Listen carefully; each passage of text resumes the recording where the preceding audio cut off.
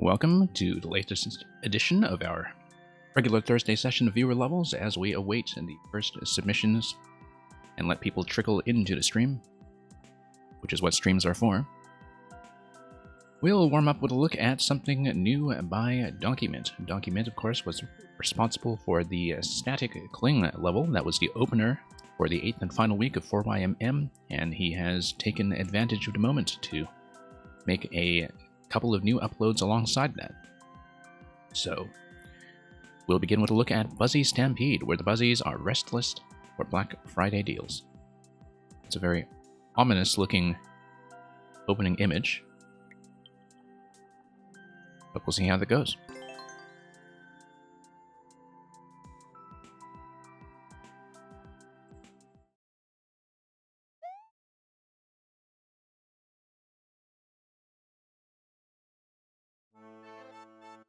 Okay.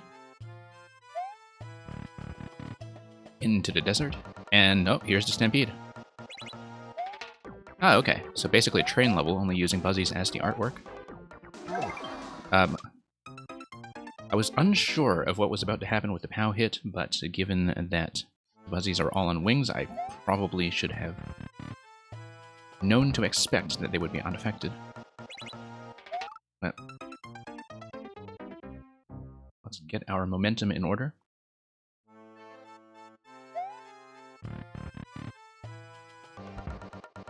Okay, here we go. Launch. That's gonna give us a bit of slowdown. Oh, interesting. So something is supposed to happen.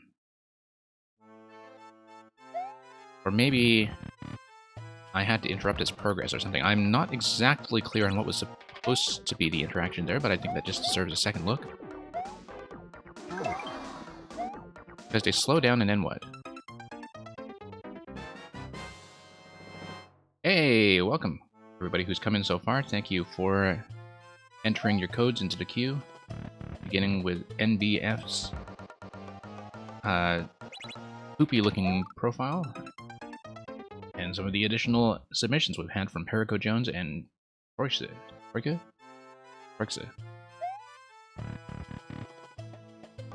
So yeah, just warming up with the Buzzy Stampede, and we'll see if we figure out what I'm supposed to do with this guy. Supposedly, I see, okay. Because, yes, that's right. The POWs take out the munchers that are underneath the Buzzy stack. So it looks like there are munchers that are on conveyors. And that's how you get the Stampede to work. And so when the POW hit happens, that creates a problem because it prevents the train from proceeding further forward. So with that, I think I understand what's going on. This took me a moment to read because I had to figure out what was actually going on with the conveyor setup that's making this work. And now it seems we know. Oh, had to land on Yoshi and then jump off of Yoshi. Off to the other side. I knew that, but sometimes it just takes a bit of early adjustment as you get your head back into the game.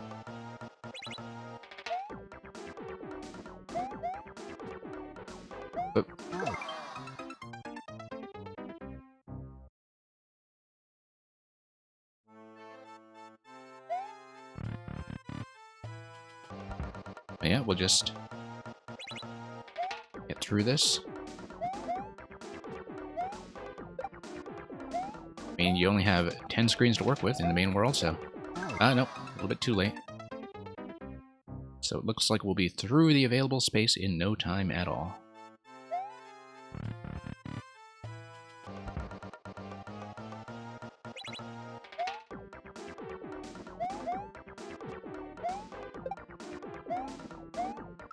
Okay.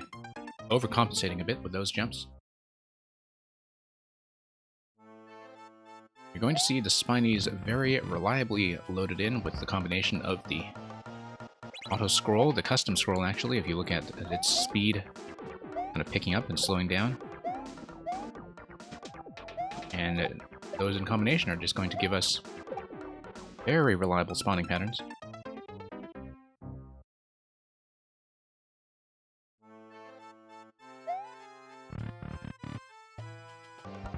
Okay, let's ride.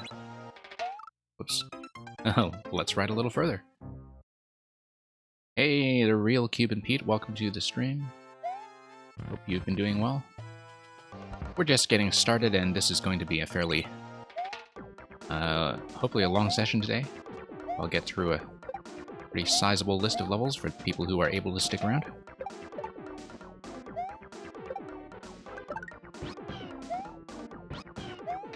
Okay, here we go. Yep, it does change your perception of momentum a little bit when you land on the buzzy surface. So there are a lot of jumps that look easy, but where I'm sliding a little bit forward to compensate for my existing forward motion. There we go. Kind of a gentle variation on whether you can land directly on the next platform or have to bounce back onto the buzzy train. That's a little too ambitious. I should have taken a spot in between the Thwomp and Muncher number 1. And hey, Grakowski, welcome as well. And yeah, the real Cuban Pete, glad to hear that you have been enjoying 4YMM. If you've been playing through very much of it, it's been, whoops, definitely a bittersweet moment to be at the end of it after the past 2 months, really, of looking forward to new releases week after week. And yeah, I hope you had a good time with mine as well, if you managed to take a crack at it.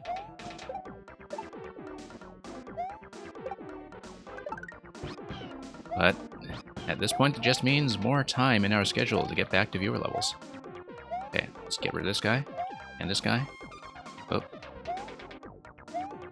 And the checkpoint would be a good idea. And you can see that the checkpoint is managed by the on-off state when it comes to, whoops, the way it spawns you back into what should be a safe platform. Yeah, there we go. Yeah, the real Cuban Pete, I think Uncaged is definitely a fan favorite for a lot of people. I think if you're into the kind of things that that level does in terms of, you know, this sense of humor and surprising boss tech and the way the platforming is set up, and especially the cutscenes, that it is a prime example of that kind of level that, you know, and I enjoyed it very much.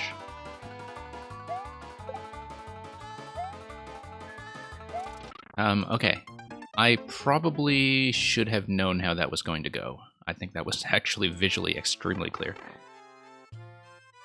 Yeah, Grakowski, thank you for Escape Boom Boom's Rooms of Doom.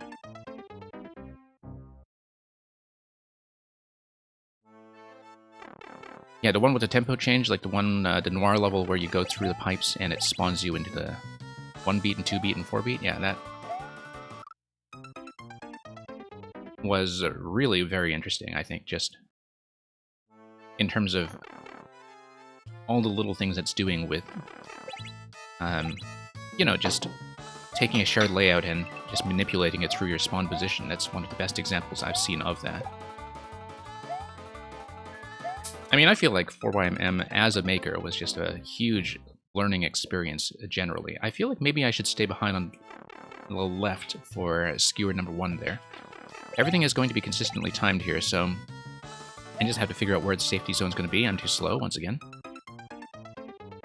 Awesome Lamp won't have anything new for a while. That's okay. You're always welcome to just drop by and lurk some more. I mean, I took many months off from making anything. Or at least finishing anything. I do make stuff that I don't finish, and I do that far too often. Yeah, that's not going to work. I do have to get ahead of it.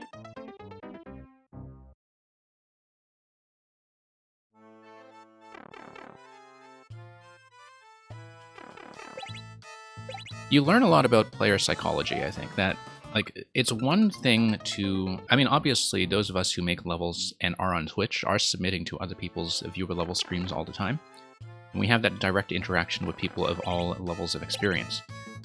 But when you see a level that really reaches a large player base, especially if it's your own level, you notice things about how the big streamers play and how the metagame and the conversation kind of gets led by that, and how certain player habits within the community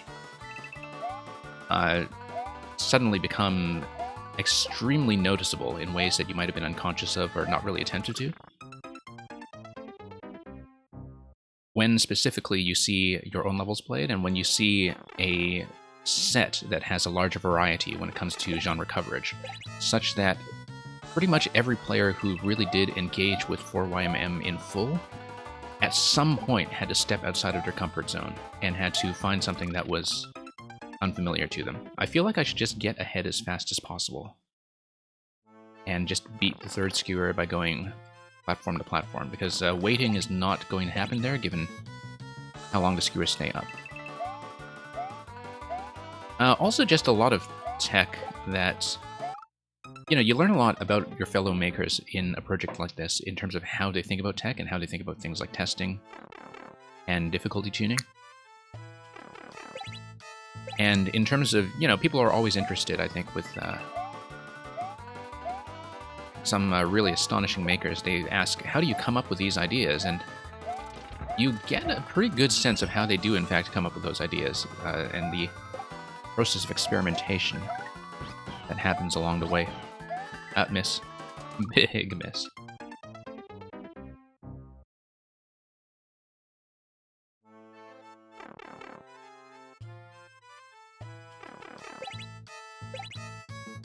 Yeah, I'm definitely not removing or revising anything old, though. I like having a snapshot of where I was as a maker then, as opposed to now. And of course, I'm much less prolific than Rakowski, so Rakowski has a gigantic backlog to work with, so at some point maybe you'll start nearing 100 levels and need to clear some space anyway, so that's just something that might happen.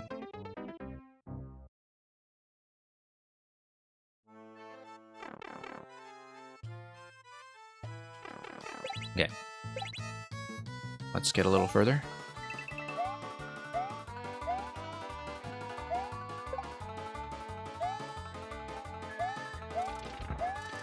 There we are.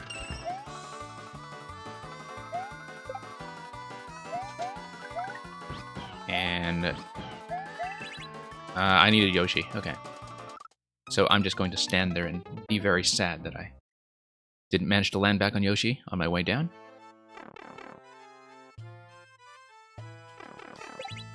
Yeah, not so much watching levels being made, but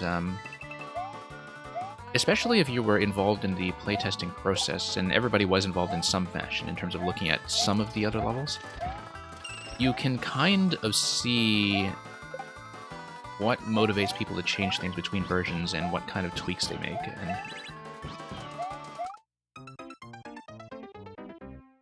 it's very true that it's not very often, even on my end, that I just sit back and watch things from a maker's eye view. I don't really watch maker streams that much, although Ketcha, aka General BB, who makes all the global music tech, has been doing some streams lately that have been very insightful. He doesn't really advertise that, so they've been very small and out of the way. That just started up this month. But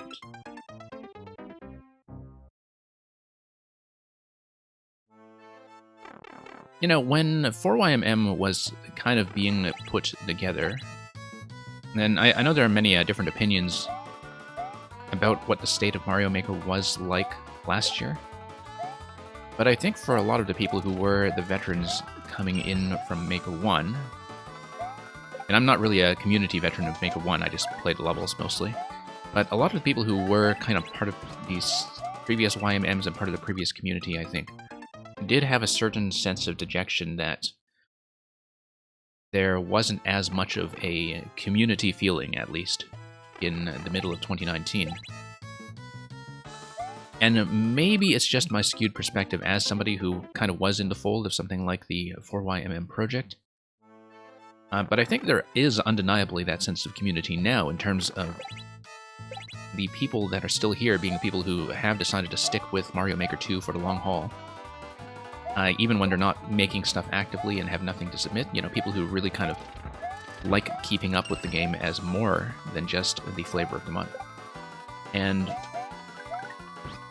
I think the idea of a network that really has an exchange of ideas is very vibrant has become much more vividly noticeable now.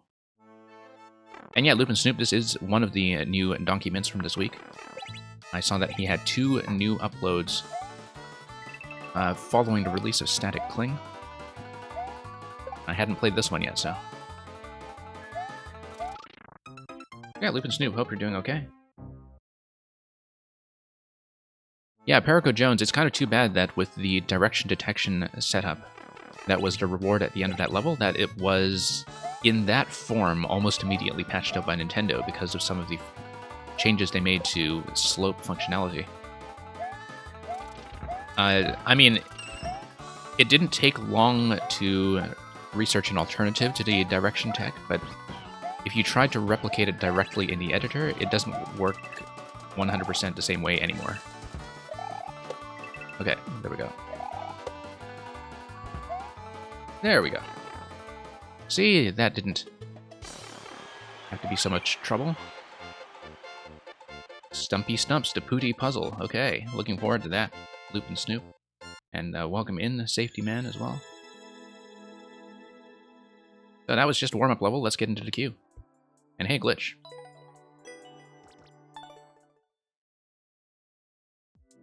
NBF. And Glitch, thank you for the submission.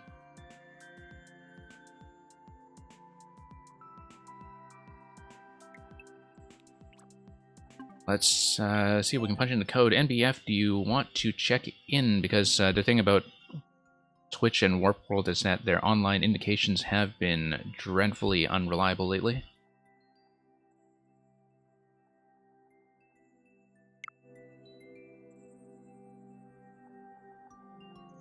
Yeah, Safety of Men, I'm not going to give anything away about the true ending, because it'll be satisfying for you to find that yourself.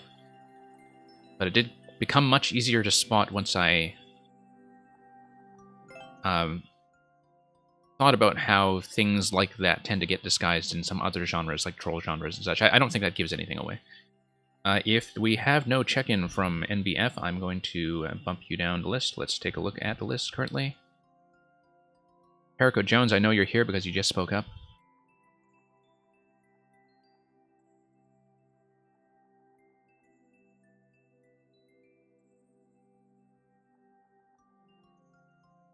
Yeah, Glitch, thanks for that. We'll hopefully get to you soon, and I'll make that decision. As I was telling you on another stream, I think, I had marked down your Super World as something that I wanted to get to anyway, so... Let's take a look at Perico Jones with GB5 or FD D7, whoops, D7 G. Ectoplastic. King Boo and the gang hit back. A very new level from yesterday.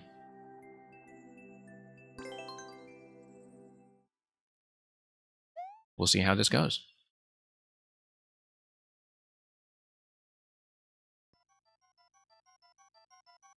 Okay.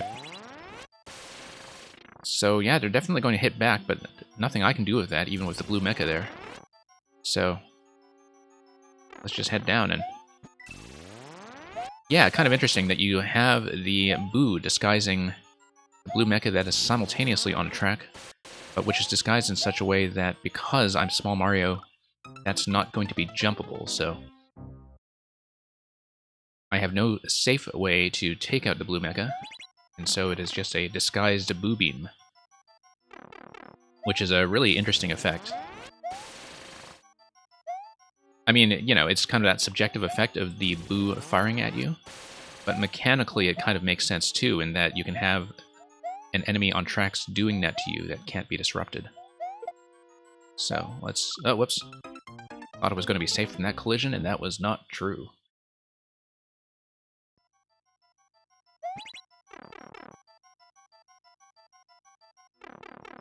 Yeah, it is very much reverse Ghostbusters.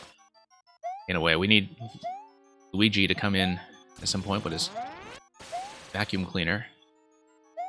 And... Okay, here we go.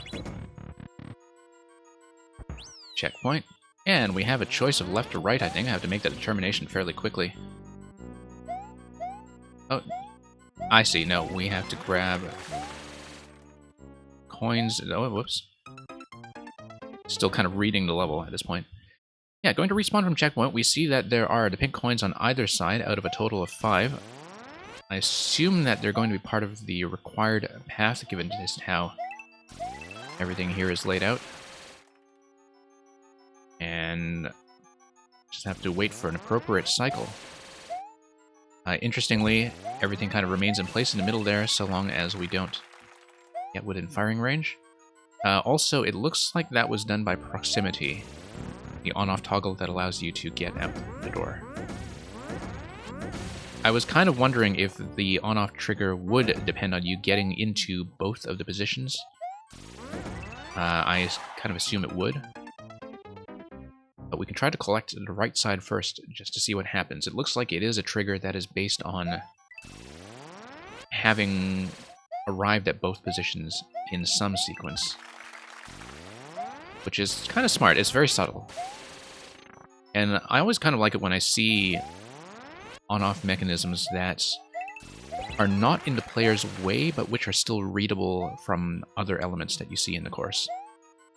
So here you are manipulating an on-off switch, but you're not manipulating it as an on-off switch. If you know what I'm getting at. And I think that actually works quite well here.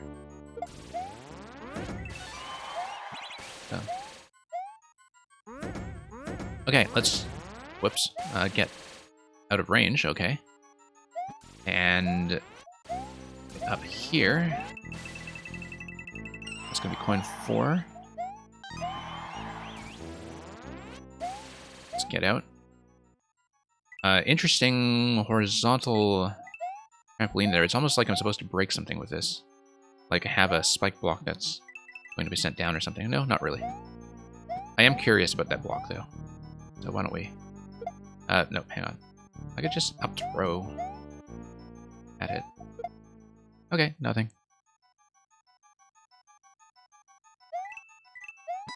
Oh, I see. Yeah. That definitely had to be it. I just didn't really compensate for the stretch on the slope.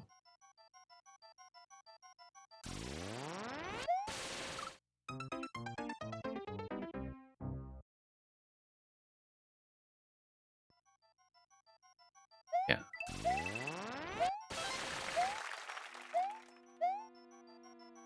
Yeah, Loop and Snoop, I think the entry pattern still works pretty well for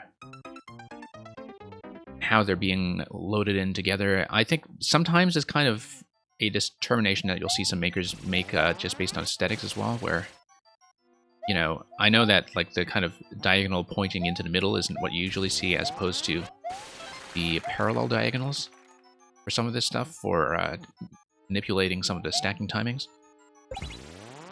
But it's nice because it's like everything here is kind of out of the way.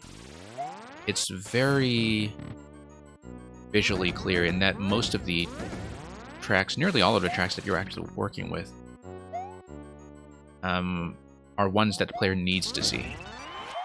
And needs to see actively as the player, so...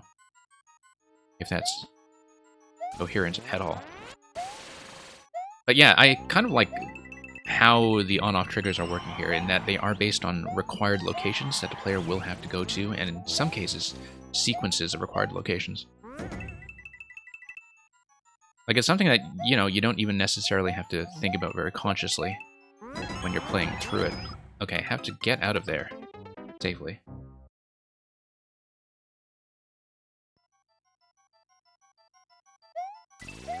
And yeah, Grakowski, it would be quite nice to have you in the Discord. We actually have been talking about your level behind your back there.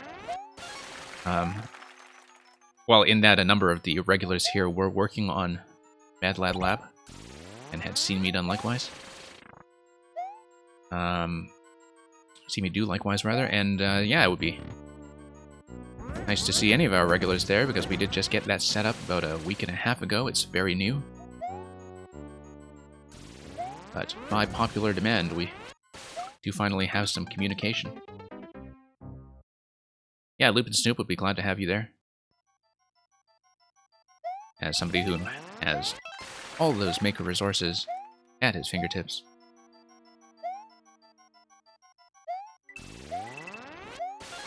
But yeah, that had been put off for long enough, I think.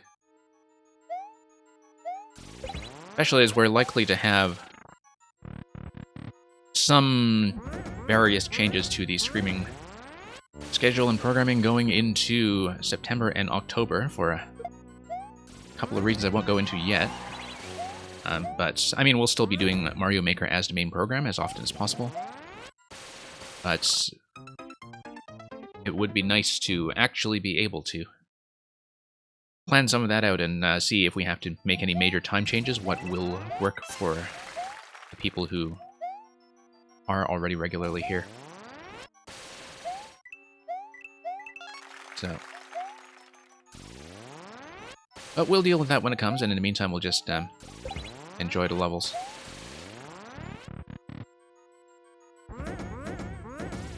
Yeah. Nice little exit point here, actually.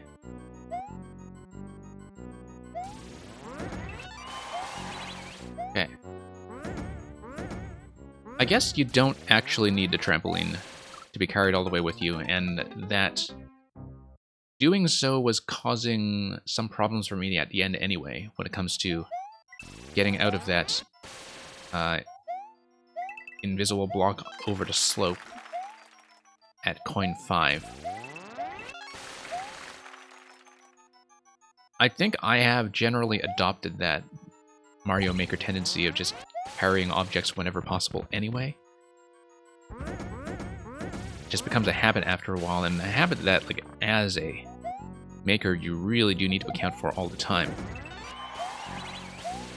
Doesn't break anything here, of course, but definitely one of those intro maker tips. Always assume that people will carry items forward if you let them hold anything.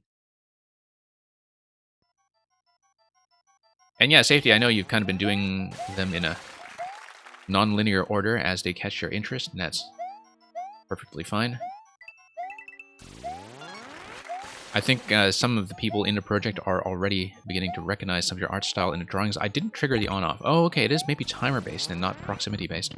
I thought it was going to be based on positioning from the top 2 coins, or maybe that was just a delayed trigger. I'm not actually sure, but it works. Yeah, I thought it was a reach both locations sort of trigger, but maybe it was on a timer after all. Maybe you clarified that in the chat. I might have missed some messages here. Okay, down we go. And down we go.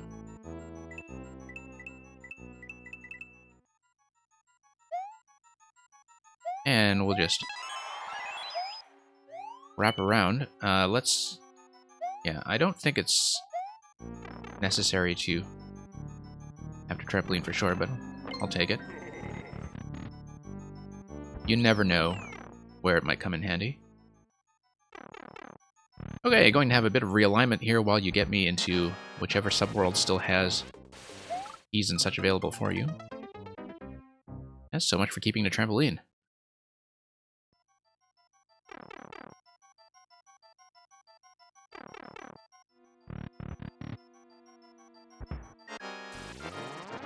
Yeah, Progan, I think just seeing other people play your escape room is probably enough to keep you occupied for months.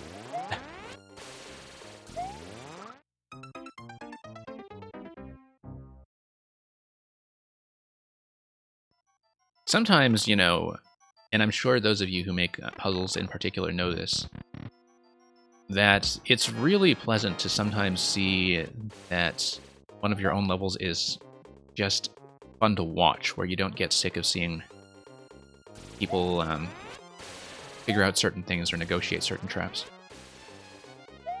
I'm reading this as a timer survival fight mainly because it involves booze and I don't actually have any way to hit anything. Yeah, it is totally timer based, and I just heard the key click. I should have gotten up to the high donut block. The high donut block, interesting, because it looks like you do in fact have the opportunity to just reset the fight completely.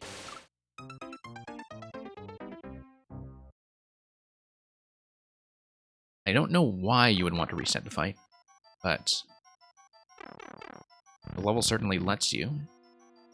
It locks you past the key door to checkpoint, though, so it's not like it's totally reversible. Thank you for the follow. I'll see who that was in a moment. I'm currently keeping my eyes on this thing. And, whoop. Oh, whoops.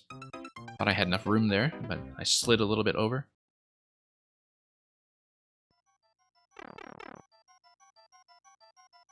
And yeah, Safety of Man, thank you for dropping by. Even if it was just for your lunch break. Okay, that was a bad idea.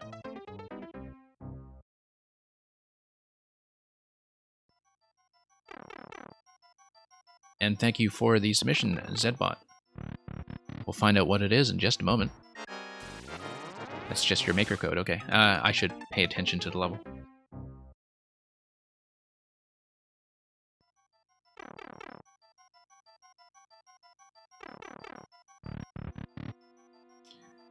Okay.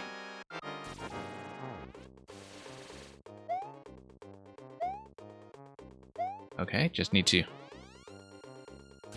pay closer attention here, and... Oh, whoa. Sometimes I do get a little visually confused as to whether I'm watching the beam going left to right or right to left. It is clear if you're paying attention, but I'm not always paying the greatest attention. Whoops.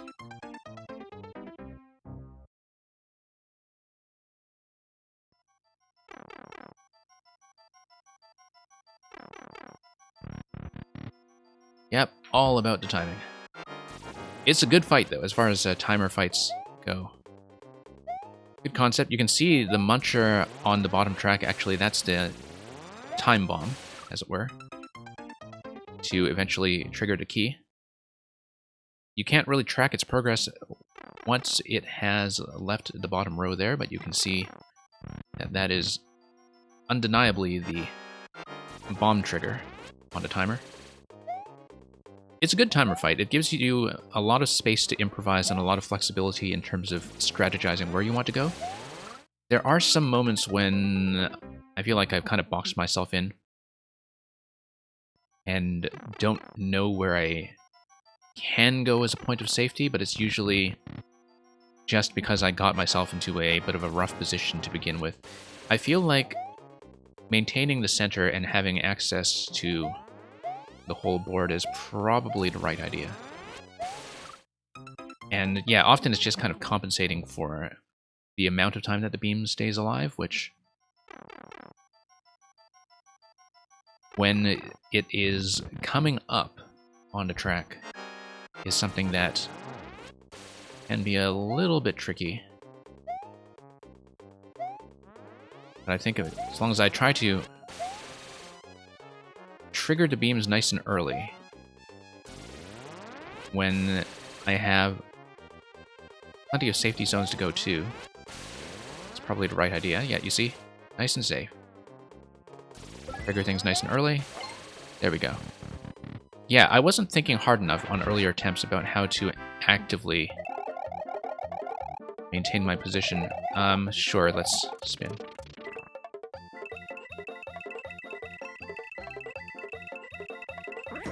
Hey, okay, that's a nice little bonus room. Not that we really need the coins, but...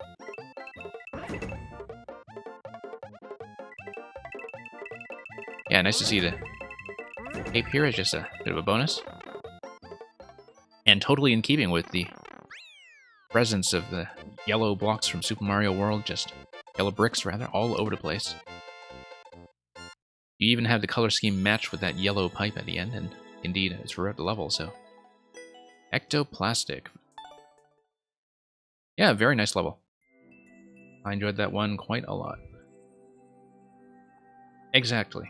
Oh, you don't trigger the beam. The mechas fire toward you at an RNG interval if you're anywhere on screen. Really?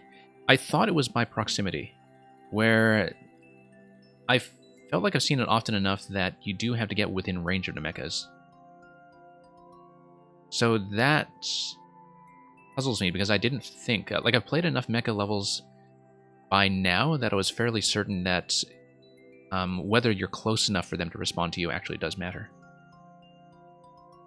But if I'm wrong about that, you should let me know. Because it would surprise me if I've been wrong about that for so long.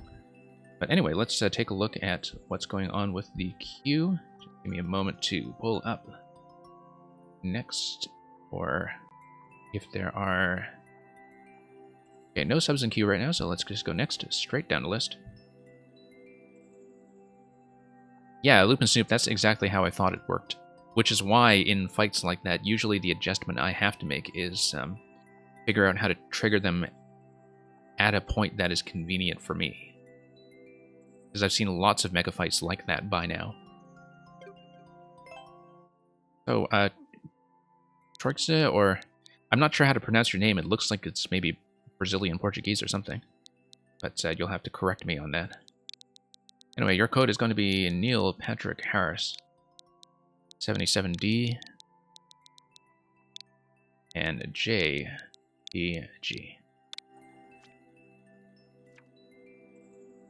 Happy Lappy made a cool detector. Okay. Oh, just Troy. Okay, just Troy. Alright.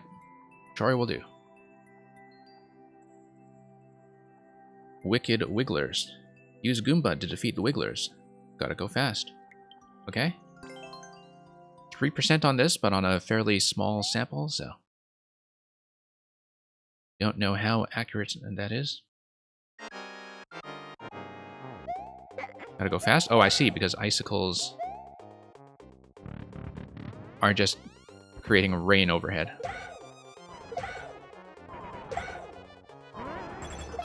Okay. No, I lost my grip.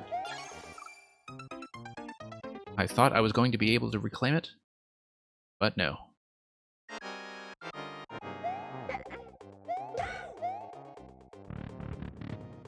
Yeah, I guess on the initial run, the level doesn't necessarily make it clear that you do have to carry the first Goombud forward. I think I sort of understand that just because conceptually that's the thing I expect to do.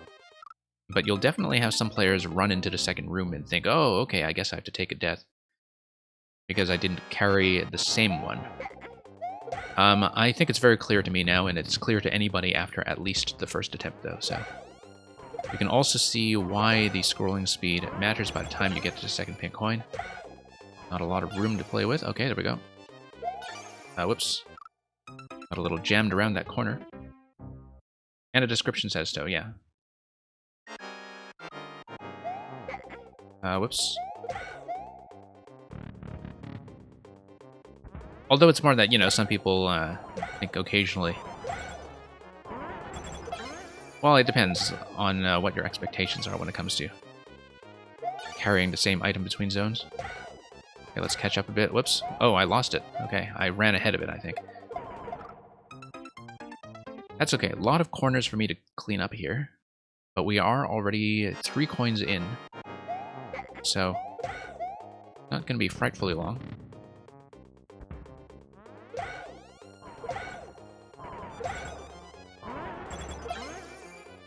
Okay. I feel like I got slowed down a bit on that downslope. Okay, that was not far enough. I probably should have followed the marker a little more cleanly.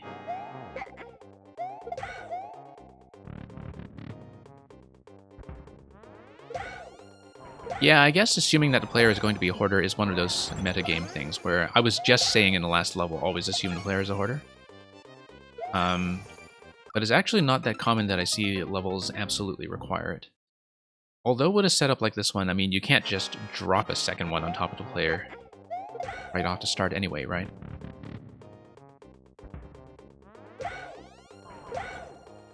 Yeah, no, I think it works. It's not really a complaint, it's just something I noticed. Okay, if I... Whoops, that was an accidental up throw. That was terrible. Yeah. Earlier on one of those attempts, I was throwing the Goombud under the icicles too soon and not able to reclaim it on the other side. If I throw it too late, though, I have a little bit of trouble getting over the corner. Yeah, let's not get slowed down too much by the downslope there. There we go. Oh, whoops. Yeah, as you can see, not quite far enough to the right for my purposes.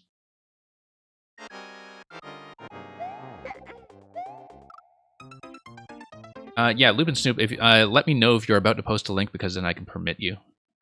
I started like just having blanket permissions for things like clips and some other resources, but I know you run into my bot sometimes, and it's being a little aggressive. So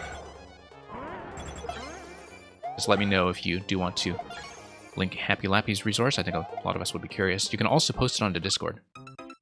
Okay, just give me a moment to permit you.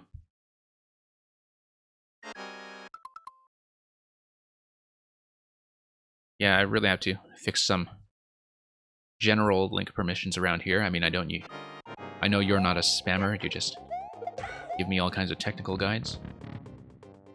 So yeah, thanks for posting that. I'm not going to look at it myself at this moment, but that will be something I'll just catch up on later. Whoops.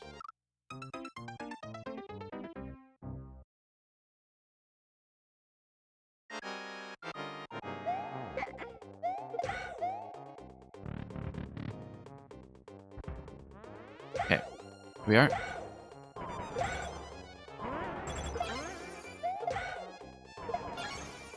Okay. Yeah, bumping my head in that corner once again, but we'll catch up a little bit. Whoa, okay. That's fine.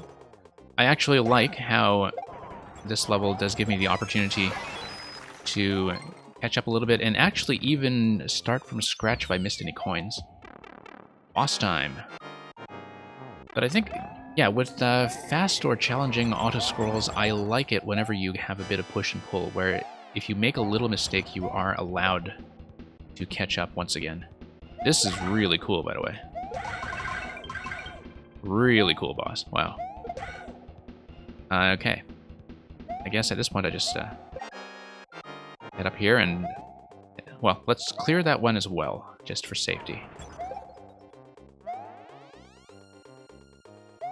I mean, I know I strictly don't really need to, but I feel like my route to the pipe might be slightly obstructed.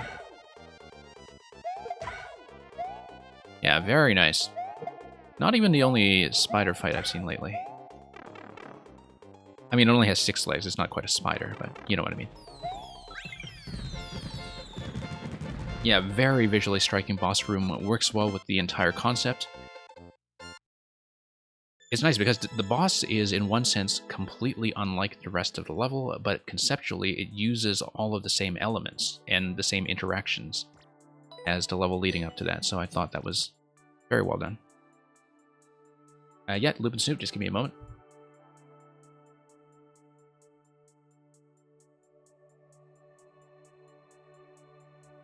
Yeah, I need to figure out how to set up just a general permission tier, because I do still have spambot problems here from time to time, so that's why it's maybe tuned to be a little bit aggressive.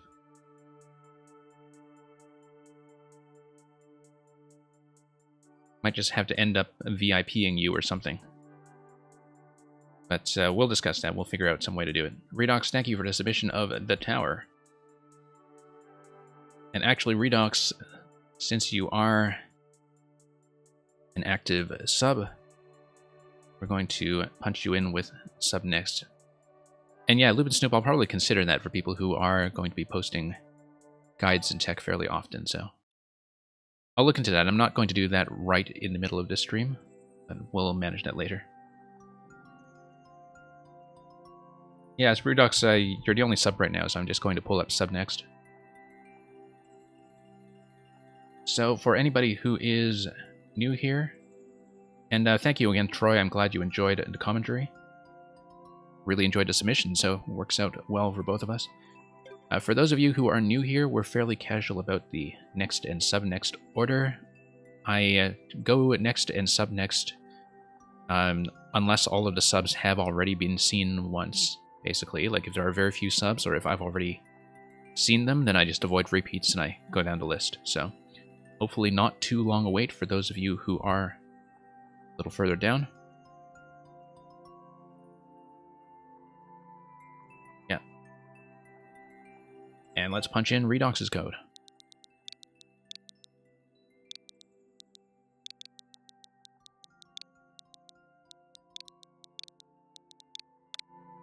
This one is kind of hard. Okay, we've been warned.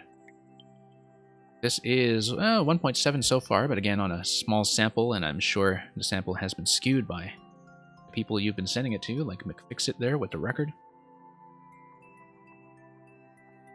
Also, I know that you specifically told me it's hard because you know how much trouble I have with quick wall jumps, hence the good luck. So yeah, let's have another round of dying to Redox wall jumps. Reach the goal without landing after leaving the ground.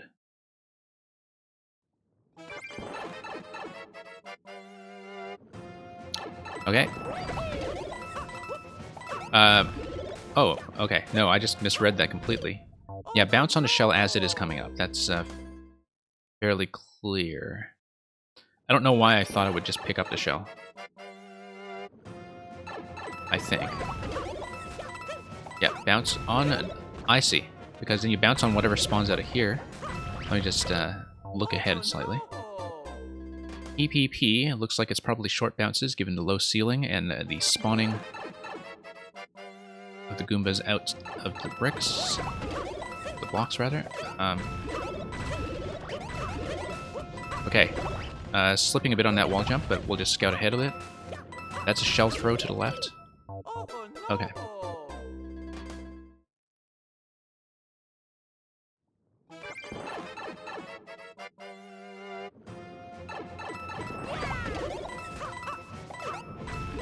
Yeah. Looks like the coins are going to be, the single coins are going to reliably be markers of when you want to get out with a full jump. E for short jump. I missed a shell. I don't know if that's an issue, actually. Because with the speed I'm going, I guess the shell would have had to come across, get through the pipe, and then give me that location to bounce over after the second pipe. So, yeah. Yes, because I catch the shell and then I throw. Yep, I got it. And then it's going to go through both pipes.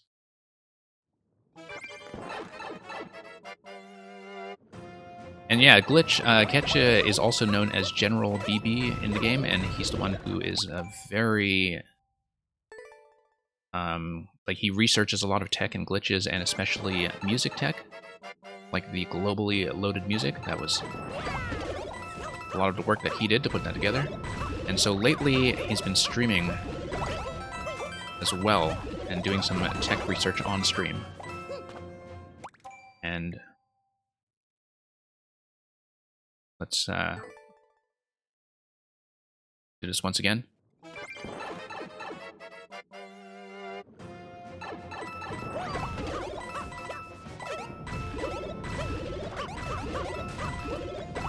Yeah, Redox has had a lot of practice putting this style of level together, for those of you who haven't seen it before. And a lot of them come together quite smoothly when you just,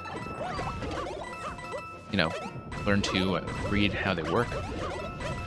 Whoops, okay. I needed to go lower on that wall jump there because of a short bounce off the last P. Yes, that's right. And the wall jumps are very clearly marked.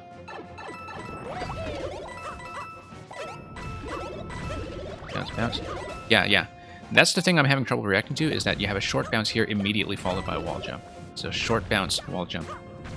Throws me off slightly because, of course, I'm not already holding and releasing the jump.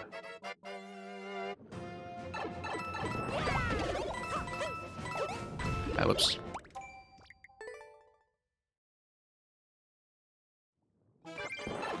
Your 5-year-old put a voice recording and repeating hamster next to the TV, saying who let the dogs out. Well, I guess she should be asking who let the hamster out as well.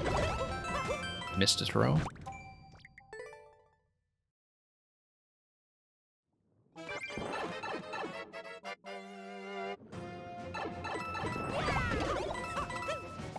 Yeah.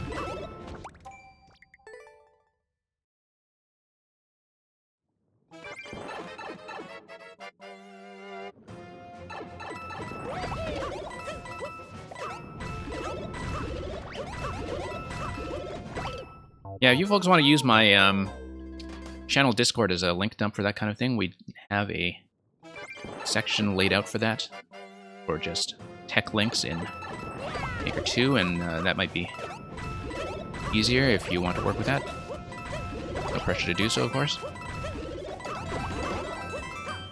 Okay, just barely missed that timing, but yeah, clearly I was supposed to bounce up off that shell. And then the next thing is up that wall jump, okay. And then we'll see where that takes us.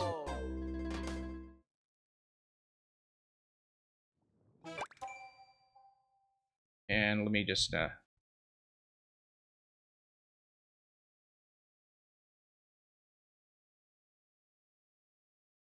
it doesn't come out stationary. You throw it, and it goes through both pipes, and it comes out. Oh, it comes out of the pipe stationary. Yeah, that's fine. You bounce off it just fine because it comes out in midair. If your timing is good, like it's not on the ground and stationary. It's well, it works. Like you can see from the early shell how that's going to go. Let me just demonstrate that in a moment. Okay. You can see that with the earliest shell right here. Watch this shell. See? Like that. Nope. Still doing the full jump off the last bounce instead of a short bounce. I think that spot is kind of tricking me out a bit psychologically, that you have a short bounce into a catch, into a throw. Short. And, oh yeah, the short bounce is down here. It's the high bounce off the Goomba up top. Yes, that's right.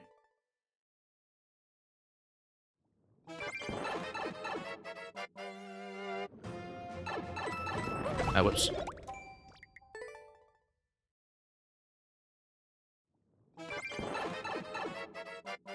I'll take a closer look at the Koopa you're talking about when I'm actually back there and when my long jump decides to cooperate.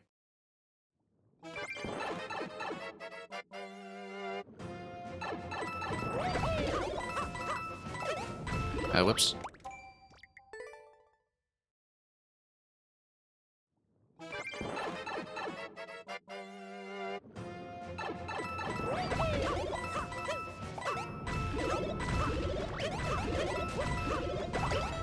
Okay, that angle was a little bit weird with the catch. I think I'm just slow. Because I'm just missing the shell catch entirely.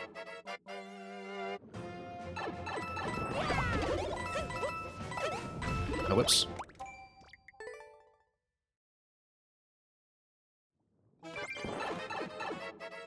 Yeah, there are a lot of Team Jamp levels that are kind of like this. I can see where you're getting that from. And that it's very... like, it's... you know, sub-Kaizo when it comes to the actual tech requirement on the player, in that I am just using jumps. I'm not really doing much in terms of item tech other than the occasional throw into the pipe. And so yeah, there is a lot of stylistic similarity.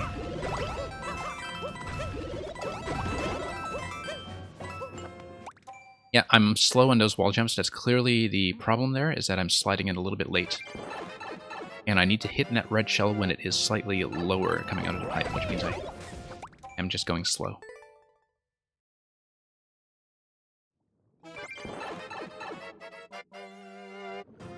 Yeah, the last stationary shell, the thing I'm doing wrong is that I'm coming in too late. It's very clear to me that I need to outpace it slightly. Because by the time I'm getting to it, it is too high coming out of that pipe, so...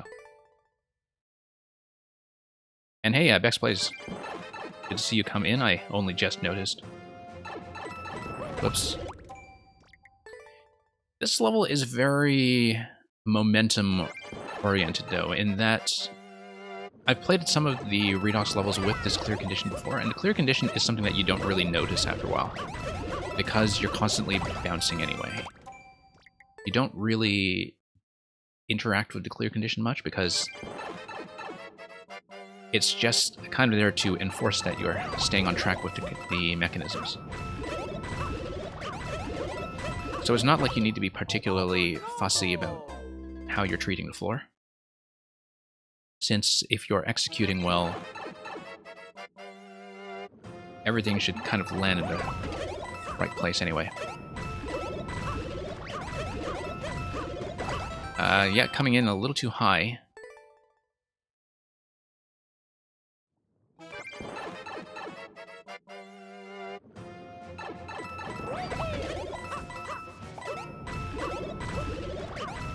As I often say, usually the biggest issue I have with reach the goal without landing, which is a problem this level specifically does not have, is that the initial clear condition text covers so much space on the screen that often the first screen is just made much more difficult by that. This level dodges that problem specifically with the entry pipe, although of course that's because it's using this vertical spacing in the subworld right from the start. Whoops.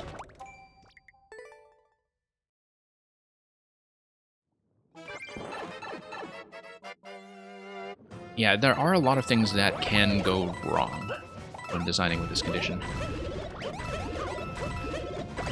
And partly it's because the failure often seems very unsatisfying because there's no real context to it, right? Like you just see the message come up that you failed the condition. And moreover, if you want to practice the level after failing the condition, it is difficult to do so because you don't necessarily know when a landing will be detected further down the road. So, whereas with a lot of clear condition levels, you can get a lot of practice in, this one can sometimes not give you accurate information.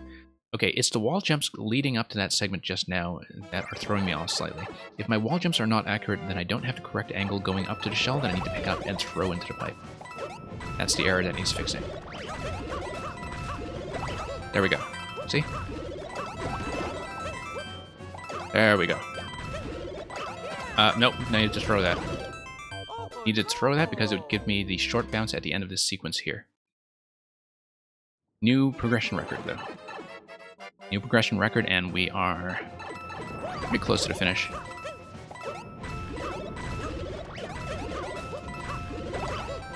Yeah, if I get the short bounce down accurately, then this works.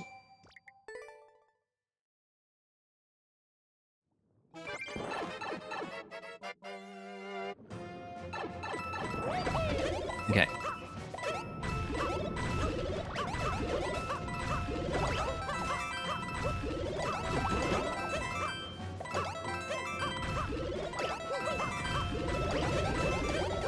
Nope, missed a wall jump, okay. But we'll do it anyway just to see what's going on. I have 9 seconds left, so it's not going to be much. But yeah, it looks like another series of low wall jumps, low bounces, and shell releases. Whoops. Got pretty decently far in that attempt, though.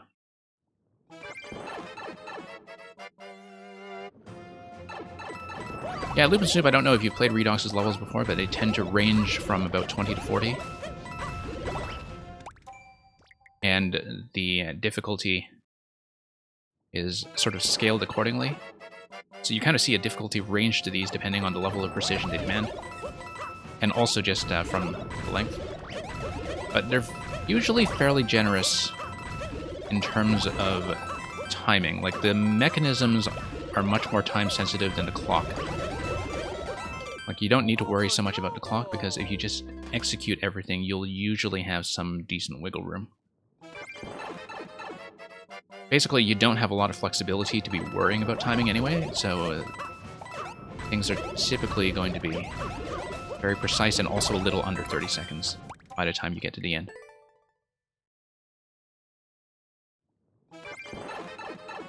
But yeah, I mean, there are a lot of Redux levels like this that are built for 20. I personally don't mind a bit of variation in that. I don't think it needs to be standardized. Like, there have been some levels that I've kind of perceived as harder than easier this set. And that's okay. Oh, I'm gonna be slow.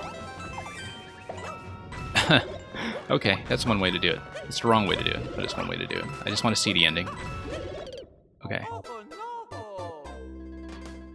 The inputs do get pretty intense, though, as you get past the 20-second mark or so. That your reflexes on the controller have to be very quick, and for something that is jump-based, but...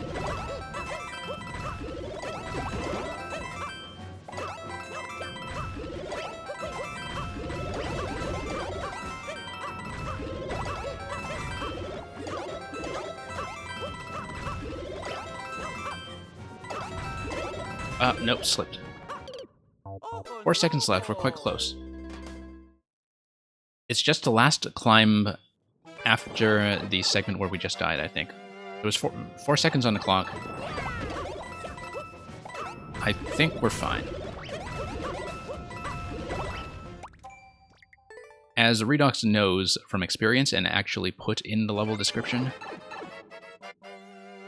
slipping a little too long on the wall jumps is usually the issue that I have with these, is that, like, the very frequent wall jumps they require are usually the thing that kills me. And honestly, it's one of those levels that looks intense, but it feels very smooth in the hands. Like, it's... You know, you have to be very quick about the wall jumps, but... These are examples often of levels that look a lot harder to execute than they actually are, because some of the setups kind of play themselves. Whoops. And also because the reading usually isn't too much of a challenge. If you just kind of understand, you got 2 horizontal coins, that's long jump, single coin, that's high jump. It only takes a few attempts to understand that that's what's going on, and that the level is internally consistent about that. And so from that point on, as long as you read things like the wall jump locations accurately, things come together pretty well. Not really Kaizo necessarily, Jordan Cortez. If you want to submit Kaizo, you're certainly welcome to. I'm not really good enough to play most of them, but I have certainly tried them in the past, and I do not say no to that if you want to submit something. I'm not really a Kaizo specialist, though, so don't expect me to be good at that.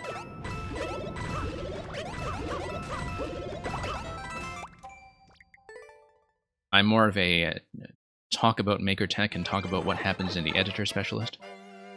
I'm not sure sometimes that I can actually play this stuff. Whoops.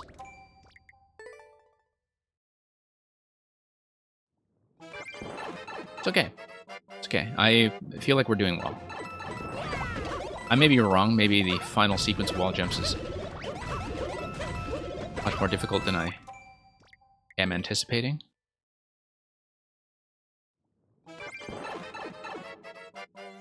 But the fact that, you know, you don't have a lot of flexibility with a level like this, and so the fact that McFixit was finishing over 2 seconds ahead of the clock is a good sign, because it tells me that that vertical column at the very end,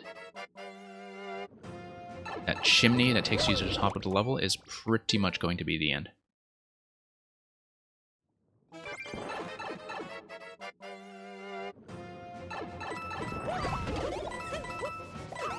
Okay, there we go. Yeah, I am consistently getting into that sequence wall jumps just a little bit too high. Part of it is not trusting the short bounces enough.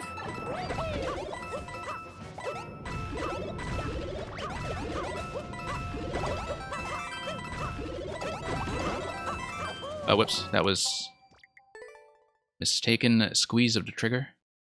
Totally unintentional squirrel.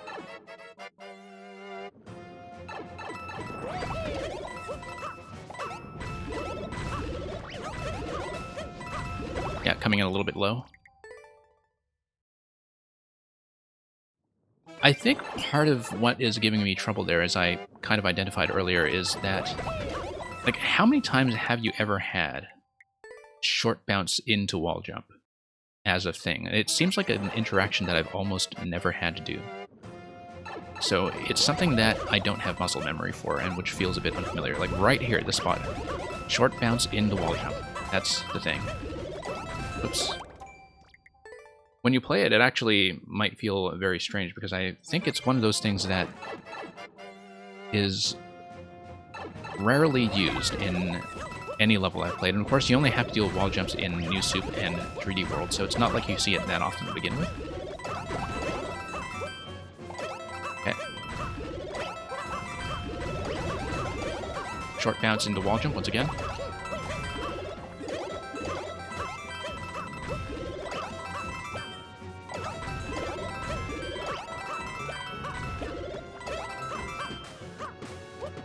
Okay, you got 0 on the clock. Will I beat the clock? No, I won't. Because I slipped with the pipe entry at the very end.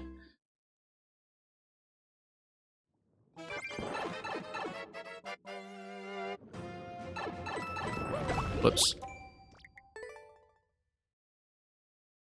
So yeah, back to the thing about traditional levels is that I think the fact that they get relatively little airtime, since people get through them quickly, has been a factor that has given people the impression that streamers don't really play them, when in fact streamers actually really often appreciate them. But I find that asking for super worlds in particular actually does increase the sample of traditional sized levels that you get, and also just increases the pool of traditional players who are willing to come by. That if you have a good system for, you know, playing parts of super worlds in a controlled amount of time, then you start getting a lot more traditional or aesthetic levels that are in sequence and designed to be in sequence. Yeah. I mean, I know it's going to be hit and miss, obviously. But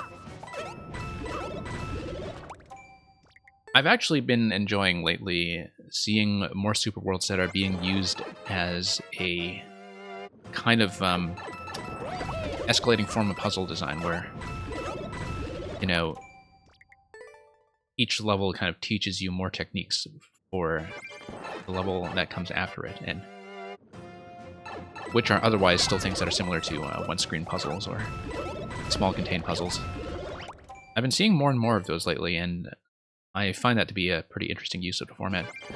With the limitation that you can't go back into anything from the Super World map, and so unfortunately you can't revisit earlier variants or clues, which is too bad. Yeah, Loop and Snoop, I agree with that. That's, with a traditional level, you know, they get by so quickly on the stream sometimes that I find it worthwhile to go back to try a speed path, or to try some traditional, to try some optional content. And I find that to be a valuable thing to do, given that that's kind of what they're designed for anyway, right? That if people are really trying to mimic the Nintendo style, they'll often have a lot of side content just for a small pile of 10 coins or something that's out of the way that a lot of Maker players will just straight up overlook.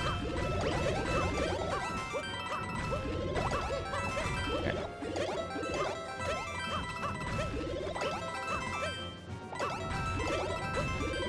Okay, let's see if I can get up the pipe. No, I can't get up the pipe. Okay, same thing. No, okay, I'm gonna beat the timer. By how much? We'll see.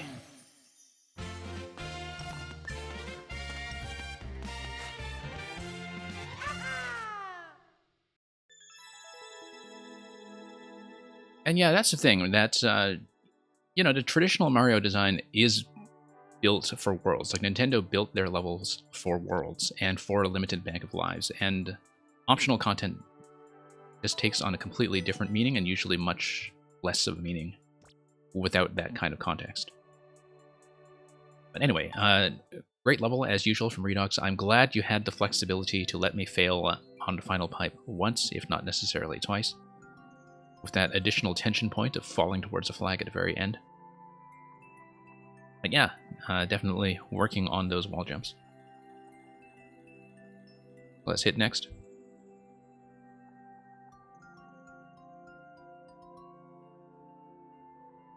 Yeah, there's a lot of stuff in the Super Worlds that, you know, eventually, when we see, say, Mario Maker 3 in the next generation, I think there's a lot of room for expansion and cleanup of that system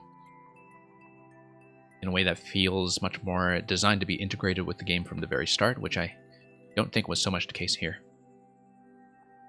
So to Real Cube and Pete, let's take a look at OH9. 0H9, I should be clear. FGF15G.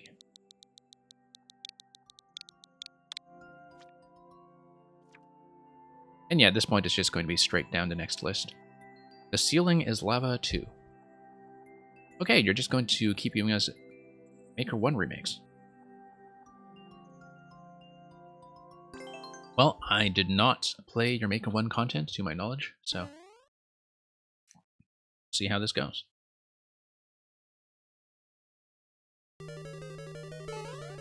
Okay.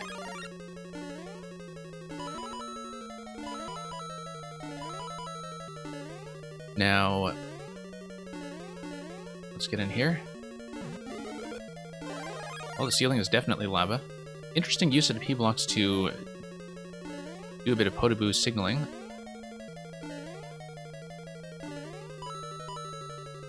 And then, whoops. I mean, a lot of players will just take the path of least resistance and damage boost there, especially when they see a checkpoint right up ahead. But it's one of those things where, like, I don't know if this was a progressive power-up. If it was a progressive power-up, for instance, then you would at least have a way of rewarding the player for getting through this by, you know, having some kind of flower-locked bonus, perhaps. Because I find in general with, yeah, it's basically telling me this is progressive. In general with Mario Maker, that when people have the opportunity to take a damage boost, they will just take it. And I usually try to, you know, do some things the intended way, but... okay, going to be a checkpoint on the other side. Yeah, it looks like this is required damage to get through. Not sure what's going on here. I guess this is a reset door if you have somehow gotten hit on the way here, where, you know, you have that pipe that spawns a whole bunch of mushrooms at the beginning of this segment, and you just needed to not be small by the time you're here, so... Okay, kind of unconventional, but we can deal with it. Whoops. Looks like I have a pretty consistent safety zone here, or at least until that guy starts flying my way, which should have been paying attention to.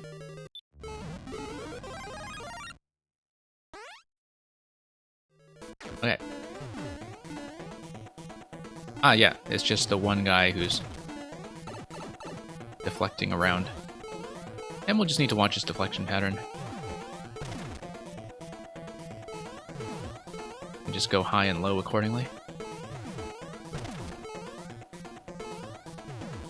Yeah. Control your jumps pretty well here. Okay, I'll take it. Okay, and it's the guy who was floating around that held the key. Great. Time to survival.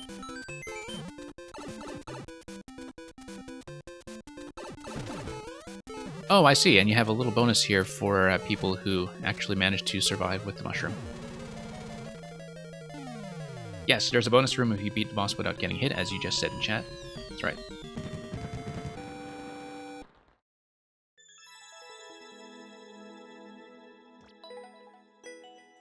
Okay, very nice.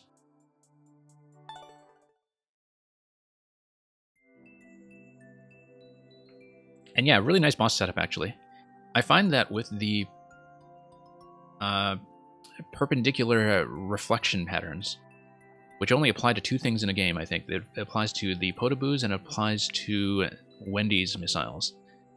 That having them work in conjunction with slopes in rooms to kind of make the player really pay attention to the deflection pattern is something that is just very simple, but works quite nicely to make that interesting. Did I mark win already? No, I didn't. Okay, let's go straight down the list.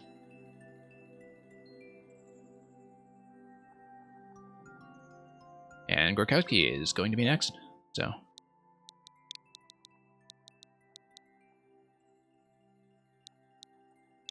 And yeah, Glitch, I was aware of that. It's a strange limitation, but it is there. But I guess part of it is that, you know, you don't want to have something loaded onto a track that's holding a necessary key, and then because it would stay loaded on the track, you would just like send it down a track way off screen to where the player can't interact. That seems like, I don't know if that was a conscious restriction on it, but from a design perspective, if I were at Nintendo and making the call to not allow keys on tracks, that's one thing I would definitely be thinking about. Although often I think we don't have a very clear picture of how much thought Nintendo does or doesn't put into the loading rules of the engine, just given how some of that stuff had to be patched. So Escape Boom Boom's Rooms of Doom. The maniacal Boom Boom brothers just opened a small escape room business. So the clear rate we can expect to be completely deceptive.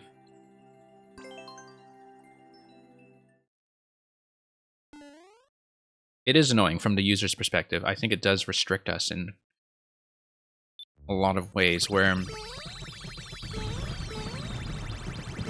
I think there are a lot of things where I don't know why I'm doing this, I just wanted to. Okay, we'll have this very flashy escape room, but anyway, there are a lot of things where from a maker's perspective, from the perspective of somebody who, you know, knows what they're doing, we often think, oh, Nintendo should just trust us to know what we're doing with this stuff, but to some extent, there are a lot of things in this game where they really don't trust us to know what we're doing. I should have been paying attention, because this is an escape room, and some of these clues might actually have been important. I definitely should have been paying attention instead of just talking. Okay. No platform under here. We'll need to figure out some kind of key trigger. I shouldn't have just sped through the previous room. I really did need to watch where I was going. Okay, so you've got this here.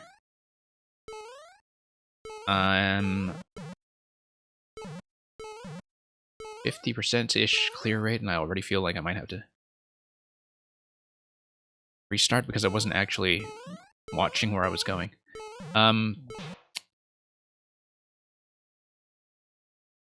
Is there anything that we could potentially interact with that is not an invisible block? That's the thing I'm currently thinking about, because I would think that having a block disguise the key is probably a bit of that. Real Cuban Pete, thank you for your insight on the level. I have not read that whole paragraph yet, but I'll look over it in just a moment. Let's actually pay attention. I was not reading this. Maybe there is a vital clue in the previous room. We have two Boom Boom brothers. We go down to pipe. What was in this room? I wasn't looking at this. Okay, we have a door. Okay, so I didn't miss anything after all. You do have the statue here in the background. The statue is a clue, because the statue tells you, well, it is aligned with this location here. So the background art does matter in a little way. And let's try to bump the camera up just slightly. Nope. Interesting. What other visual nuances can we pick up on here? Is there anything that's interactable elsewhere? So far as I can see, all of the... Yeah, no, you don't need to say anything.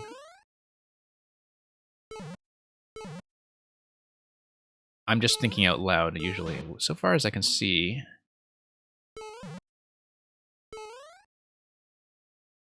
I'm just looking at all of the artwork around here. You can scroll the camera slightly up and down. I think that is doing anything for me. Just seeing if there's something like a top of a semi-solid that's been disguised, where we can, in fact, touch something through a blade. Yeah, there we go.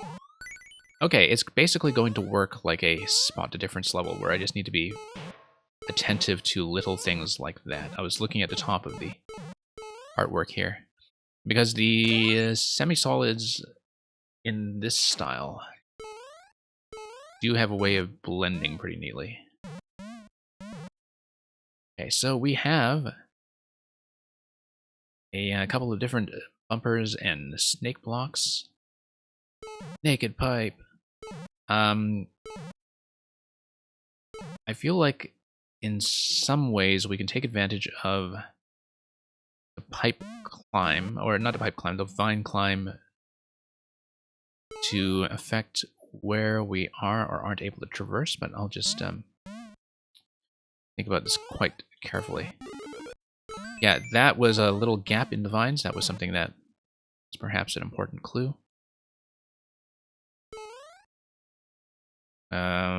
That's nothing in the artwork. Okay. Just looking at some of the connectivity here for additional visual hints.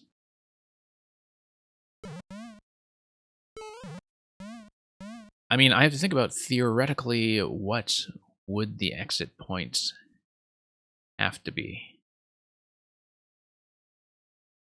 It would have to be this one. Everything else is obstructed by bumpers, right? So if... Or no, if I just did a climb like this. Okay, no, that doesn't quite overlap. Yeah, because I'm looking at the bumper overlaps and thinking, wouldn't this be the only valid exit pipe that actually gives me enough room to work with? And so shouldn't I be thinking about activating this snake block in particular? Yep, there we go. Bump that on the corner.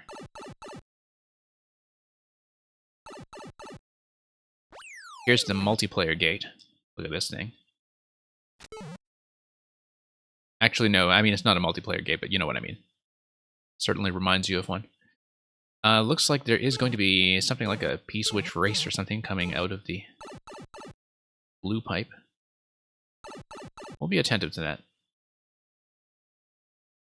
Here, once again, it is exercise in reading where the semi-solid columns will be. You see the next mushroom platform down there. Yeah. The silence in the background of this level actually works quite well. Oops. Just wanted to demonstrate that it is, in fact, supposed to be silent.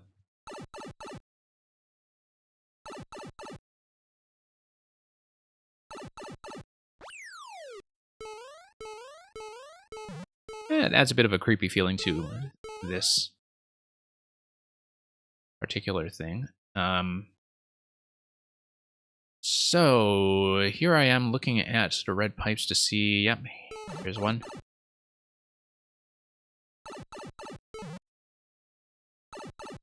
Yeah, this is very much a, are you paying attention to the visuals level? This is a classic design, of course.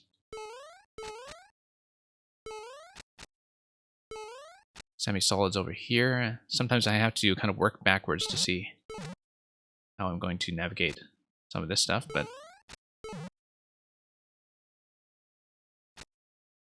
okay. This is not bad at all compared to some of these panel mazes that I've seen in the past. And also, I don't remember the panel collisions will work the same way they did in Maker 1, or if that was also slightly patched. Whoops. Because I saw a lot of this stuff in Maker 1 as well, and you know, where you would have to learn certain rules for when you were able to stand on the edge, depending on which direction you were coming in from.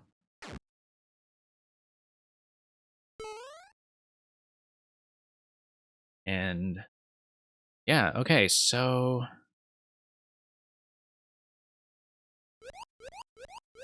something's going to hold the key.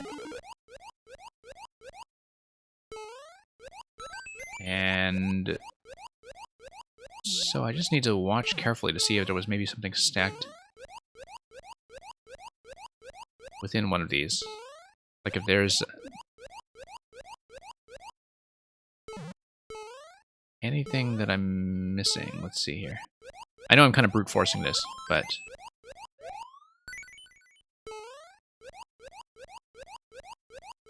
yeah, I was thinking that I'd just have to brute force it and see if I don't know if I could have caught on to the visual clue there, but I wasn't really closely attentive to what was going on as the overlap. Right, because the P-switch gate in the next room, I guess after the blue pipe that we paid attention to earlier, would be some kind of... Oh, I see, icicles, okay. So why don't I just come over here and let it expire?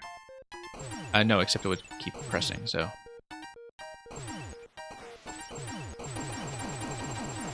Let me think about how to do this, then. You have icicles. There's going to be one particular spot that's safe from icicles. I bet. Like, not all of these are pressed. You see, this one's actually safe. This one never gets pressed.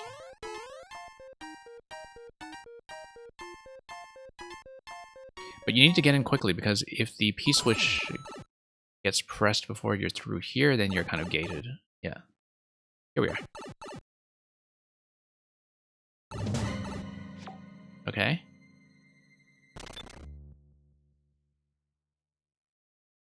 Have 50 seconds. And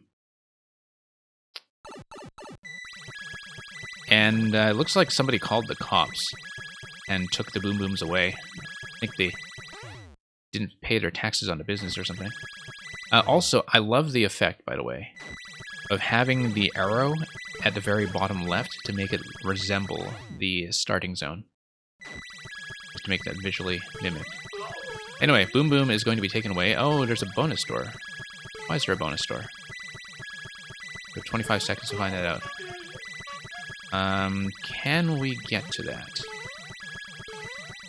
A door that drops you on top.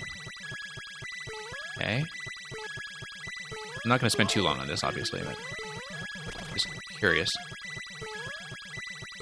Alright, fine, we'll just take the exit.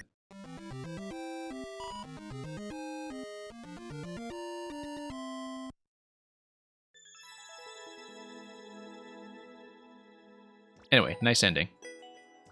In the Rooms of Doom, I can see where the 50% clear rate is coming from. I guess I was still... Well, I mean, it was 47%, so I guess I was still over that just from restarting for no reason the first time.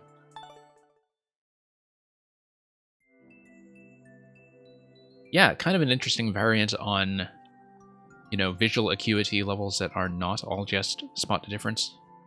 Nothing against that, of course, but I think, you know, that can be a bit of a cliche format, and so having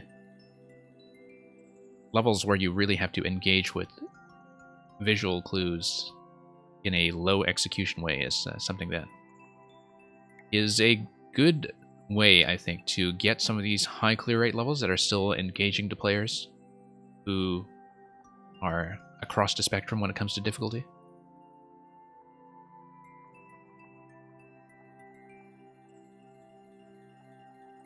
And yeah, Real Cuban Pete, let me just scroll up and see what you were saying about that earlier. About your level.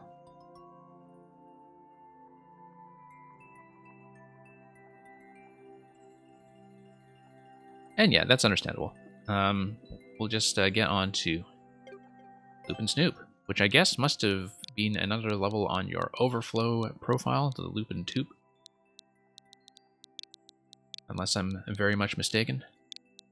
I know you've been kind of overflowing into a new account as expected.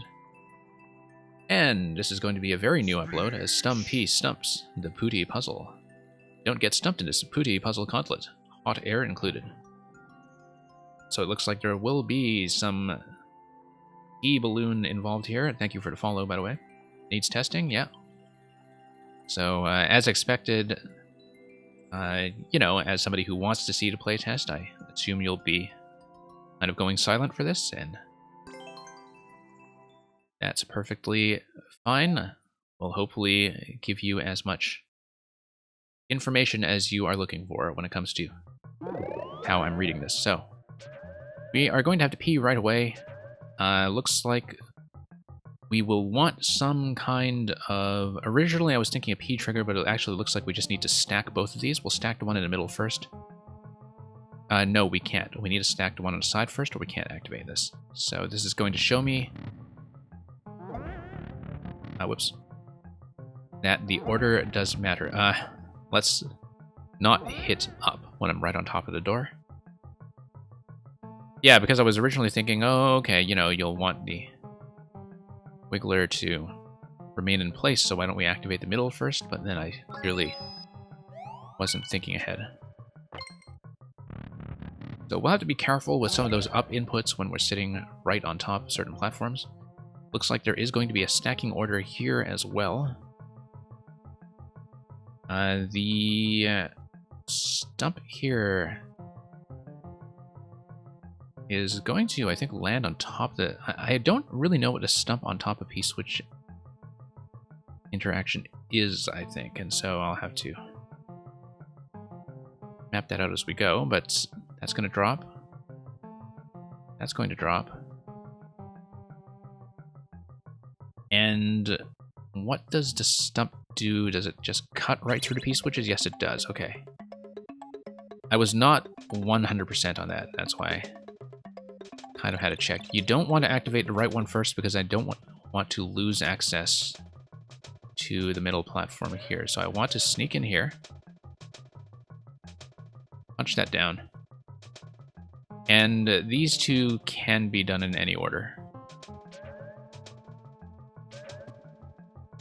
No, they can't. No, they can't. I actually can't drop that top one at all. I can't count. Let's learn how to count. Yeah, interesting interaction. Very interesting so far. Anyway, this is the right idea. So the puzzle is going to teach me two things. It's going to teach me, first of all, that sneaking in from under in some of those platforms is occasionally necessary, and also that leaving certain platforms alive is occasionally necessary. I should not be starting with the assumption that everything needs to be lowered in a given order. Some things do need to stay up. Now, the double stump here is not necessarily what I want because of the way that you don't want to create a two-stack barrier with both stumps. So how do I avoid that? That's a very important question here. You have two boxes here. Okay, that's what's going to happen. Just wondering, just wondering. I think it is occasionally going to just require some trial and error to sort out what I can do and what the different possible space of interactions will be. Obviously, what I wanted to do was I want the stump to go down, but I don't want the additional P-switches to go down. Or at least, if the additional P-switches go down, I want a chance to press them first. So here's the thing I can do, is I can pre-press some of the switches. And that's going to be part of this puzzle. That's... If I pre-press the switches in a certain order, I should be able to somehow ensure that only one of these guys go down. Haven't quite sorted out how to do that just yet, but it will be part of the solution. And indeed, now I've noticed that the block on the top left tells me how the box clues are going to go. It's going to give me vital information, and that is going to tell me that those are reusable blocks whenever I spawn in, given that they hold vines. The other thing that's potentially important is... Well, I can't actually grip vines as the P-Balloon anyway, so that's not going to be relevant. But yeah, let's say I... Well, the first thing I'm going to do is I'm going to press these switches. I'm going to press one of these switches, because I want a 2-stack on top there. Oh, or do I? Because I need a 2-stack on this side as well, and I'm not exactly sure how that's going to happen. Now, can the stumps be bumped? Let's see. No, they can't. So, if the stumps can't be bumped, then let me just, I need to do more of these interactions just to see what things are going to look like. Because let's say I bump this. Yeah. Okay. One thing that can be done, though, vines, is... We'll see, because ultimately I want 1 high stack here, 2 high stack here, 2 high stack here. Okay. So the vines... Or rather, the blocks can be used as an obstruction of some sort. But I haven't determined how just yet, so let's just play around a little bit more and see what else this tells me. Yeah, so obviously I will want to somehow peel that off.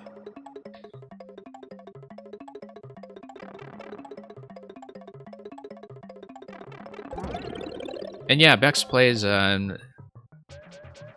I mean, I feel like part of it is that I've cultivated a good audience of regulars. I don't know if it's just because of the... like, it's one of those things where, you know, if you show off levels that are appealing to other people who are planning to submit, like they see a stream and they realize, okay, I like the culture of the stream and I like the kind of things you do here, and so you get some levels that match up with that accordingly. But yeah, I feel like I'm always grateful for the very high quality of submissions I get, and that it's not something I can take credit for, it's something that is because I've kind of brought along the kind of people who like this sort of thing. And it's amazing how much impact a streamer can have sometimes, I think, in terms of like how the content is going to drive future content, in terms of encouraging certain things to be built. So what am I doing here? I want... Actually, no, I want to obstruct this stump. Because if I have both of the P's that remain in place, I'm okay. I do not want to obstruct anything here. I do want, as before, to peel off 1 P. So now this guy is all set up to go. So let's... Except the higher P is going to remain on the upper stump. I still need to figure out this one here. And I feel like the way to figure out that one is to just leave it in place. I don't want to touch that platform. Except for the fact... Okay, no, I want to get the Wiggler across first. Now I can safely lower this. By safely lowering this, it does not matter that I've locked the Wiggler onto that side. Now I send this across. There we go. So I'm going to probably time out, but that was a fairly recent checkpoint, and that's an easy solution to recreate, so I don't mind that.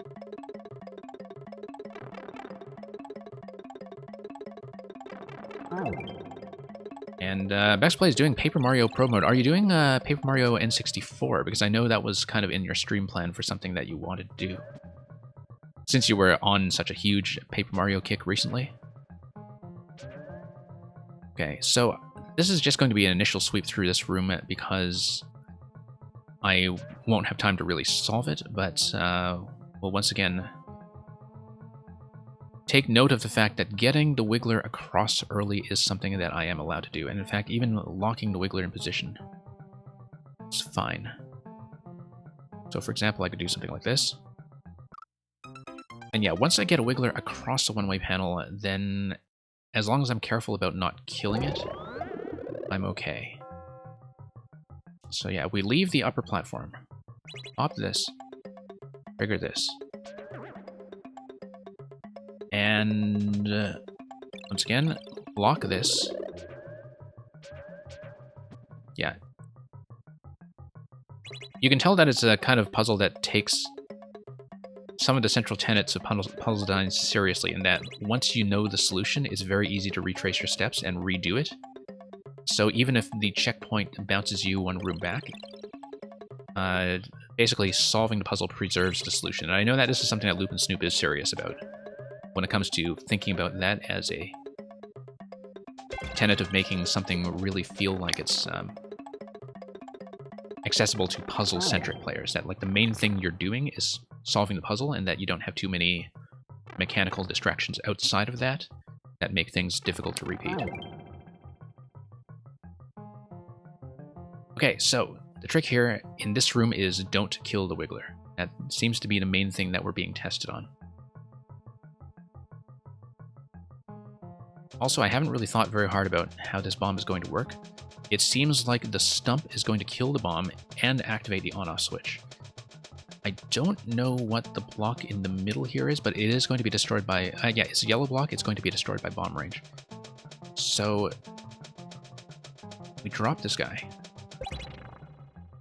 Now we need to have... Oh, no, I didn't want to do that yet, because now these have been obstructed. So let's reset.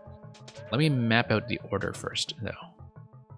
You definitely want the on-off switch to be activated, and then you drop this one on the right side here, because that will give you the final block. But I needed to send one guy down first. So let's just do that.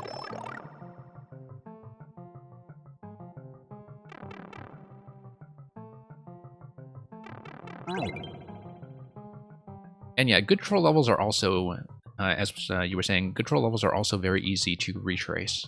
Where it might take you an hour and a half to get through the maze to figure it out the first time, but that all of the repeated steps in a good troll level, I find, are very easy to repeat. And when you do see something like a very time-consuming anti-soft block game or something, that you only have to see it once. Like, I find that, as I often say to people who submit trolls here, that those kind of things are funny once. Here's the thing about this stack here, is that we drop both. The on-off activation is going to take out the first one. I think this is going to work. Yep, and then we drop the final block, and then that gives me the key.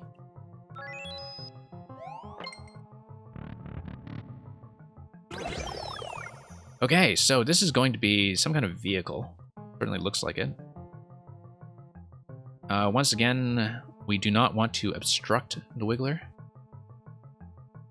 Certain elements I'll need to think about in sequence. Also, the fact that this major platform here can only be activated from the right. I also feel like this P-switch on top of the 2-stack here is, in fact, something that I can activate if I bump it from on top. I think it's placed that I can do so, the way that you can usually step on a P-switch over a semi-solid when you're running over a semi-solid.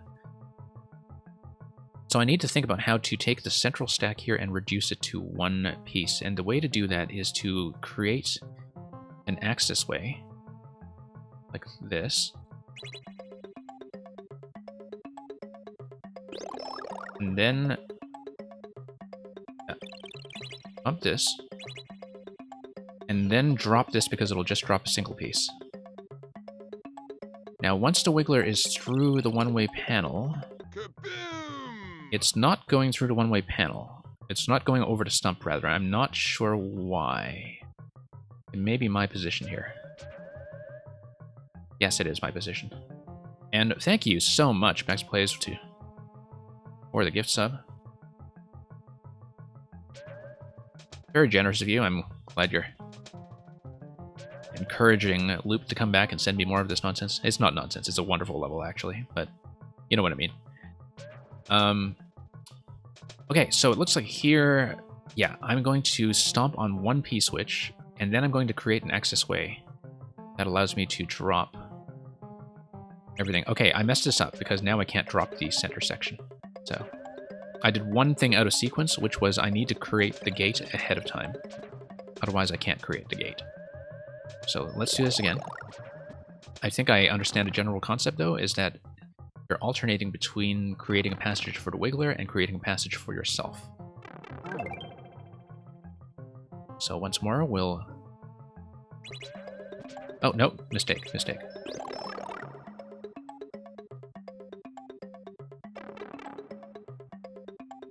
Bex plays. I mean, I enjoy watching you play as well. It's always a pleasure to submit to your stream. And certainly, you know, strong recommendation, by the way, to people who do submit me viewer levels here when Bex is not playing his Paper Mario series marathon. It's a very good streamer in his own right, with an expressed preference, of course, for some of the traditional levels, but I think if you sent him stuff like this, he would definitely be appreciative as well. Just to have something more inventive. Okay, let's lead the Wiggler, once again. Lead the Wiggler. Now, it's trapped, which is good, because now we can swim across.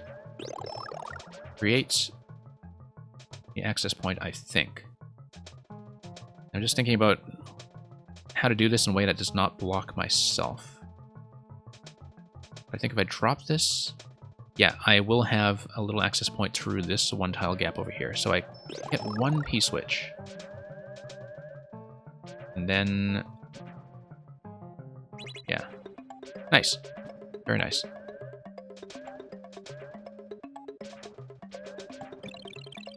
One of the things that I think... well, oh no, I hit that by mistake. Okay. I was not supposed to hit that. That was... I just bumped that by mistake. That was clearly the solution, but... I was about to just comment on how one of the things that I think is kind of underrated when it comes to puzzle design is the sense of getting closer to the solution, where if a player is doing something wrong, you do often want them to understand as quickly as possible that they felt like they were on the right track, but just needed to change one thing and do one thing differently, or out of sequence, and which then allows the player to create a plan for the next thing they want to try.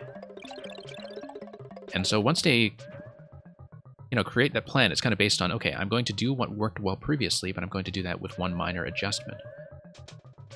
And when you create a puzzle that has a sense of progression between the sequence of steps such that you can feel like you're getting closer and closer, I think that's often a very difficult and underappreciated skill in puzzle design. That, you know,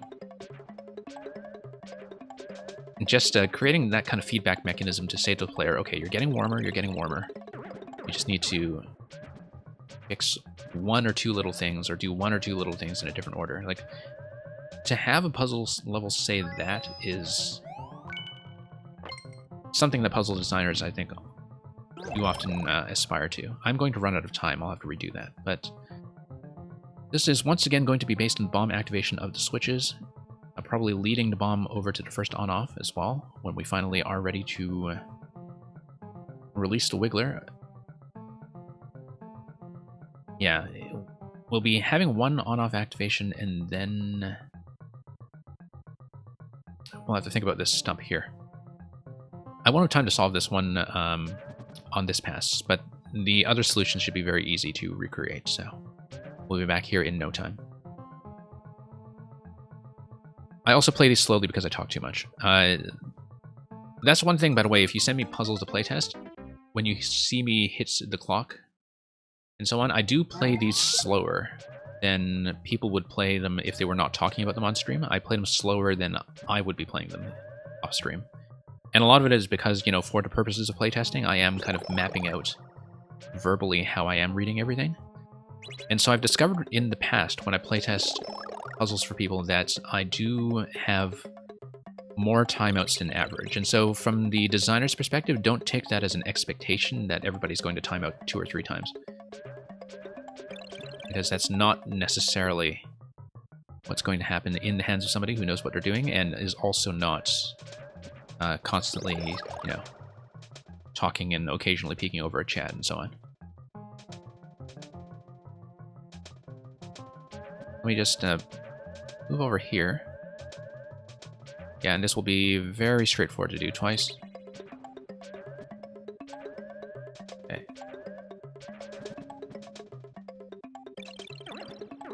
Okay, now we'll also avoid execution mistakes like accidentally bumping the switch. And yeah, Loop and Snoop, I think the pacing is fine. The pacing is fine, especially because the solutions are so easy to recreate, even if you do hit timeout, so I'm not worried about the length at all. Or the element spacing. The thing is, you know, the steps are simple enough that they might be a bit of a reading challenge at first, but once you understand what your correct solution was, it's not like the memory problem either. It's not like you have to memorize a big sequence. Okay, so let's think about order. We will need both on-off switches to be activated at some point. It's just a question of which one first or which one second. In order to do that, the Bob-omb will need the opportunity to run over to the right, which tells me right away that this P-switch will need to be pressed. When I am ready to lower this, I can't lower this yet because the stump will block until I have on-off activation number 1.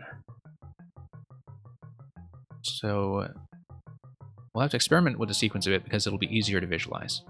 Obviously no access to this P stack up here yet, but I need to get a stump down on that bomb. And one stump in the stack on the right is going to be taken out by the on-off activation, so that's fine. But I will need to lower this. Hit 1P. Drop this on the bomb. I should have thought a bit ahead because I actually needed the bomb to take out these two. Let's redo this. I know how this is going to go because I needed the blue blocks on the right side to destroy 2 of these stumps in order to get one stump to drop into the 1 deep slot. I knew that precisely, in fact. I saw that ahead of time, I just don't know why I didn't execute that in order. Best plays have I played your blue space level? I don't know. I think, I haven't caught up on some of the stuff that you were doing with your space world. The last one I played was probably the really big mecha space one where you're going back and forth with the mecha claws throughout the whole level. I think that was probably the last one in your big space plan that I actually looked at. Let's knock this down once again. Knock this down. 1 P-switch. I like the variation between interacting with the stumps and interacting with the P-switches. That's a nice little change in what you can do with the P-balloon. Okay, next thing we're going to do is we're going to knock this down. And then we need to drop a stump on top of the bomb in order to activate that last switch. This creates a bit of a problem, though, which is... how is this gap going to be filled in 2 tiles high? When... okay, no, that's fine, because the stump is going to go first. Bomb is going to lodge in front of the stump, then you crush the bomb with the other stump. Yep, got it. I was just making sure before I did any of that that I was going to have a 2-tile high solution, and there we go. That's going to open up the pipe.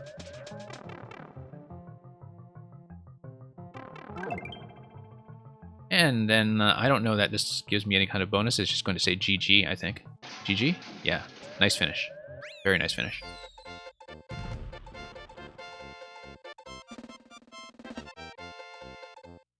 Yeah, hopefully that's a valuable playtest.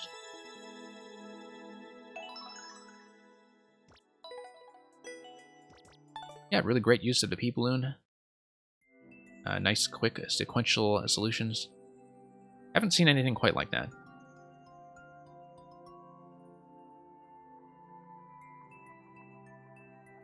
Okay, let me just take a look at how we're doing. Give me a moment. And we'll just continue going down next.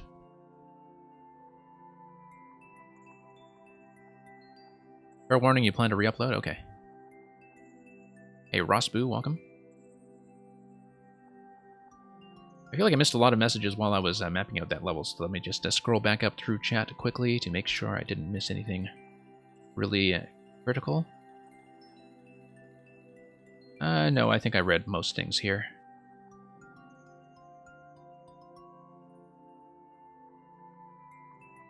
Yeah, I'm glad those of you who do submit and who have come back to show me so many good levels actually do enjoy the commentary. I tried to make this stream a little more geared for, you know, makers who like to think about making. It's much more about that than trying to crash against hard stuff, but I do occasionally crash against hard stuff. And Bex Plays, yeah, you said that this reminds you of Pushmo. It does remind you of Pushmo, yeah. I don't know if you played the one, like Pushmo, the thing about Pushmo is that everything is reversible, but if you played the second one, which was called Crashmo in the North American region, so this was, I think, called, this is the Pull Blocks series if you're in EU, but Pull Blocks or Pushmo, it had a sequel called Crashmo. I don't remember what that was called in the EU, but that was the one that had these kind of one-way processes. And I do see the reward redemption, by the way, for number 89. I'll just get to that before I fire up the next level. And yeah, because Crashmo has a lot of those like kind of one-way functions when it comes to collapsing towers on each other. So we have a request for number 89, and that is what we'll do before we pull up the next submission. Haven't had one of these in a while, actually. So just give me a moment, and we'll do that.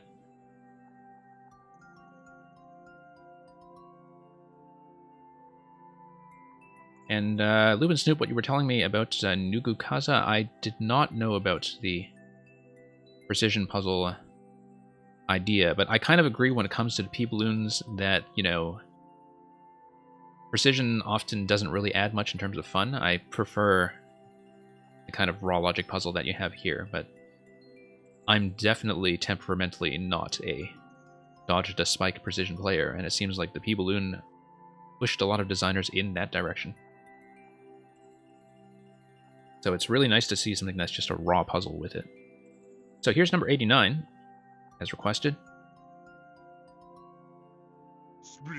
Say that thou didst forsake me for some fault, and I will comment upon that offence. Speak of my lameness, and I straight will halt, against thy reasons, making no defence. Thou canst not, love, disgrace me half so ill, to set a form upon desired change, as I'll myself disgrace, knowing thy will. I will acquaintance strangle and look strange, be absent from thy walks, and in my tongue thy sweet beloved name no more shall dwell, lest I, too much profane, should do it wrong, and haply of our old acquaintance tell. For thee, against myself, I'll vow debate, for I must never love him whom thou dost hate. So thank you. Lubin Snoop, you were asking about the previous level. Let me just punch in the next code. If I have any suggested changes for a re-upload? Not really that I can think of right off the top of my head. I think all the reset doors are very clear. All of the activations and objectives are pretty clear. I think that there were never really any execution-related blocks in that. I hope I didn't already punch in next. Oh, shoot. Sorry. No, that's a mistake. I already punched in next. Sorry, next is Glitch. Glitch is first before Terminator. Sorry about that. Yes. Sorry about that, both of you. I already put next in for Glitch and got mixed up. Yeah, in terms of that level, yeah, as far as execution goes, when it comes to actually taking the P-balloon through single tile gaps, I didn't think that was excessively fussy. I think that was okay.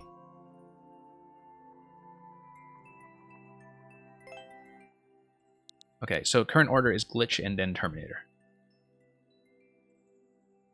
And yeah, Lupin Snoop, I know you do want to kind of see a sample of different players just to get a sense of how they're doing in terms of pacing, whether they're jammed at any of the same spots, but I think a lot of those solutions come together quite well.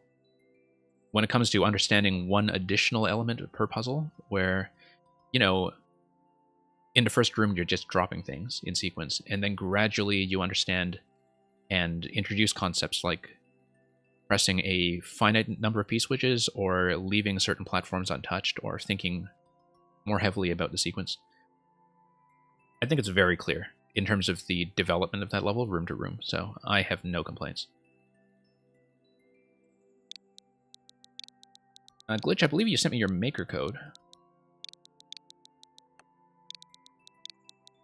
With an option to select something or just do your world. Yeah, because I had heard about your Gunhead world a little while back when you were finishing it, and so yeah, we might as well take a look since you're here. For those of you who are unfamiliar with how we handle world submissions, we will play the first level like it's a normal first level, and after that, if I'm still sort of within the first 15 minutes or so of the submission, then I continue to more. Then for things that are particularly quick, I usually only do them up to World 1, and then we'll ask for a free submission afterwards if you want to continue. But yeah, as I was saying to some people, I was aware, coming in with a bank of 40 lives, that Glitch had made an entire series that was in 3D World and was very much about using interesting combinations with box hats that were introduced in the patch. So this is going to be run and gun. Whoa, okay. Let's run and gun. Okay. Oh, whoops. That's a problem. Okay. I guess at this point, I'm probably in trouble, but let's see if we could sneak through anyway.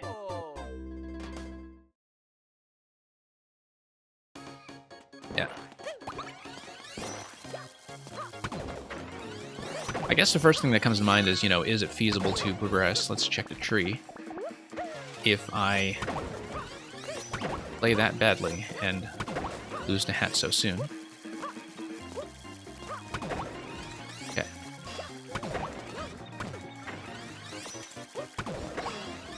Yep. Basically a bit of a 3D World Contra level. Okay. I don't have to time some of this properly. Okay, here we go. Let's check the trees. See if I have any kind of safety buffer. I think this is going to be all about keeping the hat, though. Yeah, but I was definitely wondering about how viable it is to play this without the hat if you do lose it. I feel like it's doable, but difficult. Okay. And actually, yeah, still doable even here. Like, you could platform your way through this, in theory. Might be a little bit rough. Okay, now we actually have to test that. I see, because you actually do need to survive all the way here in order to hit checkpoint. So, am I just SD locked without it? I think I might be. Okay.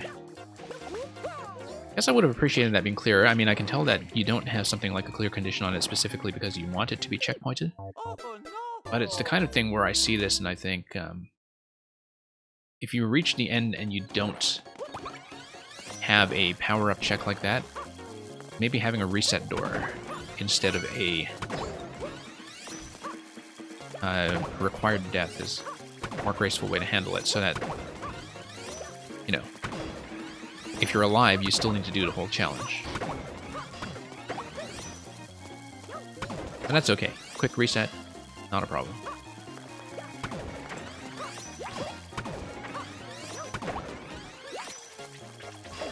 Okay. Whoa. Okay.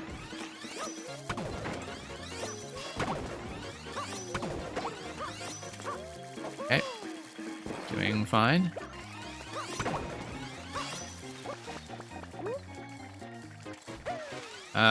Let's play it safe.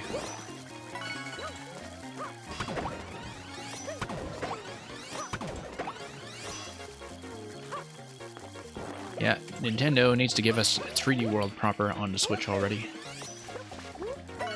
I'd be very happy to have it, even though I played it to death the first time. Okay. And through we go. Yeah, when I'm up a tree, I think that's true of a lot of the hats. I have that comment a lot when people look at my Goomba level as well, that they're kind of, whoops, startled by how that looks, and they wonder, how does he even climb the tree to begin with? Oh, that's interesting that I can't reclaim it from the checkpoint. Because I would have thought, since that is just kind of gated anyway, that I would have an opportunity to refresh, so... Yeah, it's kind of too bad. Like, I know that the intention of this level is to make it so that you are pretty much required to keep the hat, or you might as well be dead. But it does lead to these situations where... Yeah, I can tell that, you know, if you had the option to just make the player die immediately upon losing the hat, you would do that. But in the absence of that, I think I prefer soft resets with reclaiming a power-up rather than just having to take the death. I know people have different opinions about that, but I generally prefer getting a chance to redo something if I have to redo the challenge anyway, and it's not going to be anything trivialized.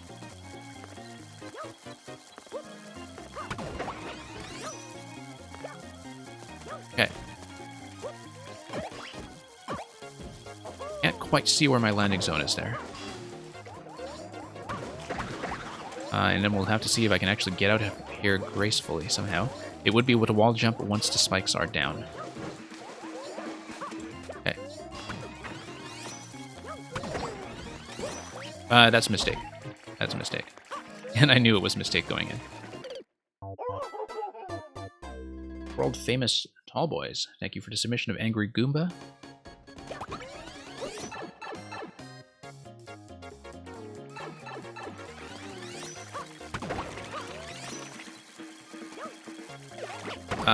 Okay, now let's just wall jump back up.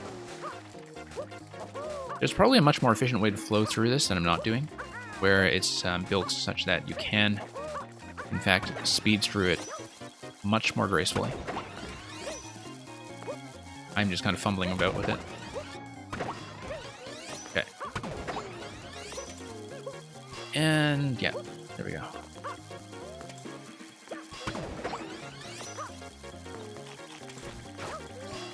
Yeah. Sometimes I'm just being a little extra cautious because when I go up high, for example, when I'm bouncing on the bees, I can't quite see from the camera level where I'm going to land, and so there's a little bit of tension there while I figure that out. But if I proceed somewhat carefully, everything's fine. Whoop. Just need to be a much better shot in general.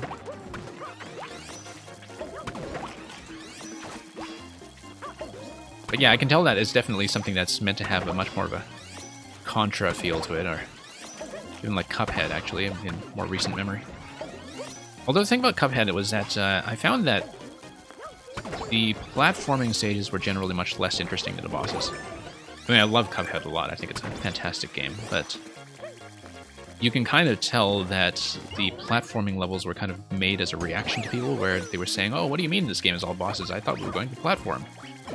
And then they just put in some platforming levels that are, frankly, like, some of them are good, but they don't play to the strengths of the game that were established with the bosses. I may go back and stream Cuphead sometime, actually. I just find it such a lovely game to look at. And one where I still have some completionist stuff to do when it comes to the higher ranks and medals. Okay, let's reactivate. How do I get rid of the bully to reactivate this? Can I bump him? I guess not. Okay, interesting, because I definitely need to reverse this. And at the moment, I'm unclear on how I'm supposed to do that. Okay. Because he's going to be there on a treadmill. I need access to the on-off somehow, and I don't think this is within blast range. Oh, no, it is. It is. Okay. Oh, interesting. Okay, so there is a limited amount of time that I have to do that. I'm gonna fire over his head. There we go. There we go. And I need to do that a few times, yeah. Interesting kind of boss layout. It's a little unclear to me that the hitbox is going to cooperate at first, but okay. And I see there is a bit of a timing trigger. I think the timed reset on the on-off, while it's very clear, is something that I would have appreciated seeing on screen, but it's okay. I know how to fight. I know how to fight goes. I think it's very clear. So I don't have too many issues with it, apart from not having much visual clarity over how much room I actually have to work with in the conveyor timer. Okay, one more shot will do. It's a very unique fight, that's for sure. Okay. But you have to be very, very quick. And accurate. There we go. Yeah, it's very unique. Had a little bit of uncertainty here over whether the blast range on a hit would in fact make contact with the on-offs, but that's the only thing.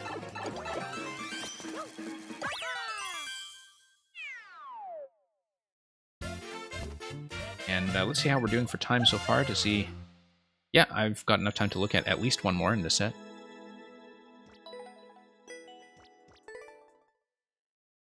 So in keeping with world rules, we'll take a look at least one more.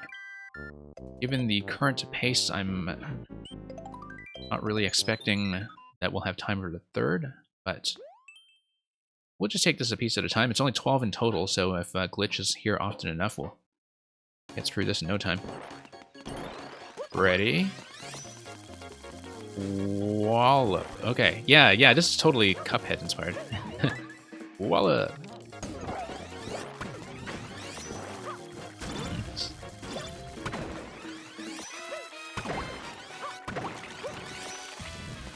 Yeah, I kind of had a feeling you were a Cuphead fan. Just from... Whoops. Okay, that's gonna be a death. We'll just take it. Oh no! You put in the clue before the second checkpoint that the cannon has splash damage. Yeah, and that's true. I did in fact pick up on that. That's a good point. Also love the question mark and exclamation points being used respectively as the gun pickup point and the warp block. That's kind of a nice touch.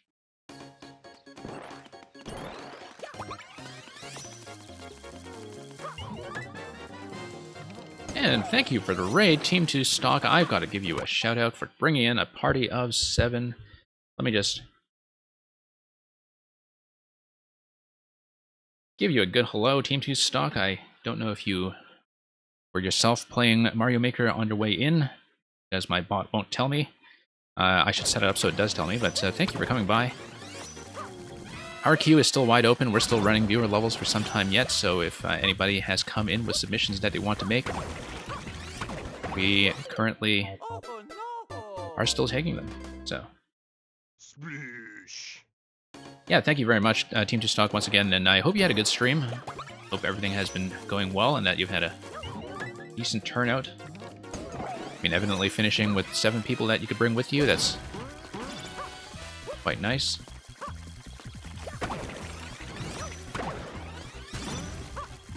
And yeah, okay. Yeah, currently just making my way through a Super World submission. And not playing the whole world, but we're just kind of getting through at the second level because the first one went by fairly quickly. Yeah, I do want to ultimately take shots at this guy. This is going to be like the HP bar. So we have a limited window of opportunity every time the Thwomp hits. Limited window of opportunity before that reactivates. And so I want to stay on the right side, launch the Thwomp, and then ultimately blast the Pokey in the head. I think that's pretty clearly what I'm supposed to do. Yeah. Now that I'm actually paying attention to what's going on, so thank you so much for the follows.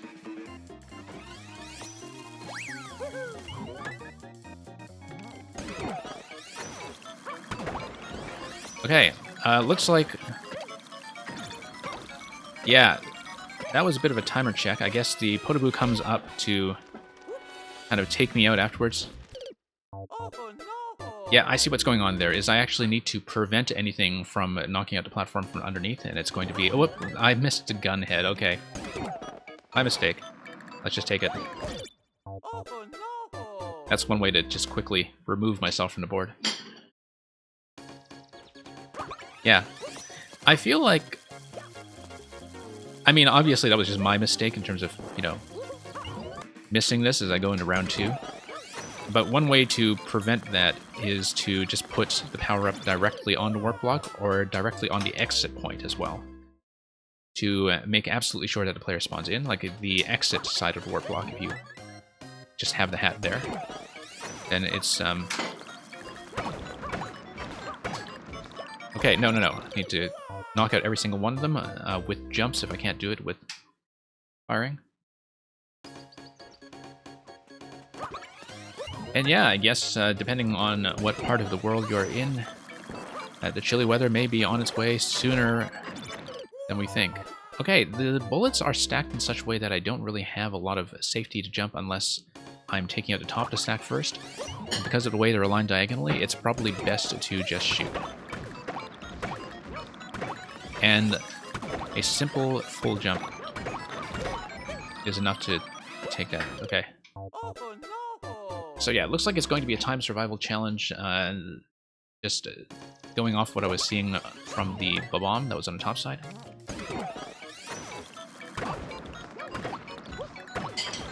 Yeah, I mean, if some of you have been trapped indoors in particular, that's I'm sure you're eager for things to cool down slightly. Okay, I needed to stay away from the left side column. Can't just hug that thing directly.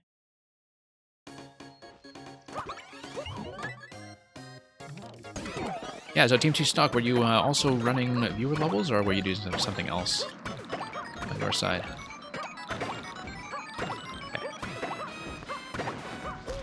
Okay. Whoops, no, got hits on the left side once again.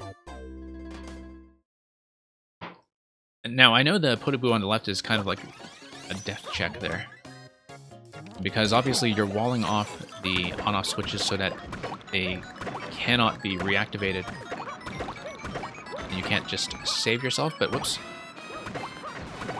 But I think the risk there is that if I just run towards the left side wall, I tend to have some issues. I don't know if there's a more graceful way to design that such that I don't have to worry about the left side wall like that, but I guess that's just going to be a hazard at this level, and I should deal with it. Nope, was trying to jump them both and then shoot on top. Yeah, fireball on the left is to prevent soft lock, that's right. And I realized that the first time I died here because when I was reading the fight, it just got on top of that stack.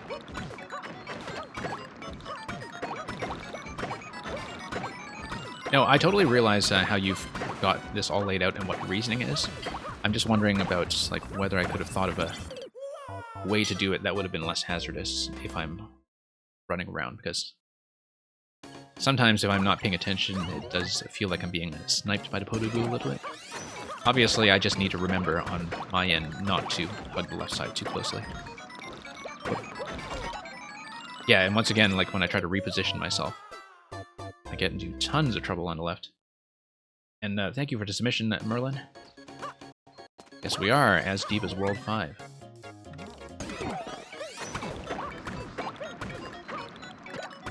Yeah, Team 2 Stock, I don't know what it is about Mario Maker this week that sometimes the game just kind of comes and goes, and you have some weeks where you have a bit of lower attendance, but I've definitely noticed that about Maker streams across the board this week, that for some reason the game's numbers on the whole have been lower than usual.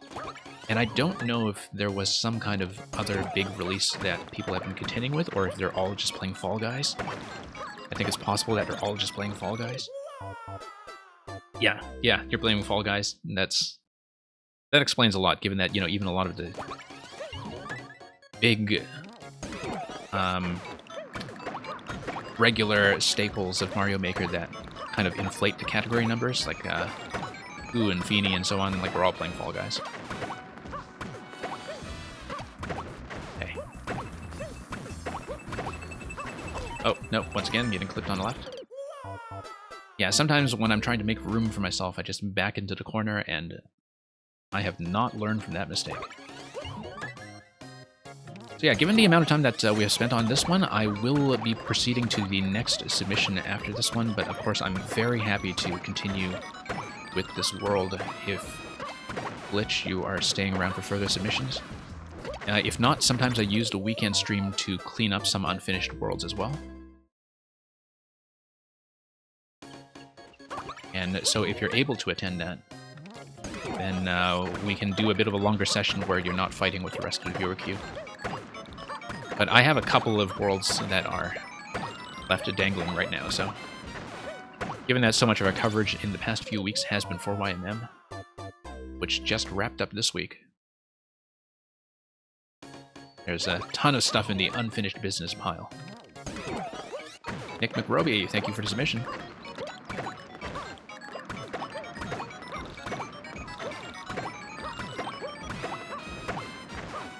Yeah.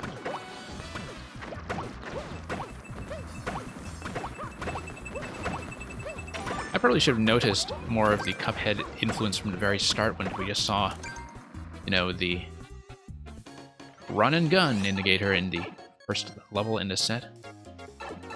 But yeah, just kind of an alternation between the run and gun and the bosses. Round 3. Okay. Looks like we need to hit these on the left. I don't know if this is time sensitive. That's not what I expected to happen. I think I just totally misread what I'm supposed to do in this fight. Fall Guys, not as fun to play solo. Yeah, it looks like people have really kind of gotten into squads for that. For sure. Oh, I see. So do I not want the P-switch to be hit then? Yeah, I want to follow the arrows, because if the P-switch is hit, that's actually the lost condition. Yeah, I see.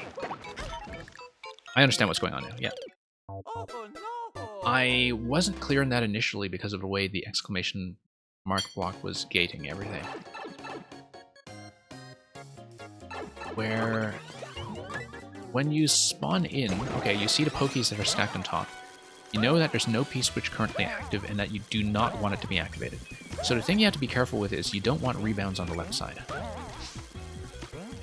And maybe, like, I don't know if it makes a difference that you do a short shot rather than a long shot. Yeah, if you do a short projectile, then you're okay, but you don't want to charge.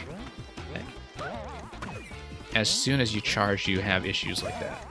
Actually, no, the issue there is, of course, the platform that's going back and forth. That's a nice little final phase check, actually. Kind of like that idea.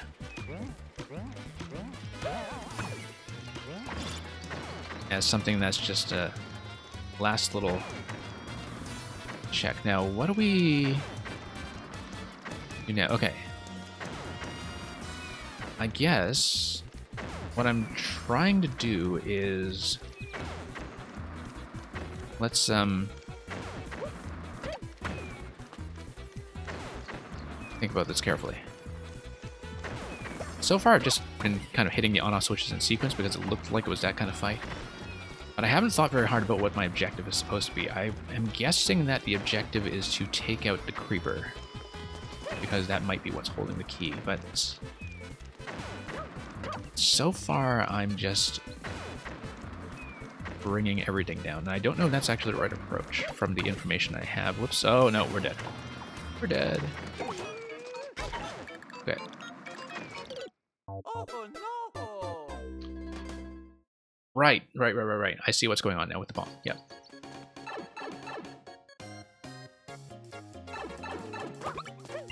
There were just a couple of pieces here that I was reading, and I think I was not attentive. Yes, that's right. We have to escort the blaster down using the one-way. Or not the one-way, the on-off, rather. Yeah, I wasn't really reading the top of that stack accurately. Oh, whoops. Yes, and the deflection is not going to be based on the charging of the shot. It is just going to be based on the panel blocking us. I just didn't notice that until the late phases last time. So we just need to time that accurately. Jump on a bullet for the next shot.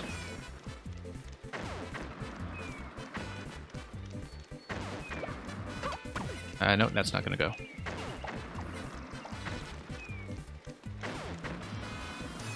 One, and then two. Yeah, okay.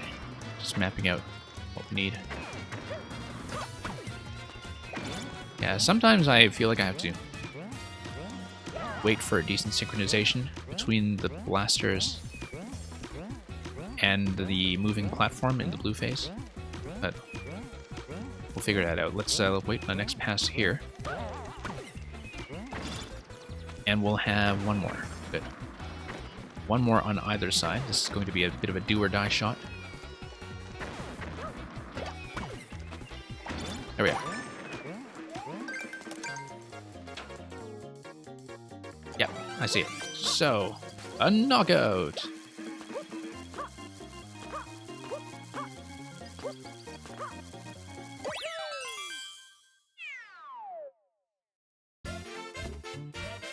So we'll mark that as a win for the time being, and Glitch, you are quite welcome to resubmit either on this stream or another one if you want me to continue. And I'll kind of keep that in mind as part of the backlog of worlds that I might get through on the weekend as well, time depending. But if you're able to catch me for more, that would be absolutely great. And yeah, you're cleared from the queue, so quite welcome to resubmit. Let's check the state of the list right now, and Terminator was next, I believe. Yep.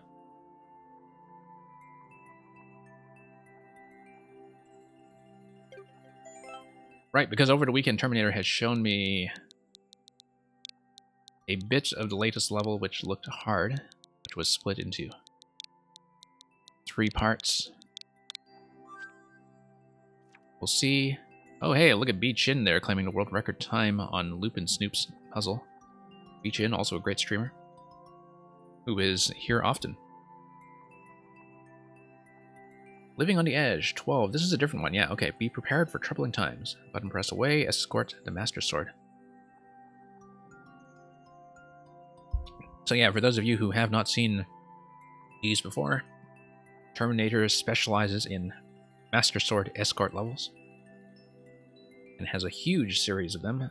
We've played a big chunk of it before on this stream. This one has a 0.64 clear rate, so the chances of my finishing it within one viewer level sitting is fairly low. But I'll, see what we can read about the mechanic and learn it as we go. So we have one sword here. And, okay, we need to follow the auto-scroll, tap the sword, that's correct.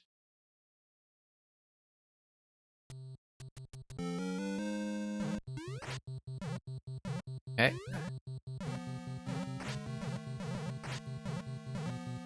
Looks like we need to tap to the left. Wow. I'm not exactly sure if tapping it to the left was reading it accurately, given that the scroll was kind of taking me off screen, so... But it's very clear to me that the P block indicators are telling me that that's the tap location.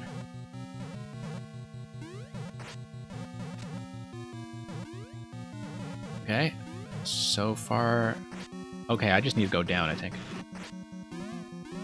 And I needed to shoot the P-switches through the bumper. It just took me a while to read because I was still kind of adjusting to everything else I was doing in this level. It goes by very quickly. No, this is not going to be easy, because the thing about these levels is that when you make contact with a Master Sword like that, you have to be careful not to pick it up.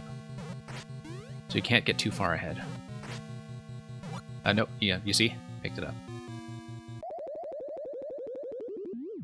I think the idea there was that I didn't really need to tap the Master Sword at all, that the left arrow was telling me perhaps to just hang back. But we'll give this a fair effort, we'll see how far we get. Not all of Terminator's Master Sword levels are action-oriented like this. Sometimes they are a bit more puzzle-based, but many of them have a similar concept of using the Master Sword as an item that you need to get to the end of the zone.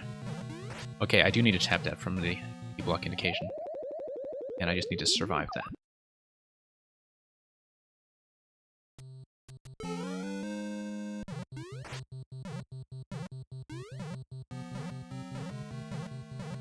Okay. That was right. I was just a little bit slow getting into that. And I think now the left arrow is mostly there to tell me to remain in a stable position on the conveyor belt, which I think is rather optimistic when it comes to how fast it's expecting me to get there. But we'll see. Currently, I'm missing some of these jumps, I think, because I'm letting up on the dash button a little too much, since I'm using Y to tap the sword so often. Nope, accidentally picked it up. I'm going to go forward anyway, just to see what else is going on here, just so I can map out the rest of this. Okay, so hitting the P-switch does launch the sword with the spring drop that you saw directly on top of those bumpers. That's the thing that's going to happen. Nope, picked it up.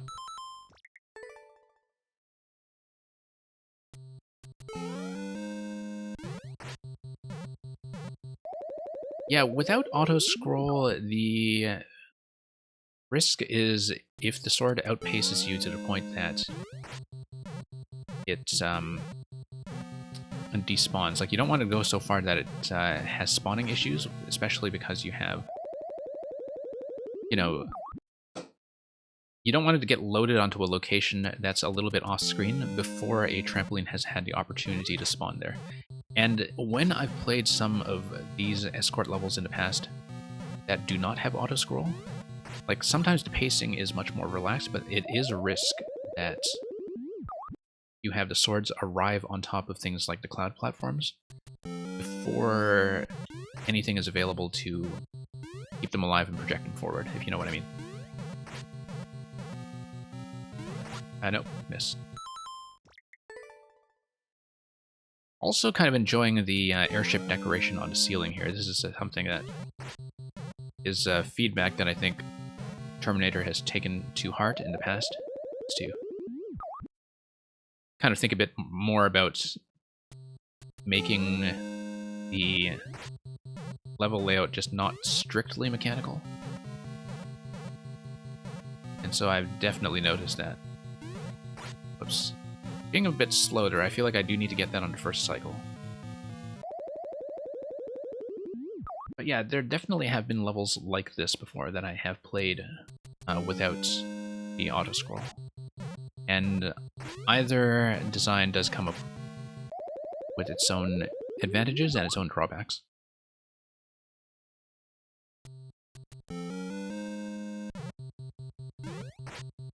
Okay. Let's get in here. Yep, just missing the sword slot. SWAT, rather. Need to tap the sword gently with the other sword.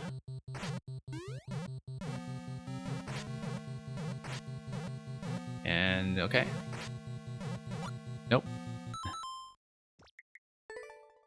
Yeah, Merlin, enjoy your ice cream. Let me know what flavor you went with when you get back.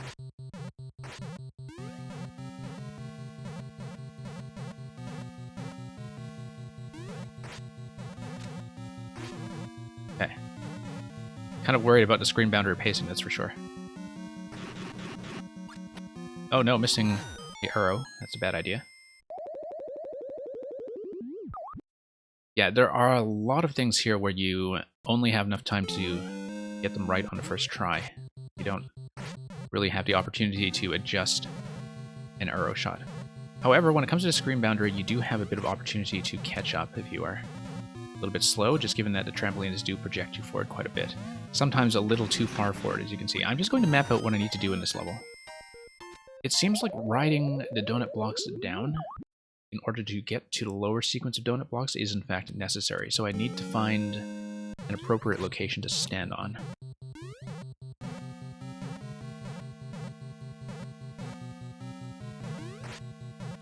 And then we'll just take it from there. Also need to just do more low bounces in general. Yeah. Was really getting pushed by the screen boundary there, so if I was a little bit further forward, I would have been able to drop on one of those donut blocks, and that's likely what I should be going for. Okay, short bounces not going to work there.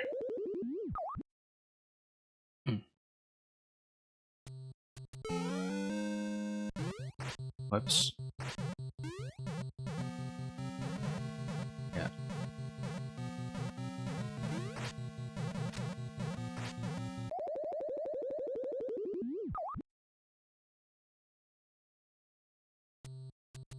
Yeah, can definitely see where the low clear rate is coming from. Like I said, I'm not necessarily expecting to clear it in this sitting, but I'll see how much of it I can learn.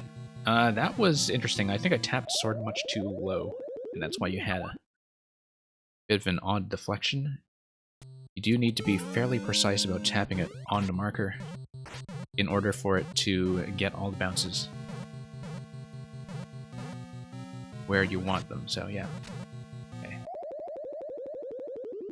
Once again, just a little bit afraid of the screen boundary here. I actually wonder if this would work better with custom scroll, where you slow down the camera from time to time to create more of an adjustment zone for parts of the level that are a bit more movement intensive or a bit more accuracy intensive. That, like, just having a custom scroll go straight left to right, but with a variable speed, is the kind of thing that might be justified for a level like this. It's something that I don't see very often because it can throw off a player who is expecting a very consistent pace. But I feel like there are definitely locations in a level like this where slowdown would have been appreciated. I'm not saying you need to change this one specifically, I'm just saying, you know, in the future, if you're looking at other levels in this style that you want to tune for difficulty, that's one potential way to do it. Just to have an occasional slow period. And I think the trade-off is worth it when it comes to a level like this. Because I am fighting with the screen boundary half the time. That's just the reality of it, especially when I'm trying very hard not to run into the sword. Which means that most of the time I'm staying behind the sword, right? And since I'm staying behind the sword, I am on the tiles that are kind of hugging the left side of the screen pretty much all the time.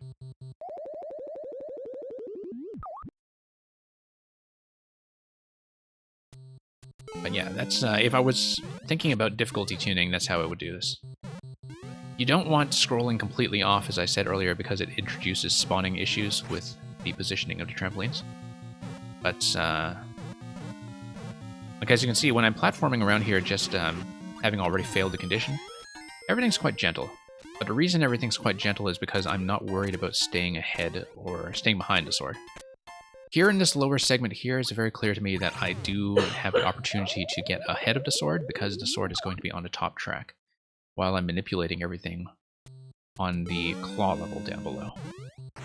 But in the early segments here, the camera definitely is pushing me like crazy.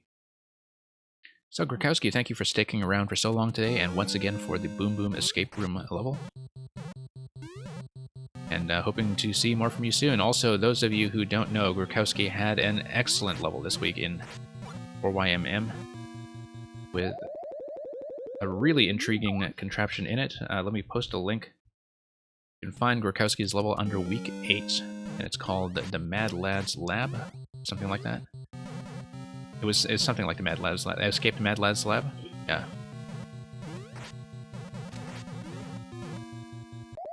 And if you are interested in contraption puzzles at all, that is absolutely one to watch out for.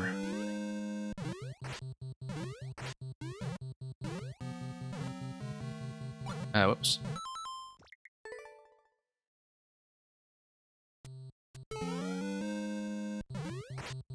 Okay. But yeah, thank you once again for dropping by.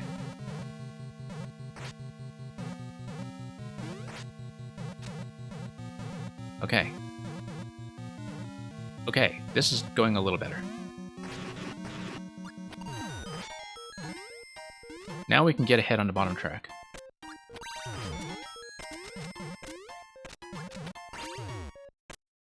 Now... Okay. I needed to escort it further by double tapping that switch. I did not read that accurately, but as you can see, major breakthrough in progress, since I understand where in the level I'm allowed to get ahead of the sword. As soon as I'm allowed to really use the full horizontal space of this level, suddenly it completely opens up.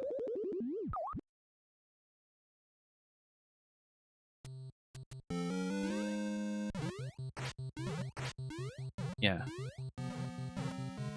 Merlin, I don't know if you know Bex Plays, who is also here in the stream currently, who was saying earlier that he's really into kind of aesthetic traditional stuff. You should definitely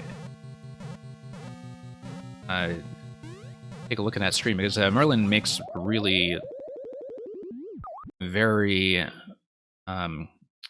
aesthetically rich, kind of traditional hard levels that are in a super world that's still under construction so far as I know, and so you two would be a very good fit for each other.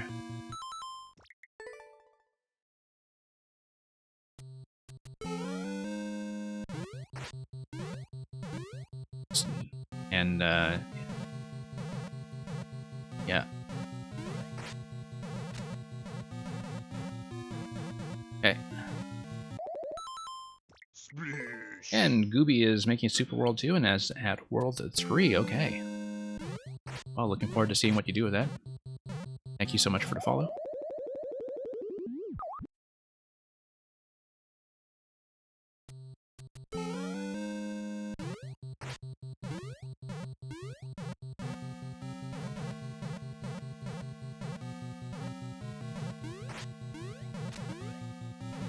And, okay. Yeah, the last time I had a good run in that segment, it was because I managed to get across quickly and accurately without touching the sword. I need to think about that segment as a bit of a catch-up point, where I try to get my way over to the right side of the screen and hopefully not intercept the sword on my way there. So we'll see. Once again, as I said, not expecting to finish this level, but I do want to learn as much of it as I can, and we'll likely have to return to this in future sessions. And Nick McRoby, you've got a world submission? Great, great.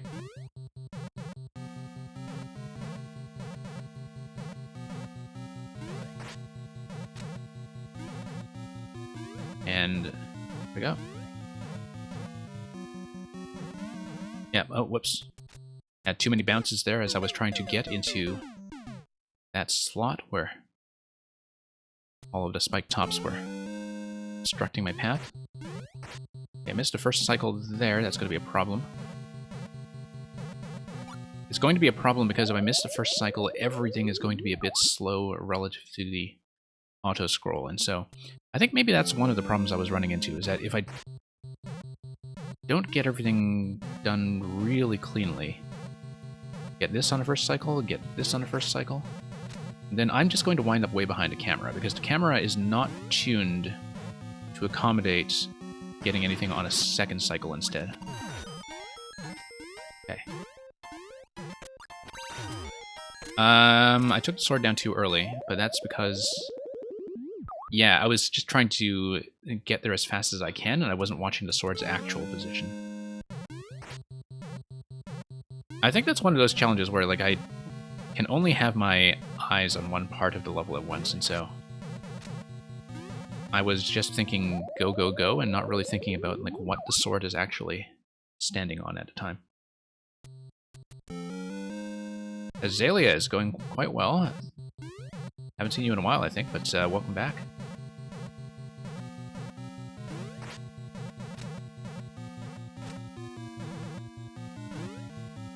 Yeah, we still have an open queue today, so if you have anything you want to show me, quite welcome to. Once again, a little too far to the left, and that's because I took too long to get down to the donut blocks.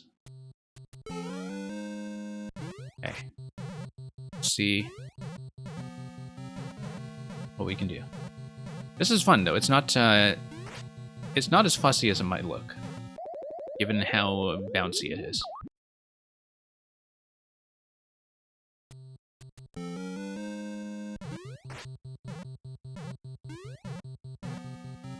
Okay. Just have to be very careful not to get too far there, so I don't run into issues with picking up the sword.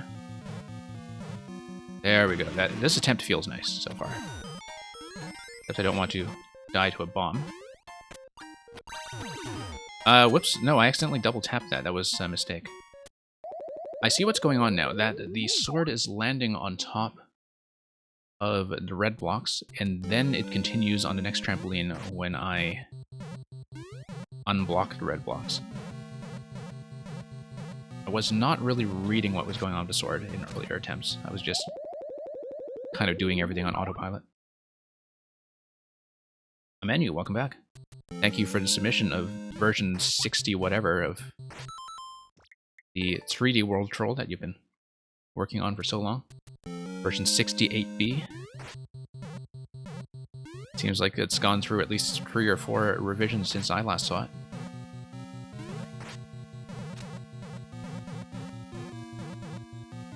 And yeah. Okay. Let's try to beat this. No, I don't want to beat that. I want to land first, and then I want to... Yeah, it needs to land safely first, or it's just going to miss the trampoline entirely. I didn't understand that until just now, because that's the second time that I failed at that specific thing. That, to me, feels a little bit weird, because I feel like the level is incentivizing me to hit the switches as soon as possible, instead of getting squished along the screen boundary. But that, when I go that fast, that actually fails the level instead, and so that is a little bit tricky to work around, but it's okay, we'll manage somehow. Okay, positioning there is feeling much better with practice. Let's get rid of this bomb. I want to deal with it. Okay, now it's going to continue properly. Okay. And then I needed to get enough of a swing off that claw to stop the piranha stack that was coming right after. We're making progress. You're going to be playing Mario Maker on Saturday. Okay, Bex Plays. I will certainly try to drop by for some of that, and hopefully some of the people I'm sending your way as well will take note. Bex, by the way, I don't know if you heard the announcement, but I do finally have a Discord set up for this channel, if you want to keep in touch when I am not live. It has taken me way too long to put that together, but I think we only got that set up a week ago, so a lot of my regulars don't know yet. So I've been, yeah, just getting that in order. And hopefully people will appreciate the community that we're trying to build around this channel.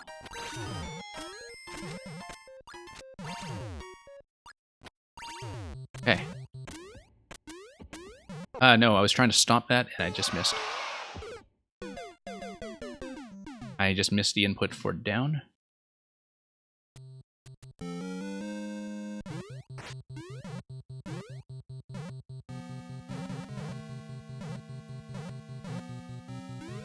Okay. We're getting closer, we're getting closer. Let me check how long I've been on this one, just so I'm not taking forever with it. I'll check that after I take this attempt here. And just scroll back up. Okay, we've only been on this for about 20 minutes, so I'm going to spend some more attempts since we are progressing and getting closer.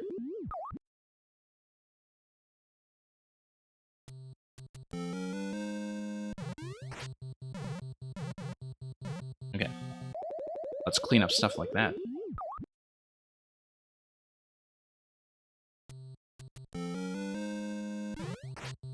And forward.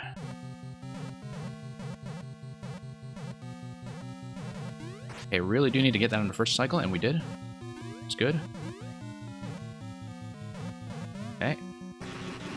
Oh no, lost a sword. I just missed a last tap.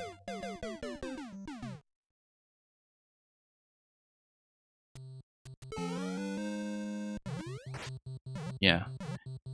Everything else up to this point is okay. Getting the hang of this for sure.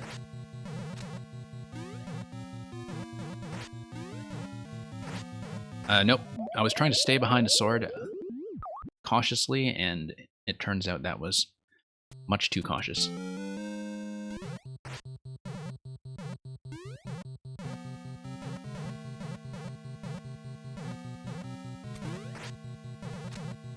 Okay.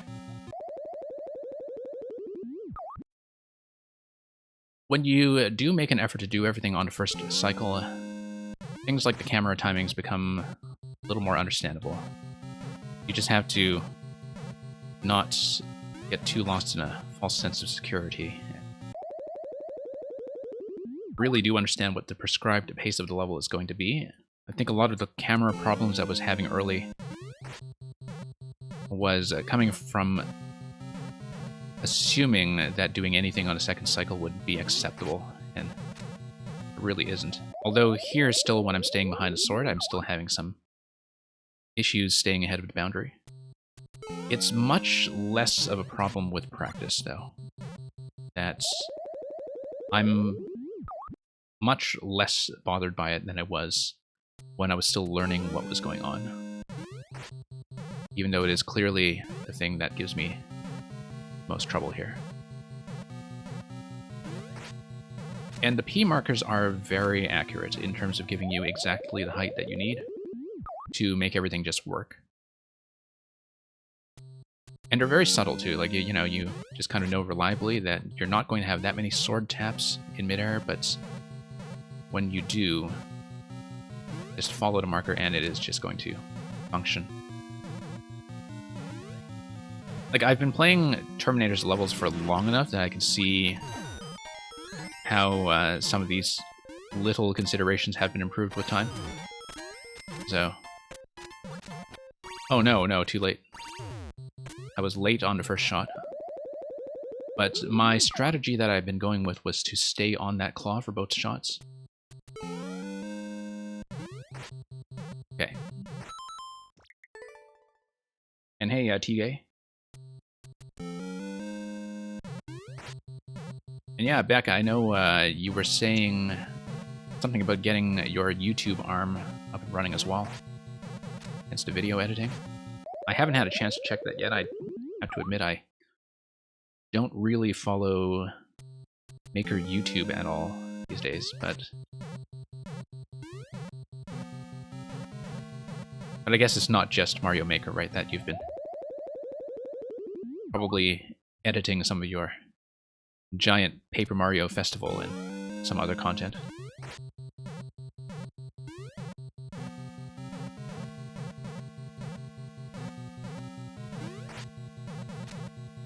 Okay, yeah, getting my head under there and not getting thrown off by the trampolines myself seems rather important. Okay.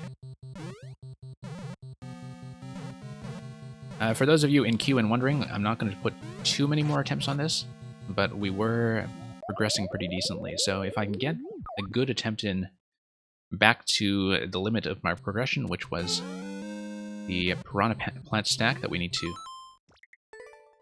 take out with a down thrust, we'll at least try to get that far.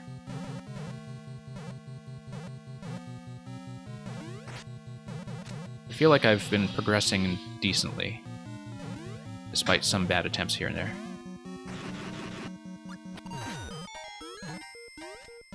Okay, now let's wait. And then I accidentally got a double shot. Nope. Nope, just missed all those inputs out of panic. So that was almost the kind of attempt that I was looking for, but I just completely blew it once we got to the critical moment.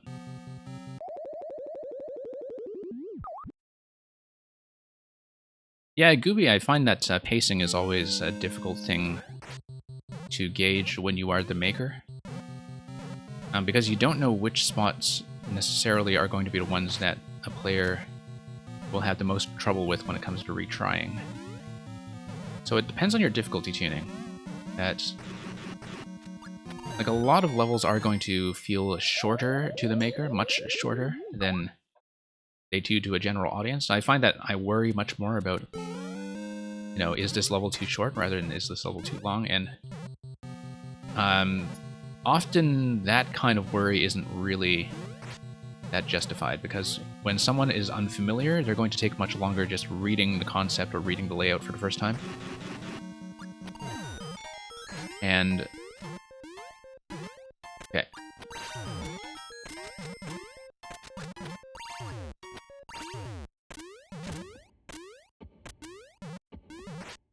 Yep.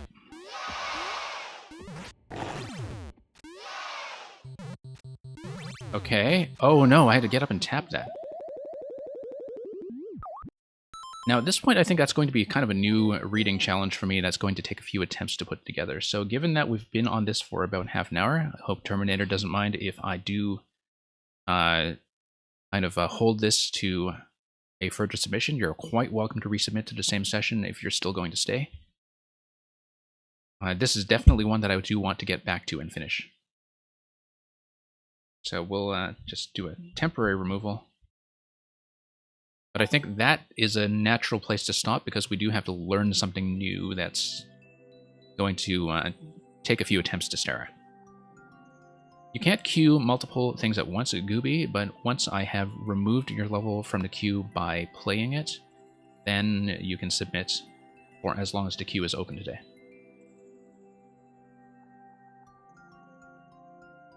So let me just take a look at the current state of the list. I think we're still just going to go straight next, because we don't really have active subs online with the current group, so makes it easy for the rest of you, so long as you are online and able to check in. Just so you know, I will be asking people, and I know Azalea, for instance, you said you were going to lurk, and that's fine.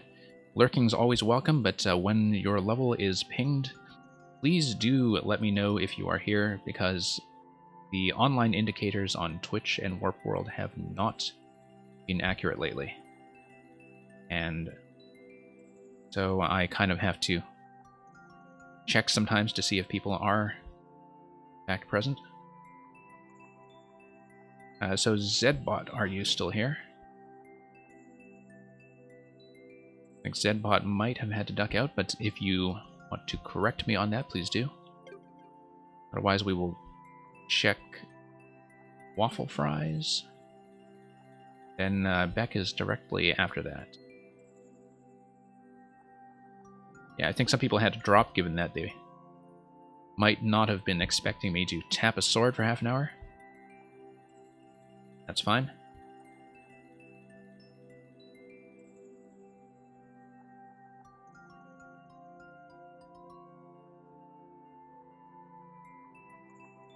And yeah, Gooby, never trust the popular list, even if you are benefiting from it.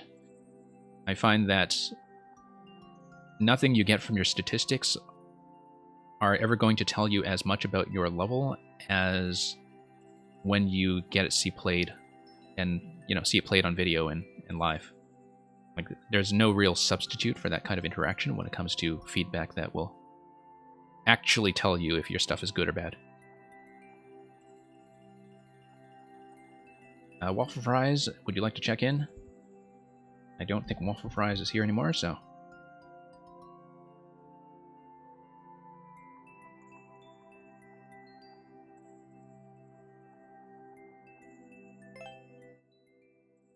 And we know Beck is here, so let's take a look at HP for the Goblet of Fire. E79 RXF. Do you have a preference for whether you want me to... I know you... I mean, I can see from the lack of an icon that you haven't actually put your world together yet.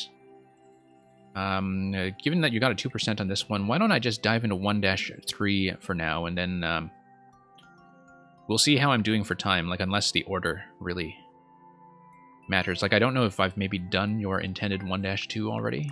I know it's been a while since I've caught up on your list. Oh, you only have these two, okay. Yeah, you know what, this is a 20%. I'll kind of take this as a quasi-world submission and just do them both. Hopefully people behind you don't mind if I bend the rules like this. Yeah, we'll just kind of do them as though they were a super world in the making.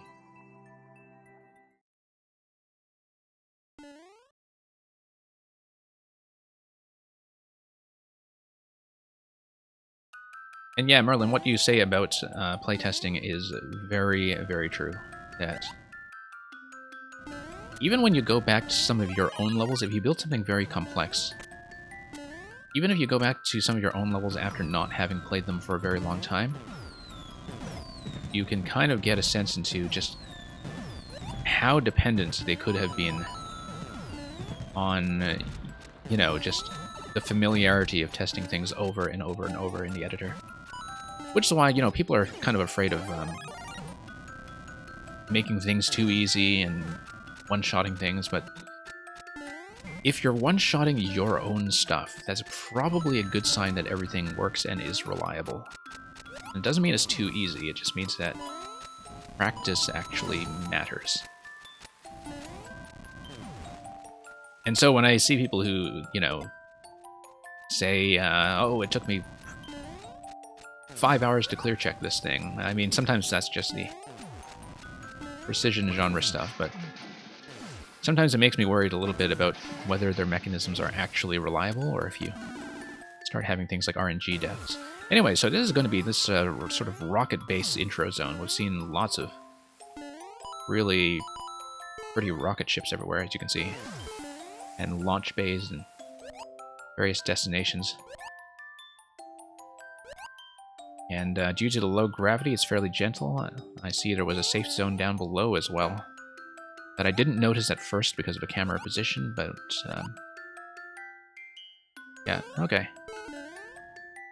Yeah, because I felt like I was kind of rescued by these blocks here, and then it turns out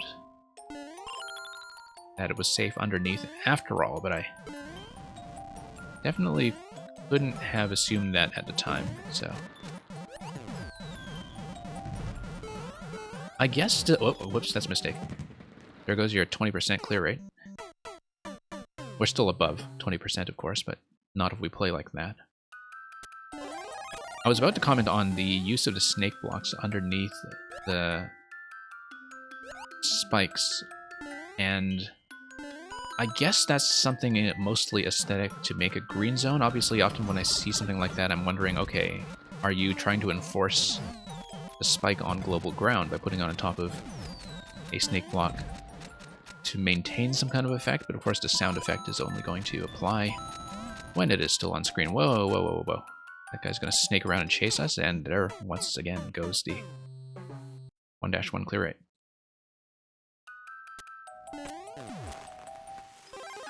And yeah, Merlin, I currently went back to the 1-1. The code there is for the 1-3, which, even though the super world is still kind of being assembled, I just kind of informally agreed to play this as a set. So yeah, with shorter levels, traditional levels, etc., I'm happy to bend the rules a little bit for those of you submitting who might be wondering if I can do the same for you.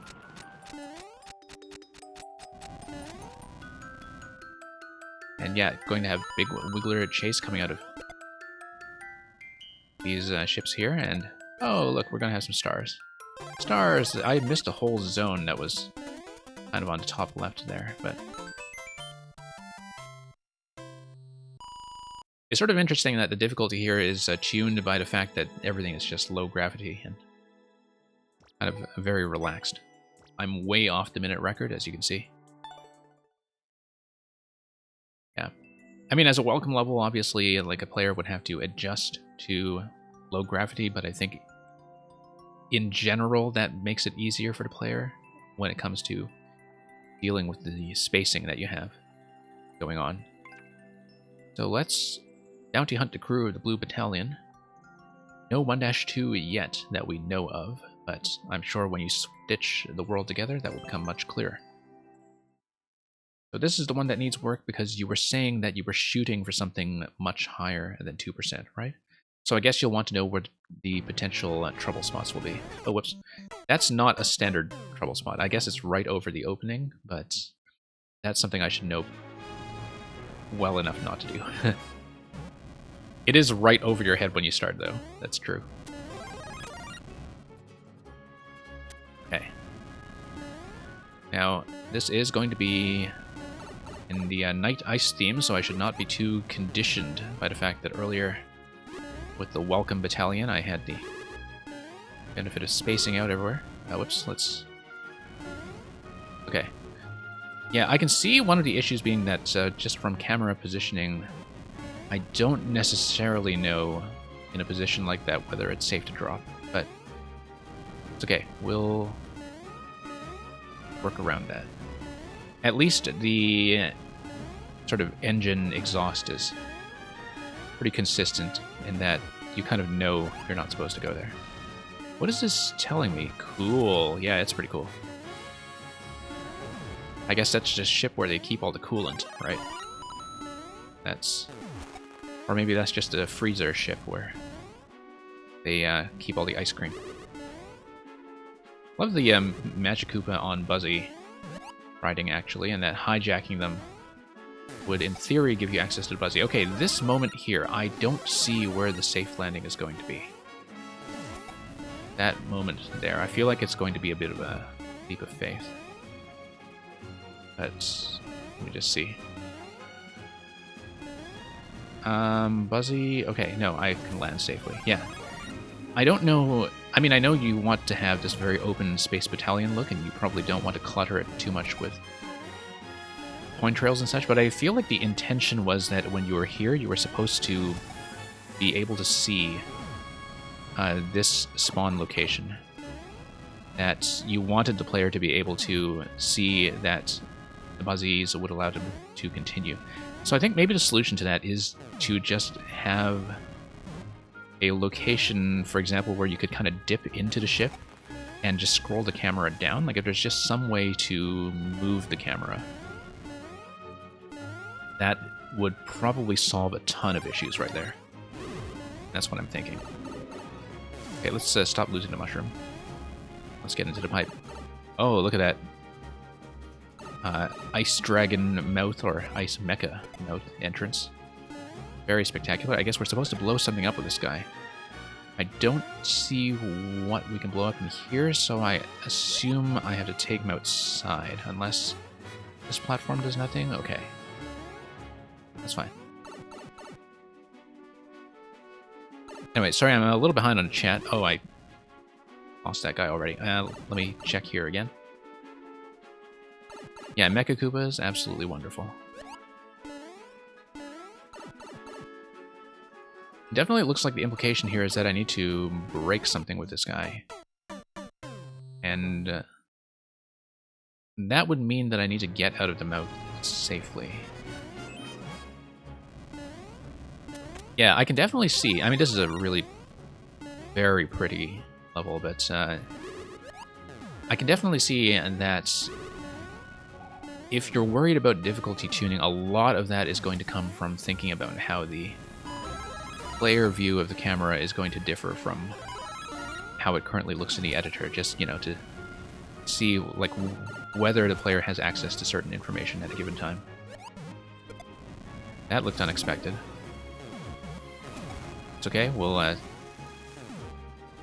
was hoping to get one of those mushrooms, but failing that, I'm just going to proceed here. Oh, there's a key. Okay. Don't know what's going on with the key ship. Looks like this would be accessible. Not the key, obviously, but the platform up top looks accessible. I feel like it's kind of unexpected that I would escort the Big Buzzy all the way up to that point.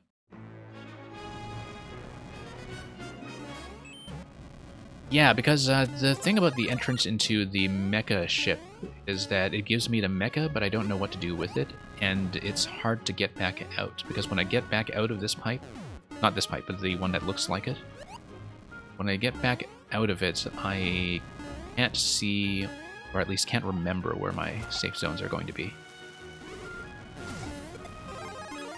Okay, let's take this guy out. Same method as before. Yeah, I guess there was the conveyor ship that was at the bottom, such that if I just went directly down, I would have a safe landing zone. But if I haven't seen that, and I've come out of the place where I acquired a mecha, then I don't actually know, or might not be able to remember that it is safe to go down. And I know the solution to this kind of stuff usually is just coin trails, but I know that, you know, with the kind of space aesthetic you're going for, that you might be eager to avoid that solution. Okay. One-way panel up here, but I can just go over, right? So what's the issue?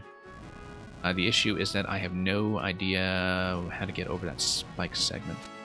There's some stuff down low, though, so let's just try to dip here. Okay. There's a blue track. Don't know what the skull track is doing. It might just be decoration.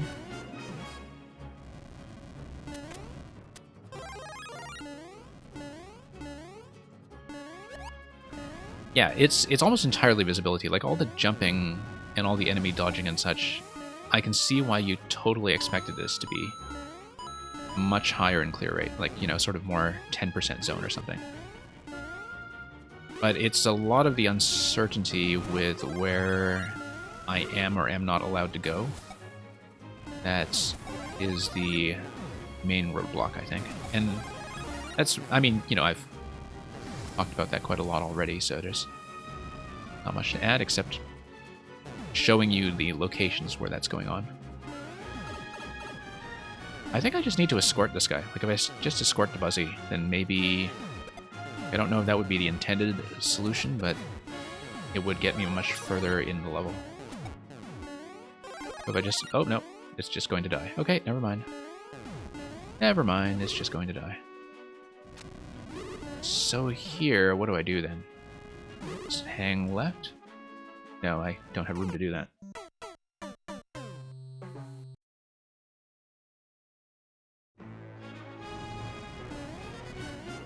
And yeah, I know you folks in chat have been having this talk about clear conditions. There are ways where clear conditions can be used well in order to add some clarity to the player. But you really do often, I think, need to have a very focused design to be using them. Where, you know, if you have certain levels that are really dependent on power-ups, you might want to reinforce, for instance, that the player really has to finish with the power-up. And sometimes you can use that as a bit of a cheese check, but I know that, you know, the trade-off of losing access to checkpoints is, for many levels, kind of unacceptable. And a lot of players will not be okay with that. Alright, let me just take the Buzzy ship. And raise it up here, because then that way... It's way too high, but This way, maybe I can actually ride it out to the other side and then see what's going on. I am not clear on what the intended path is supposed to be here, but... Okay. Oh, I see. So I can actually land on the other side of the spikes.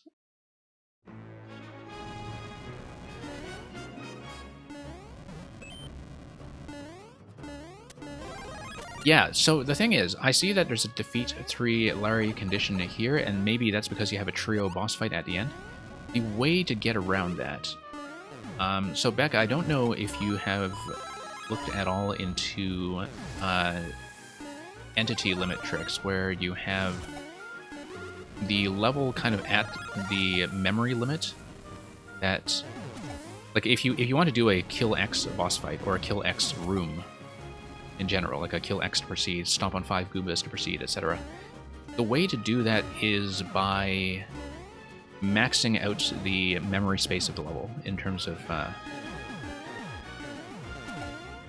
like how many elements can be loaded in a given room.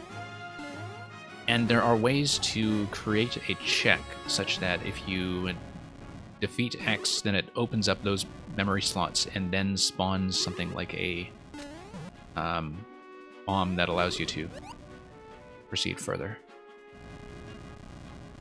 It's not always practical because it would also preclude most things from opening up at all.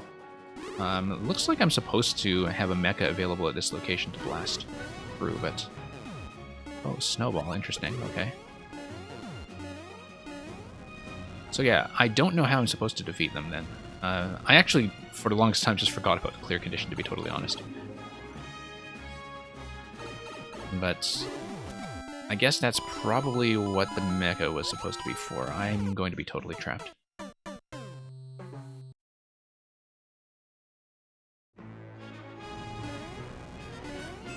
Defeat 3 Iggies, yeah. The thing about, call him Larry earlier, yeah, Iggy, you know what I mean. But... yeah, there are ways to... I mean, I guess the Iggies are in separate locations, so it's not like you have something like a trio fight, so never mind everything I said. But you can have different ways of doing sort of defeat-based gates that, you know, would be based on something like key coins, for instance, where if you wanted to checkpoint this, you can have each of the defeats guarding a pink coin. But anyway, if it's based on taking out the Iggies, that's something that can be done. Whoops. Now that I look at this level, though, I don't actually know how to take some of them out. I guess I would have to escort a mecha. Yeah, I'm glad this has been a useful playtest. I mean, that's what I do here, right? Is that I'm not expecting everything that people send me to be kind of polished and finished. Sometimes we do have things that are just in development, and I think even if you're not the maker behind the specific level, there's a lot that you can learn about testing just from watching other levels that are in development. Yeah, this key door here, it seems to be associated with the key that we saw on the key ship. And yeah, it's a very big, ambitious layout. There's no question about that. Like, it's very much supposed to be a huge experience on its own. But it's kind of true that navigationally there are some things that are a bit ambiguous.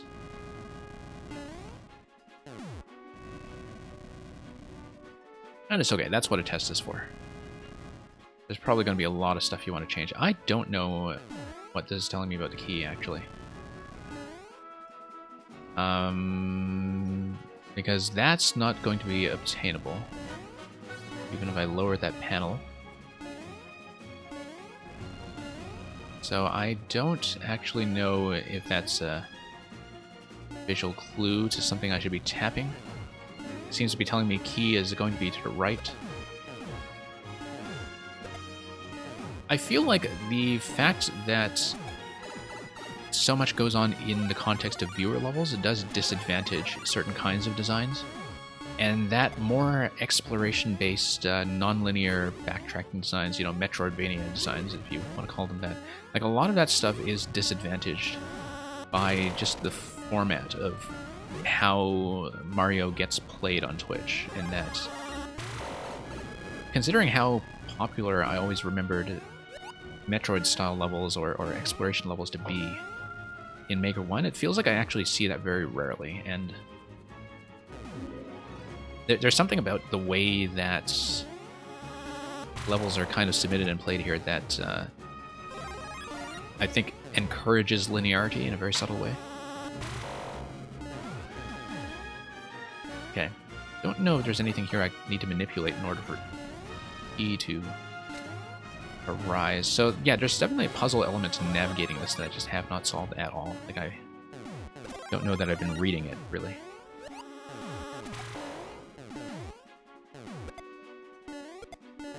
Anyway, yeah, well, let me just, I don't know if there's anything else you want me to look at. I know you wanted to do a huge rework. Like, is there anything else you want me to check? Sorry, I missed a couple of questions. Nick McRoby, you were asking me, do I know who Ross is? I'm not sure which Ross you mean. Sorry, I know I'm a couple of minutes behind on chat, because I've been talking about this one. Yeah, I know who, like, the Game Grumps Ross guy is, because his stuff was all over the place in Maker 1. I frankly didn't think it was very good. But if there's a more current Ross who's in the community, I would appreciate knowing either way. Yeah, no, I mostly just associated that with, like, there were some levels that were all over the top charts in Maker 1 that were plastered with comments from people coming in from YouTube, and I was always kind of befuddled as to why they were so popular, because they were really quite bad. And then I realized it was because it was associated with huge YouTube channels like Game Grumps, and that they had some kind of regular program. I don't know if any of that has improved for Maker 2, I just remember it being really quite dire in context of Maker 1.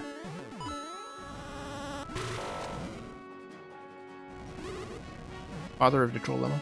I don't know, I feel like the kind of definition of a troll level has changed quite a bit, even within the lifetime of Maker 1, that when I got back to the game, like, what people meant by a troll level once the whole Carl Sagan 42 community really got rolling, changed substantially in terms of, like, having the whole kind of puzzle meta around how to create a troll level and having a design vocabulary for the different kind of tricks that you put in there. Like, I feel like a lot of that stuff didn't really come in until the Carl crowd really got rolling circa 2018 or so, really. But then, of course, you know, the troll community definitely came into Maker 2 all set and all ready to go. Yeah, so I can technically stop this guy. I would need to figure out how to get out safely, and I think that's a challenge. If I don't have something like a mecha to work with, I guess I... Whoops. This can be one of my 3 defeats, and I think I'll be satisfied to do that and leave the level there. See if we can just get him. I don't know how to do the other defeats that you were trying to enforce. I actually have no idea. Yeah, I know you're going to remake this anyway, so I'll just do this one, and I'll tap out. Because I think I've pretty much given you a navigational tour at this point, that you've seen what you wanted as the designer. So yeah, thank you for that. I know you're remaking this, so we'll just tap out on this one. Mark it as a loss. Hopefully that is helpful. Yeah, once again, thank you for the patience of those still waiting. Yeah, I'll definitely keep an eye out for some of the Ross content if they are indeed much better at this now. I mean, you know, we shouldn't judge people too harshly for how they were in Maker 1. My stuff in Maker 1 was kind of absolutely dire now that I look back at it. I think a lot of us who are still doing this stuff and trying to improve, you know, we know that there's a lot of stuff that would not hold up in the current standard of making and the current level of community knowledge. And so, yeah, not going to judge anybody too harshly for what they were making in 2015.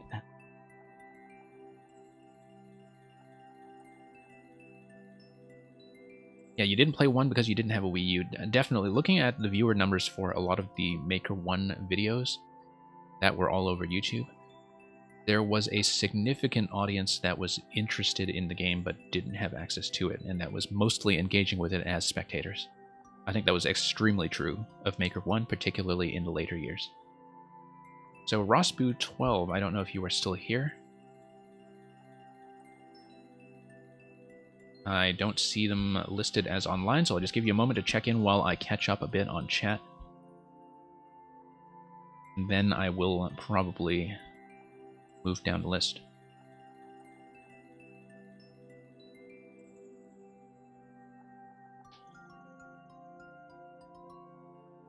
And yeah, Steve, definitely for sure. I mean, you know, Steve was kind of getting 1 million views per video, and some of that stuff, you know, a lot of that audience was coming in from some other games, especially things like Minecraft, and just really interested in Mario Maker before they were able to have access to it. How long am I streaming for? I'm going to be...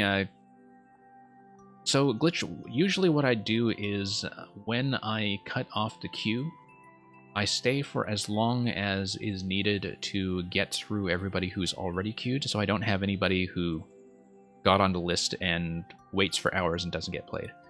So the stopping time tends to vary a bit. I will say that I'm probably going to... I mean, I try to do that all the time. Sometimes it means I have to rush a little bit through the last few, or pick some easy levels if I get a choice. But usually that's my policy, is I close submissions fairly far in advance.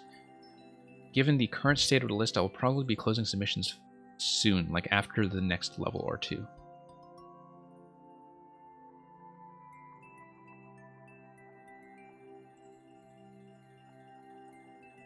And did I actually... Oh no, did I... sorry, I actually didn't manage to... I didn't mean to punch and close now. That was a mistake. I was trying to punch and remove, or... Yeah, sorry, we mistakenly closed. That was what happens when I'm talking about queue closing while I'm trying to punch in other commands. We'll be closing fairly soon, though. I wanted to remove Rosbu because Rosbu did not check in. And we'll just go down the list and see how we're doing. World famous tall boys.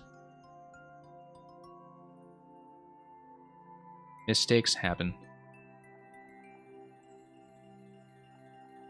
World famous tall boys, I think, is not here, so the next one should be Merlin. Yeah, Merlin, and then Nick McRory after that. So.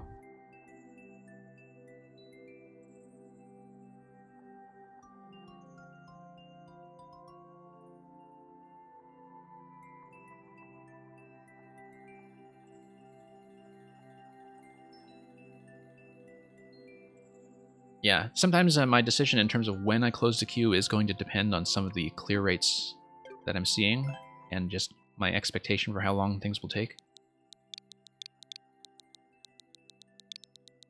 But let's see the latest from Merlin. Merlin, who is usually a bit of a, you know, medium-hard traditional specialist with a lot of decoration going on. This is going to be a fairly new one from the past day, and that's going to be 5-3. Arctic Spires. Climb the tallest mountain in the world. Reach the top. This is going to be at about 10%, but on a very small sample, so who knows where it's going to settle.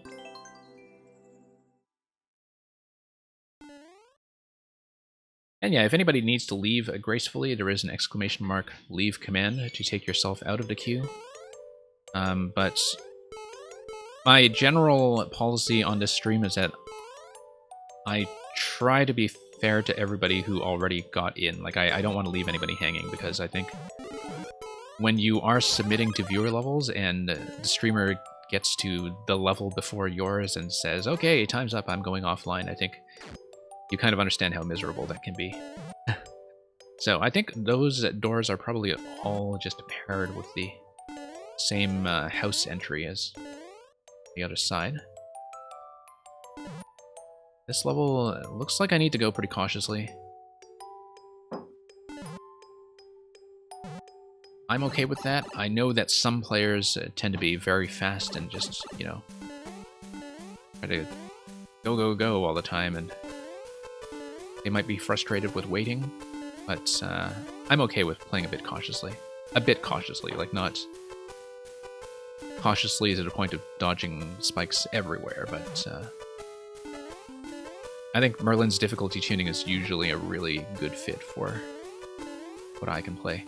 Look at these cables, too. Look at these rounded track cables just suspending all of these pipes. It's a nice touch. Okay, that's a mistake. Yeah. Okay.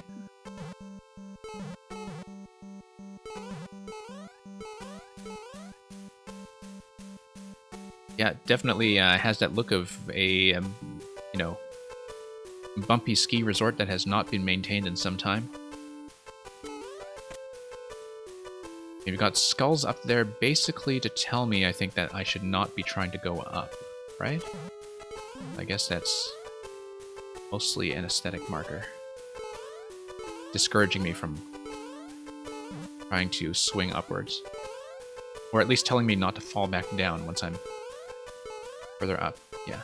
Right, because once you're up here, if you go back down, I mean, you can see here that these tiles are safe.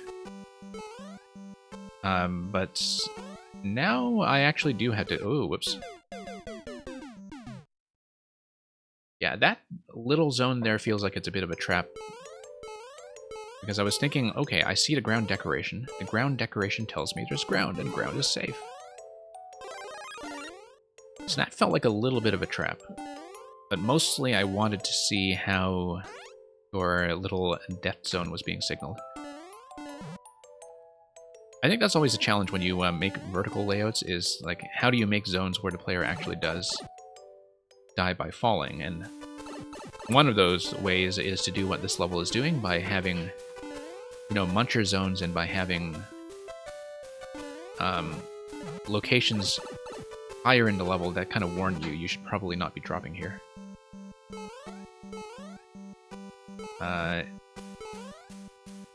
It's just that in that case, by the time I got down to the warning, it was already a bit too late. Okay, let's dodge this. Yeah, very pretty level as always, though. It's very attractive to look at. I forgot the mushroom, hang on. And you were telling me something about CP1 to the right. I'll think about that when I get to it. And yeah, Nick McRoby, I definitely think that's something I've heard from a lot of people who do like the traditional style, is that, you know, they often really enjoy modeling their levels after the optional content or secret placement that you see in standard Nintendo, and they feel that it doesn't get appreciated. When I see something that's sort of, you know, easy or traditional, I do try to be a bit more thorough. And speaking of being more thorough, let's actually check what's going on here. Now we better get out of the way. Whoops. Oh, okay.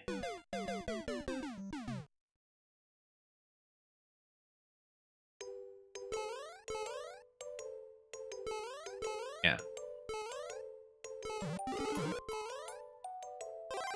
Yeah, because the psychology of playing Mario Maker, I think, is actually quite different from the psychology of playing standard Mario. And there are a lot of reasons for that. One of those being that, you know, people have a different level of trust in who is designing this stuff. And so, you know, when people are asking, oh, am I stuck? Am I locked? Is this broken? Etc. They ask that a lot faster when it's with a maker who's a total stranger than they would in an official Nintendo game, where there is a certain level of expectation that things will just work. And so it's a lot of little things like that that change how people engage with optional content, secret content, etc. I find that a lot of Maker players are much more linear-minded. And yeah, Merlin, I definitely know what you do with the skull markers. I've seen that often before in some things like your Ghost House-themed levels and some other ones, some water levels as well, that you mark to death pits. I think it's a good system for when you have big vertical zones where you still want some locations, as I said earlier, where you do not want the player to go back down, but where you want to create some kind of falling hazard. Okay. Just have to time this out carefully. Yeah, I'd better let the blue one pass.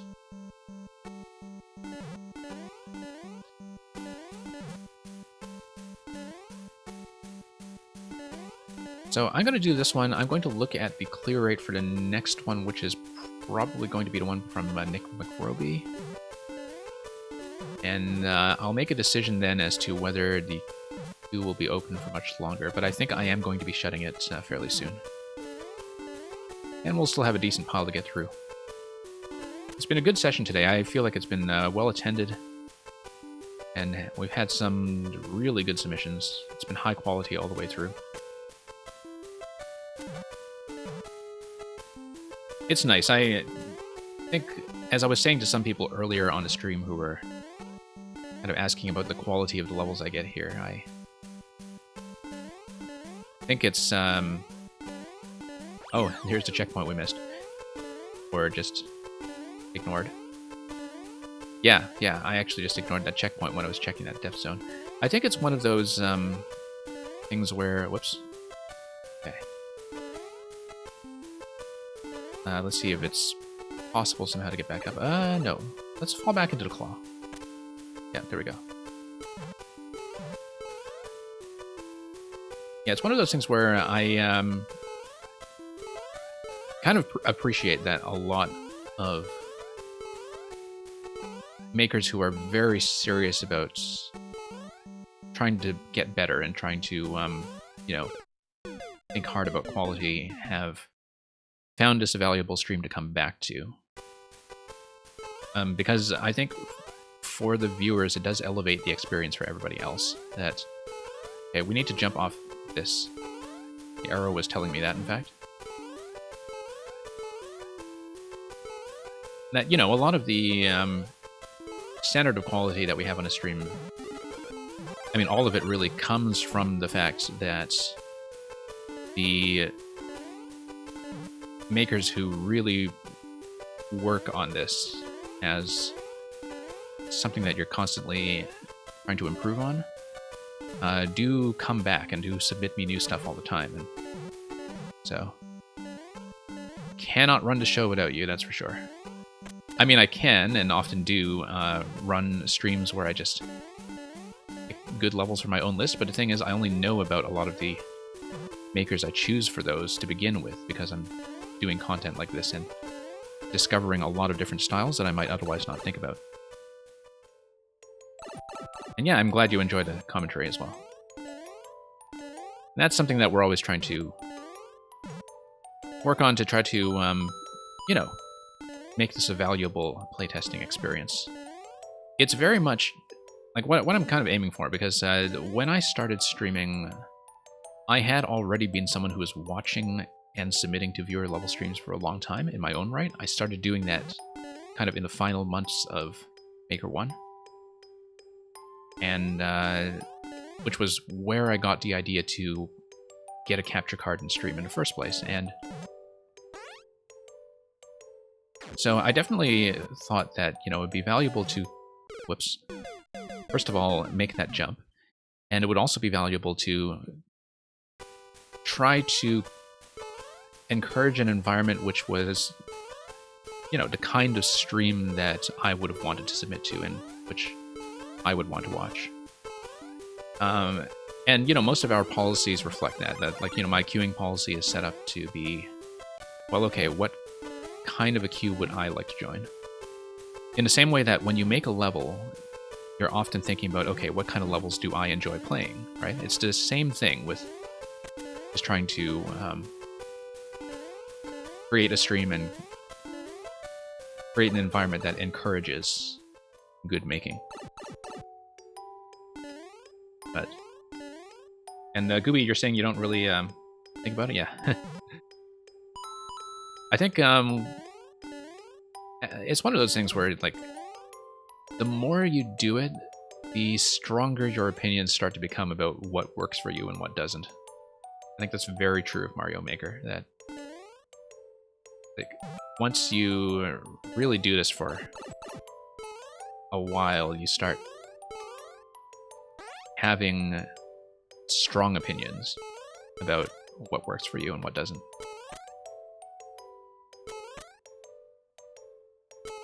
Okay, so let's jump over here, and that's a clear. Nice little mountaintop finish. As you can see from the nighttime theme, it took us all day to climb the mountain. But yeah. Just a very lovely level to look at, as usual. Merlin. I mean, there were, you know, little spots here and there that I was kind of thinking about as a bit awkward, like that spiny dropping into my face above the skull zone that I wasn't supposed to fall down. Like, you know, just little things like that. But on the whole, I thought this was very enjoyable. And yeah, Gooby, we actually get a lot of Dutch makers here for some reason. The Netherlands are very well represented among the people who submit here. I don't know why that is, but that is the way it goes. And thank you for submitting.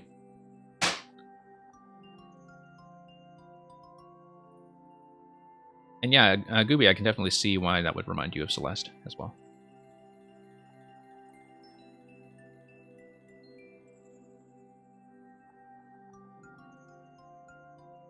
Okay, Nick McMurray, thank you for sticking around all this time. And we'll take a look at the Super World.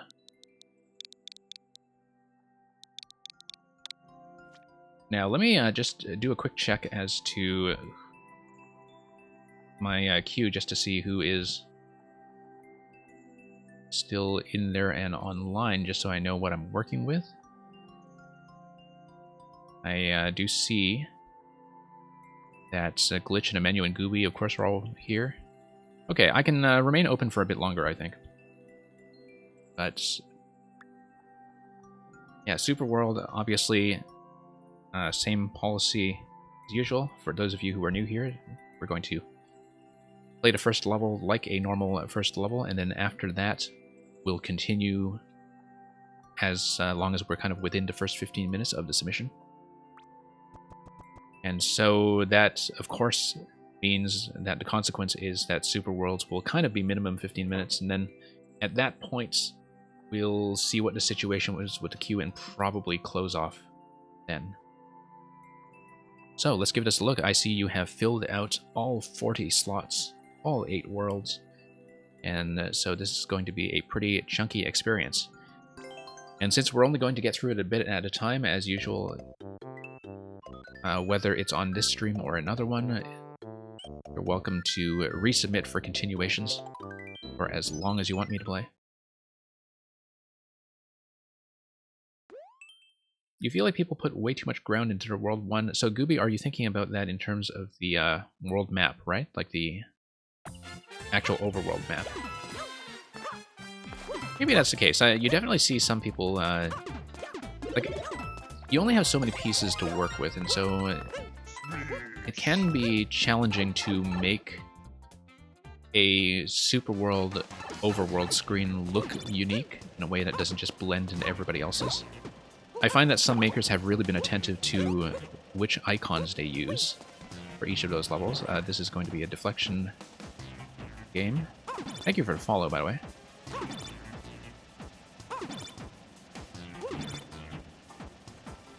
No. Oh. That's exactly what I was afraid of doing.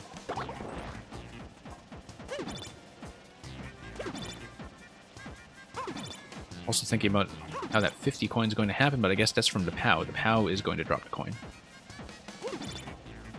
Also, I should be paying more attention to the clear condition. I was not paying attention to the clear condition when I was in the first segment.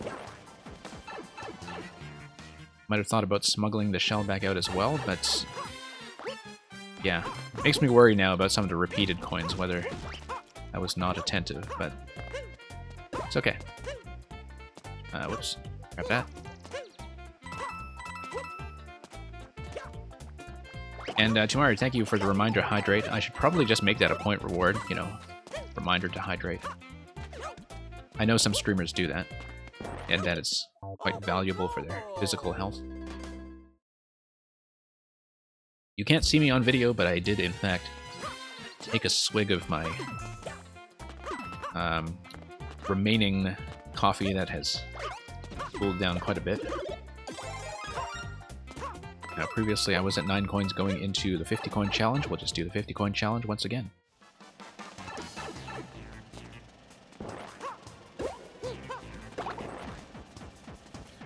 There are definitely things that you can do with decoration in 3D World. Like, 3D World, I know it's not as flexible, and I know that for people who are very decoratively minded, it seems very limiting, but there are definitely ways to get around that, even though it is frustrating to see that the semi-solids clip differently and follow a different collision logic. Like, there's a lot of stuff you can do to make a pretty 3D World level. I think this one looks pretty reasonable. Like, it's obviously is, you know, traditional World 1 grassland. You're naturally going to be tending towards a bit of a simpler look, but it never looks empty, really. Like, this segment here... Oh, whoops, I don't know I did that.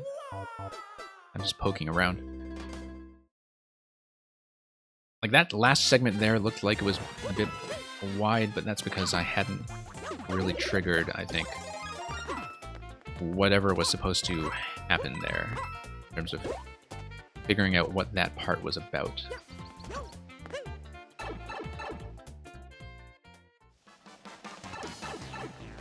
But yeah, I think making a memorable 1-1 is actually one of the more challenging things that you can do, and it really gives you an appreciation for how much effort Nintendo puts into their own introductory levels, in terms of not only giving you a very gentle entry zone, but also being able to tell the player, okay, you played either many Mario games or no Mario games, and we need to accommodate both of you. And there are a lot of very subtle tricks that Nintendo does to do that people don't really talk about that often. One of them is allowing for lots of different kinds of pacing. That's definitely a Nintendo trick, that, like, levels are designed to both be fast levels and slow levels. Not much else to do here. I'm mostly checking for coin blocks for the remaining 17. Oh, I guess didn't really need to be that thorough so soon.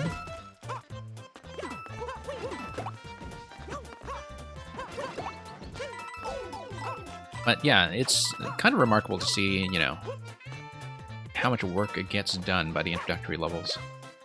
We can, of course, stop the plants in 3D World. I missed 2 coins.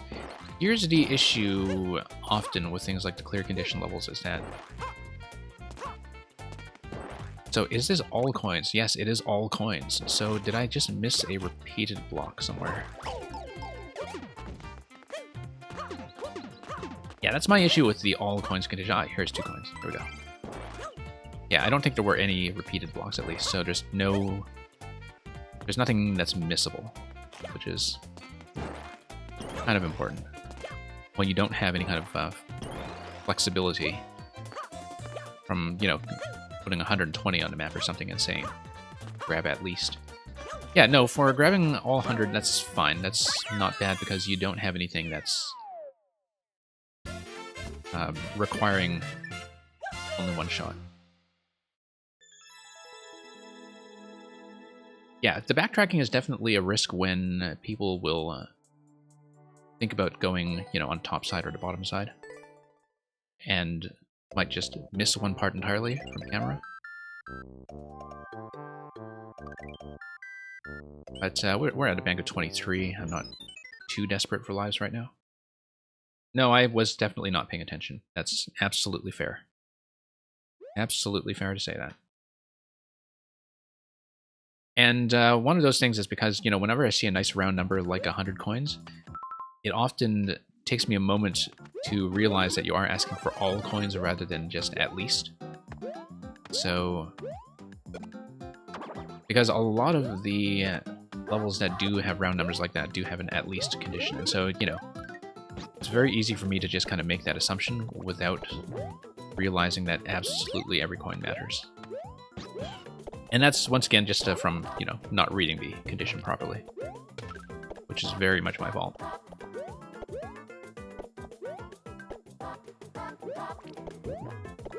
And this is definitely a shell spot. We're going to miss it, but oh well. Oh, okay. Sure, let's grab that. I mean, I think I can probably take Yoshi up with me, I hope. Can I? I guess not. We'll have to ditch.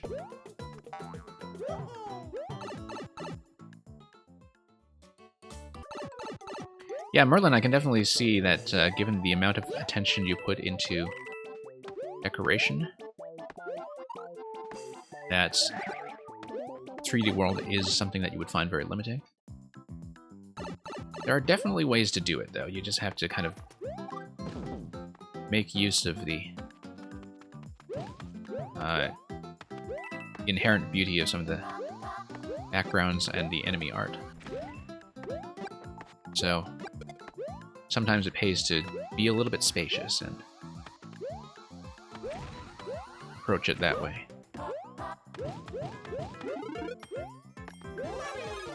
But yeah, I find 3D World is in general kind of an underrated style. There's a lot of stuff that people say, okay, we can't do the thing that we can do in a standard style, so I guess we just can't do it. And instead, if you're looking at alternative methods and alternative approaches to the same problem, you actually start to unlock tons of stuff you can do with a 3D World that you can't do anywhere else. Nice, very nice. Kind of nice that you have this massive bounty of 1-ups at the end as well. On your way through a Super World format, I can tell that a lot of this was designed with that in mind.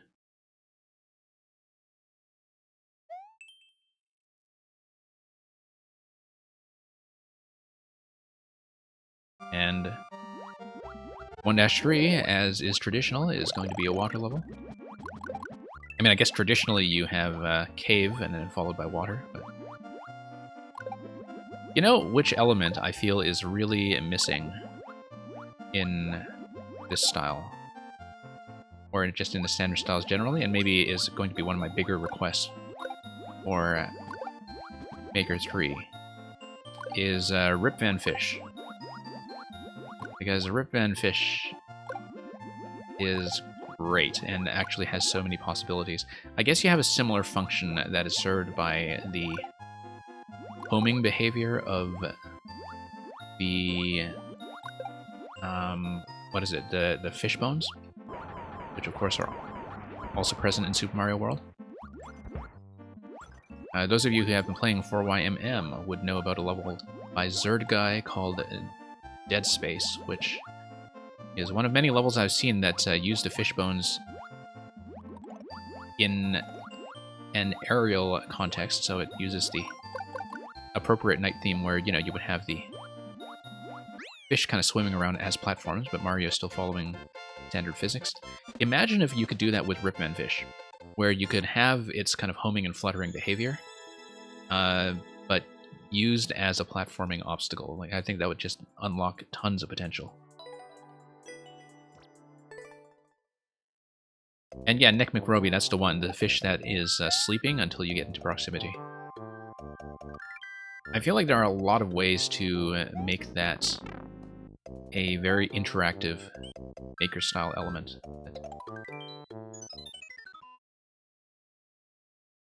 Not expecting to get anything else in Maker 2 at this point, which is too bad because there are some very clear avenues to be explored that would add something distinct to the game. But I was very happy with the 3.0 patch, though. I think the 3.0 patch just added a lot of design power that was not present previously.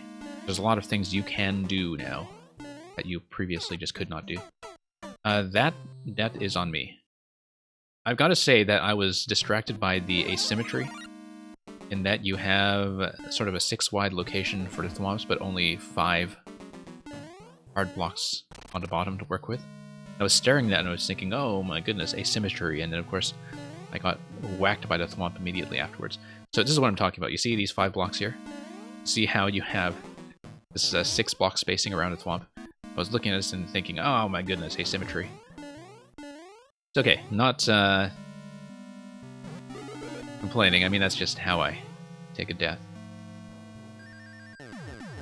Will we have a flight point like we do in SMB3 to grab a warp whistle? No, we won't. It's okay, I'm sure I appreciate this nonetheless. Now, this is very SMB3, like this use of spikes here. There aren't many uses of spikes that feel like the original games, because the original games don't really have, like, they always have substitutes to what we see with the one-tile spikes all over Mario Maker. But that actually recreates the kind of moving crush deaths in SMB3 quite well. And here we have, like, basically a Boom Boom Fortress. Yeah, very clear effort here to mimic SMB3 fortresses, including just the standard Boom Boom fight at the very end.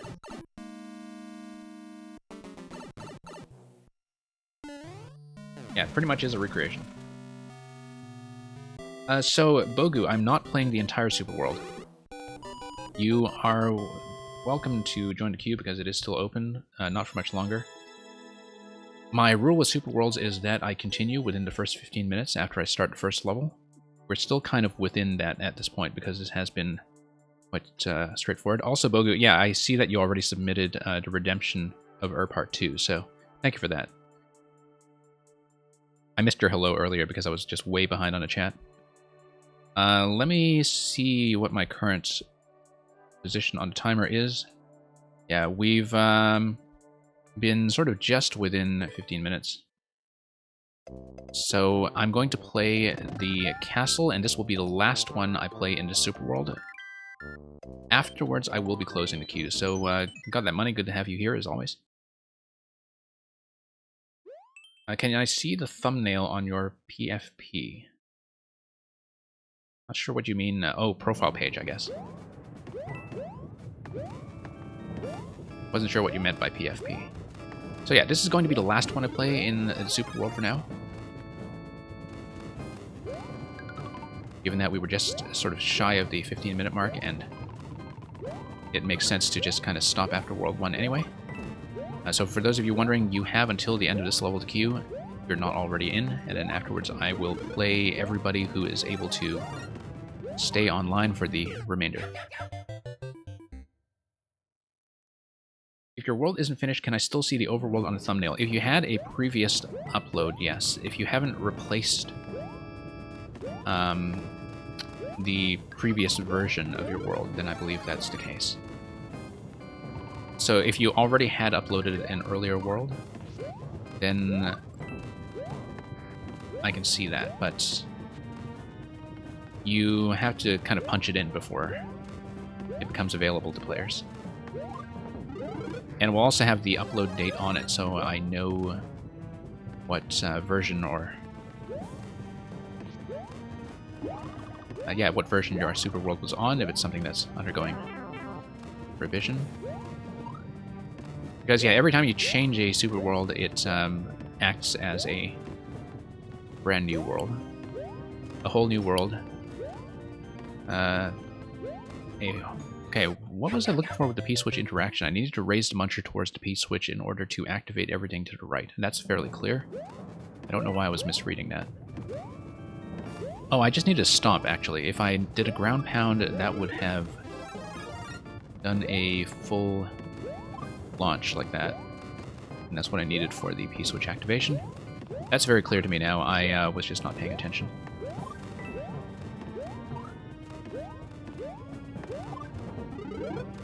Okay.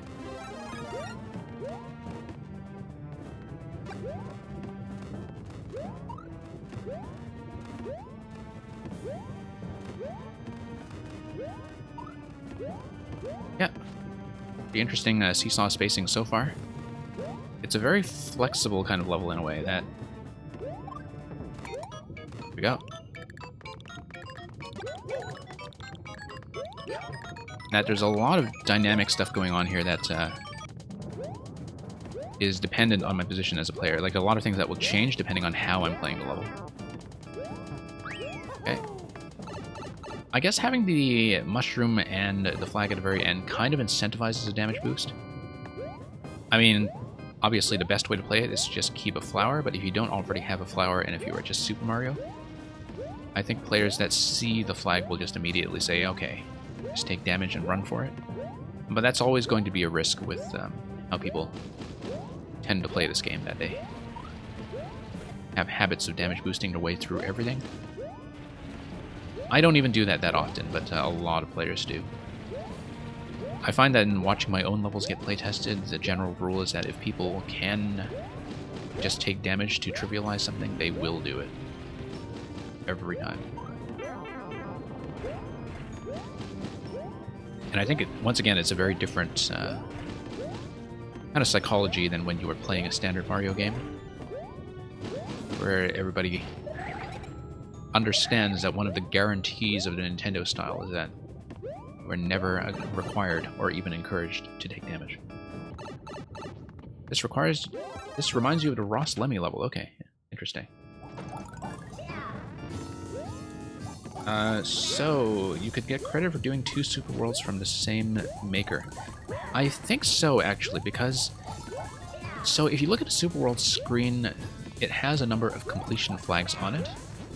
Currently, I actually have more completion flags on that screen than the number of worlds that are listed there. Never mind worlds that I've cleared. And a lot of it is because some makers have actually re-uploaded 4 or 5 different worlds for me to play. And so the number of clear flags on that screen is preserved, so far as I know. So even if the world is removed and replaced afterwards, the flag on your own profile as the player does remain in place. Gooby, I need to permit you to send a link in chat first. Just give me a moment, because otherwise the bot will get really aggressive with you. The other thing that you can do is... Yeah, so you can post a link now.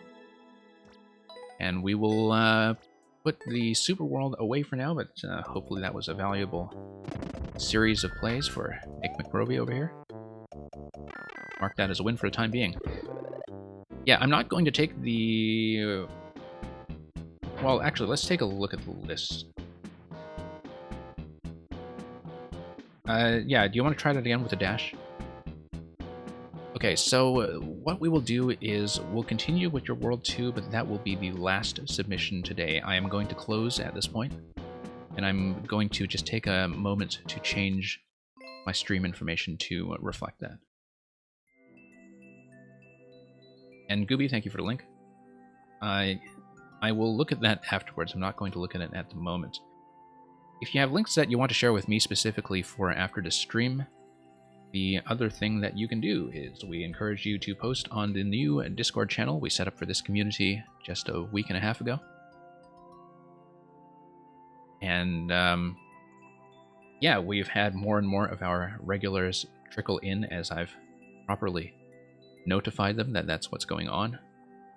But it's right now kind of a modest hangout that is like the stream, mostly Mario Maker themed, but then you can keep up with some further plans and expansions that I'm making to the stream as we go ahead, and there's a lot of interest in Maker Tech and level building over there. So don't have to watch the whole thing? Okay. Yeah, that's fine. I'll take a look at it after the stream, though, not while I'm on stream. So this queue is closed. Let me just pull up the list so people know what's going on. I will make an effort to get through everybody who is online, and there are some offliners in there, so the queue is actually shorter than it looks. Slightly shorter than it looks. And if you have to bail early, no worries. Hopefully you can catch me another time. In the meantime, I'm going to just change my stream title so the closure is clear.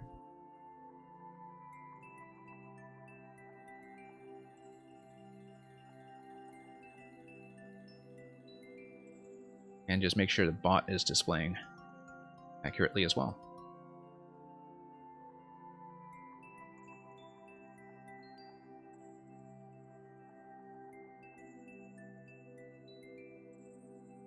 Yeah. So I know the list online command is telling you that Narwhal is off, and I believe you're correct about that, but I do a check anyway because sometimes Twitch and Warp World can be very laggy when it comes to displaying that stuff.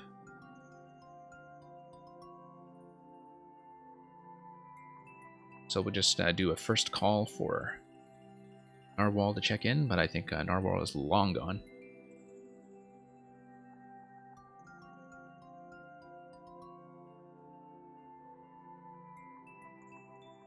So those of you who do have worlds in queue, because I know Glitch, who is next in the queue, like that's a world continuation of something that we did start earlier in the stream. That is something, like we'll probably be doing things under slightly shorter time constraints than usual, just to make sure we get through everybody before we close up. And yeah, Bogu, I've definitely heard that feedback before, that we take a bit more of a cerebral approach, and so we have a lot of people who are much more comfortable submitting things like puzzles here than they ordinarily would be on some other streams that are very anti-puzzle. Let's remove Narwhal and get to a Glitch.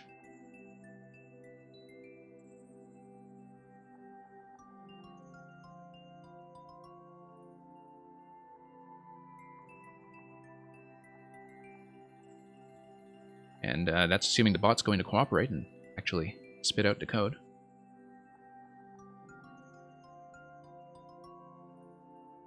I can see it, though.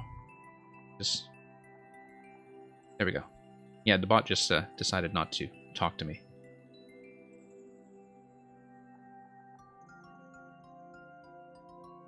Yeah, Gooby, I definitely hope that we'll be able to give you some much more precise feedback than what you can get in comment cards. So for those of you not here earlier in the stream, we are continuing a series by Glitch that was inspired by Cuphead. And being inspired by Cuphead is kind of a mix of boss fights and run and gun segments. We've done 2 out of 12 levels so far. I will be doing at least one more, and if it goes by quickly, maybe I'll do a second one. It's just going to be usual world rules, but once again, because we are closed up and finishing up, I'll be kind of keeping things tighter than usual. 5 run and gun and 6 bosses. Okay.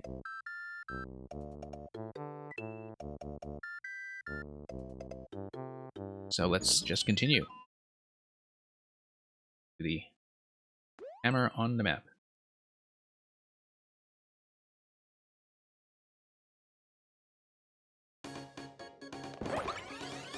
Okay, run and gun. No, I missed the on switch completely. That's okay, that can be fixed. That's not the way to do it.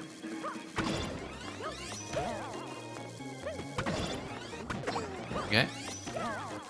I can definitely tell that these are built to be rewarding to people who are going for speed, that, you know, they're much more about trying to find strategies to chase the speed record, maybe. in that I'm kind of doing it in a fairly clunky fashion. And also, I'm doing it kind of mostly with charge shots, which I know is not necessarily the Cuphead feel of, you know, constantly peppering some shots, but okay, I should have been paying attention there instead of just blindly firing. Oh, whoops.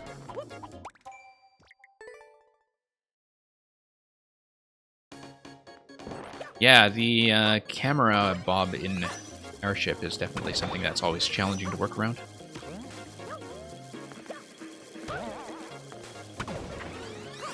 Probably one of the biggest beginner mistakes with the Airship theme is you build everything on the bottom layer and don't account for how the camera might conceal where it is safe to go and safe to land. This level's fine. This level will obviously knows how to work with that. Yeah, the only thing about these levels, as I've been saying in the previous segment, is that it is kind of SD lock dependent, if you know what I mean, in that you are expected to die right away if you lose the hat. Like, you only have access to one hat and you are not allowed to get hit. And you're also just kind of expected to understand that as the player.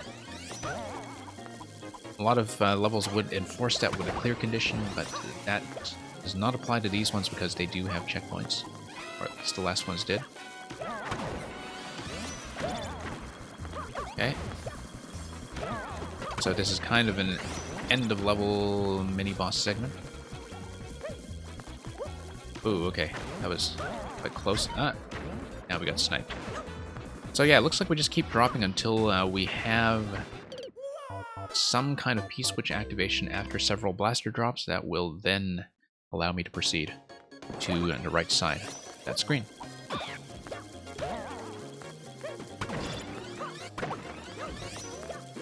Okay, here we go.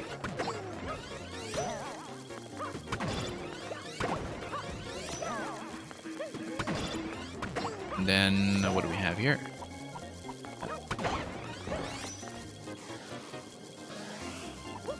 We'll just skip that Magic Koopa over there.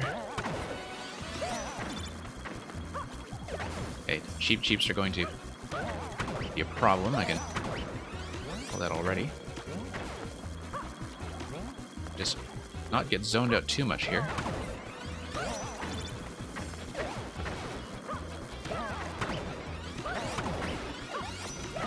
Okay.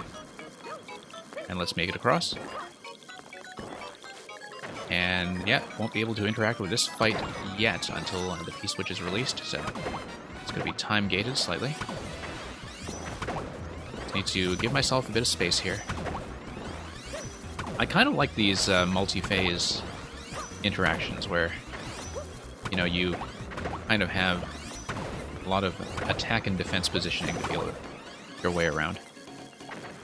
And that's very much in keeping with the Cuphead style, of course. Now, you can't enter the pipe when you are A, not swimming, or B, don't have a platform to sit on. You can enter pipes from the bottom, but not pipes from the side. It's the same pipe logic that applies to normal pipes that take you between zones. Okay. Okay, so this is going to... Let me make sure that we actually want to hit the P-switches, because that's not always clear to me. If we hit the P-switches, then what happens? We want hits... Okay. Bully is going to do that. The bomb is going to hit another switch at the bottom. What does that do? Yeah, I guess right now I'm not clear on what the P-switch is actually going to do, so let's just blast this. Oh, I see. That's... Okay, we want the on-state to change. Here we go. To do that, we either ground pound or let the bully hit a bump. And we'll just stay on this side. Doesn't matter if we get squished a bit. Let's have another bump.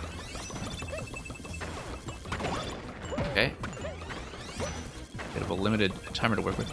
I guess my issue with this is that I'm not sure what the P-switch is actually supposed to activate. I presume that there is something like a P-block or a coin underneath the blaster that is going to knock it out. That is going to be a knockout. But,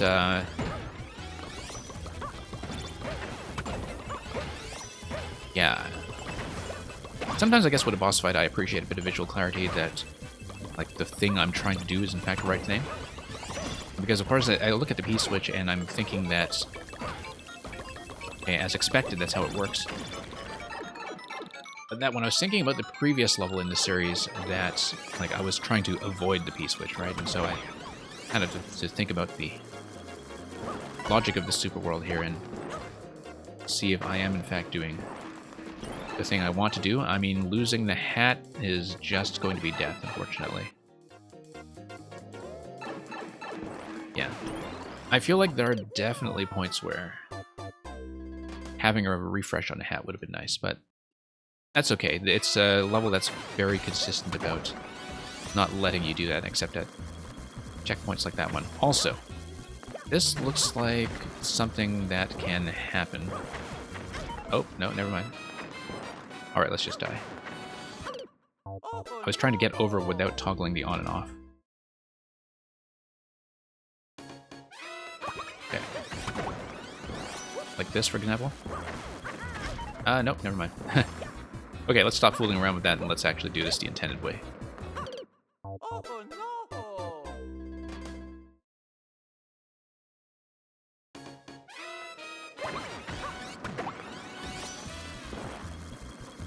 But yeah, in the chat, you were right about the key block and blaster setup, of course.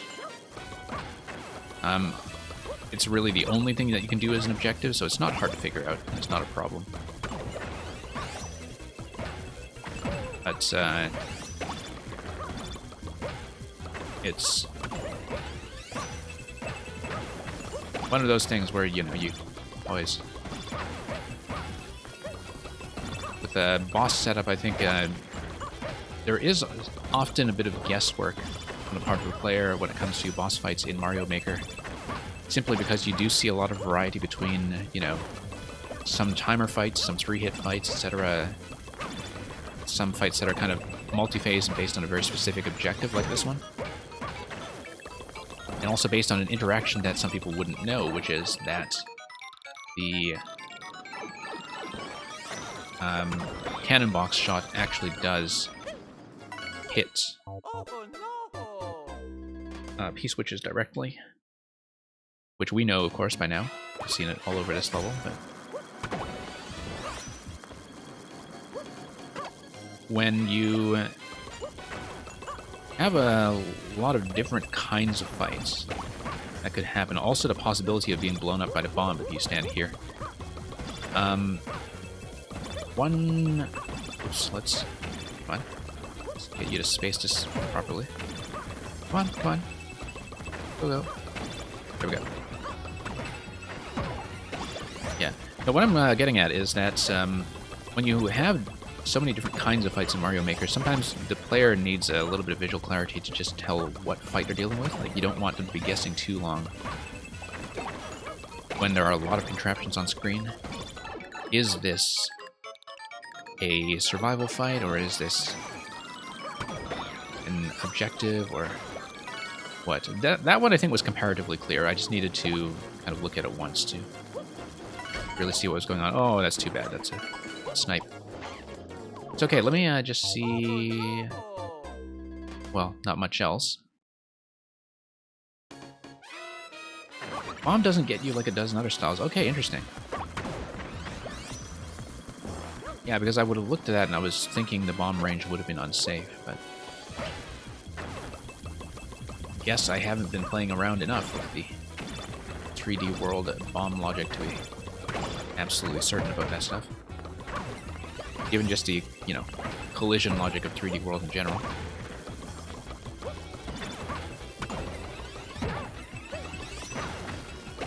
Okay.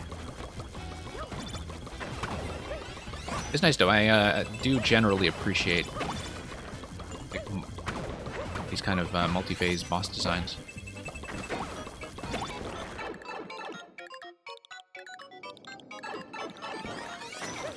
Alright, let's just whack that guy in the face. Oh, okay. Same mistake. Same mistake. You want me to change the Luigi? Let me punch that in so it takes effect for the next attempt. Also, let's make sure I mark some of these reward requests as redeemed, because I've been behind in doing that.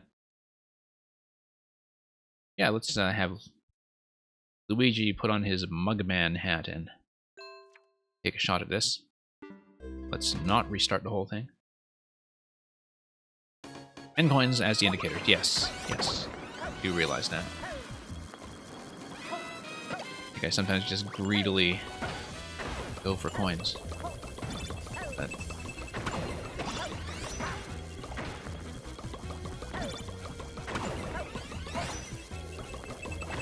okay. Okay, bump. We're going to need a second bump, tertiary bump. Nope, missed a shot. No, let's bump him once more. Okay, that should do it.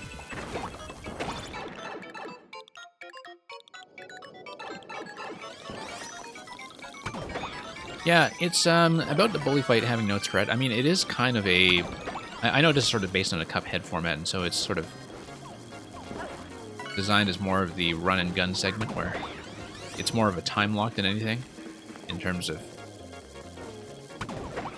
being designed as something to slow you down rather than actually kill you.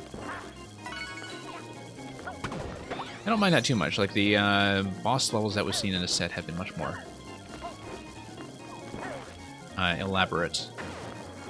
Same way that you would see a difference there in Cuphead itself. Okay, it looks like I needed some kind of shot to the right. Is it safe to go down here? No, it's not. What am I thinking of down there? I noticed the arrows, and I guess I didn't actually pay attention to what that was supposed to be. And, yeah.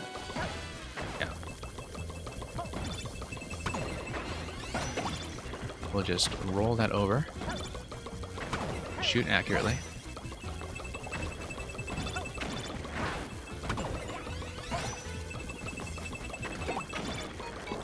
Okay. And yeah, there we go.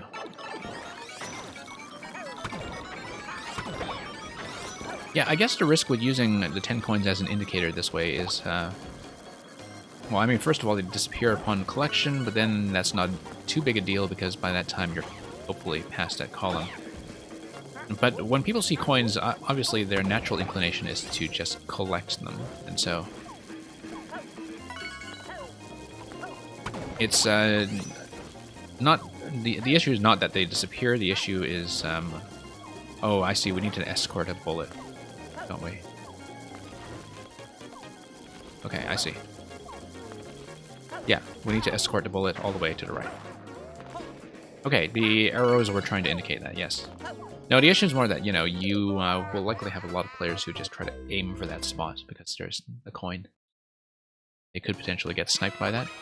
I know that, once again, you know, you are kind of working within the limitations of 3D World, and you don't just want to have something really intrusive like having E-blocks everywhere or something, right? But particularly because when you have a layout where P-switches actually matter, I guess, you know, using P-blocks for indication might not be as appealing or as practical. Okay, no, we missed a timer already. Let's bump that. Come on, bump that, bump, bump, bump. Okay. Bump. And one more. Bump.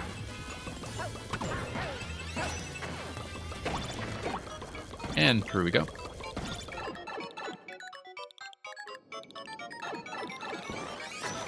And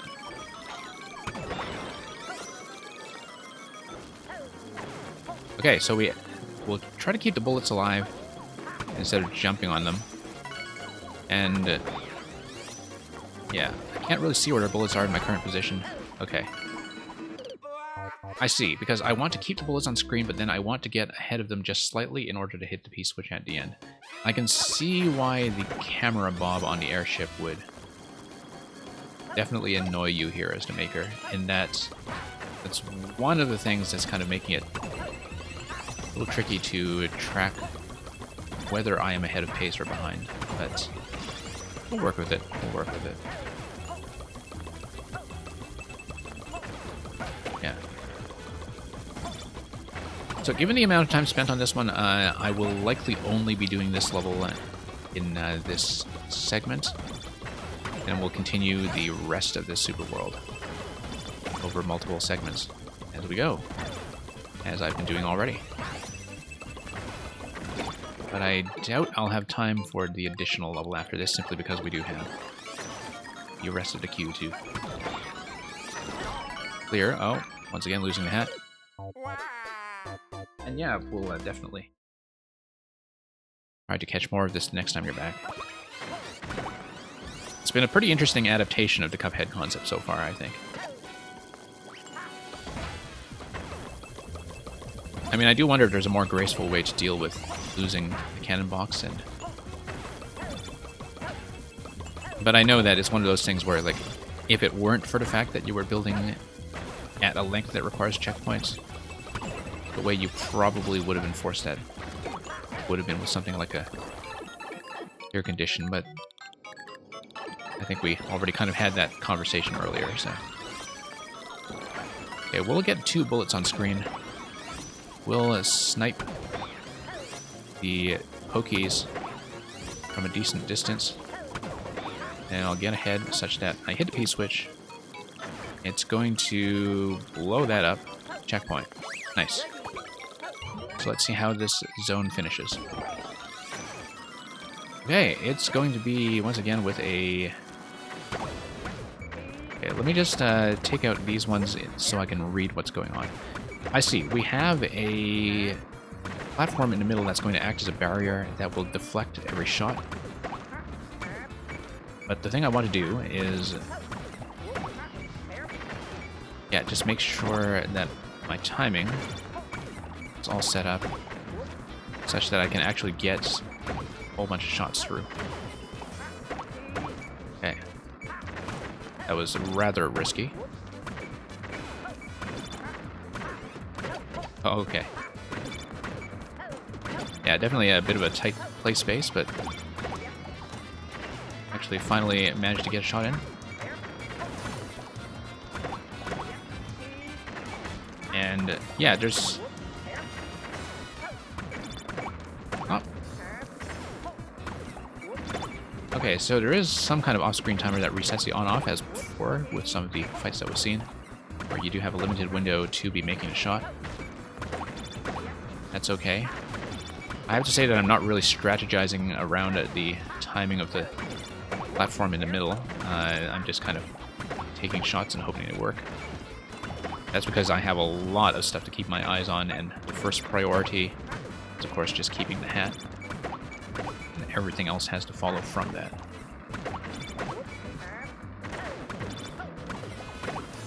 Okay. Whoops. I actually do want to keep it as off. There we go.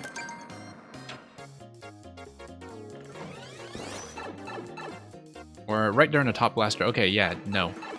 Yeah, I just totally had tunnel vision for that. It was definitely visible, and you're absolutely right. I didn't have enough time to really scan around with my eyes and see where the on-off reset trigger was because I was too busy trying not to be sniped. Yeah, but thank you for that. We will, as I said before, continue in this super world another time.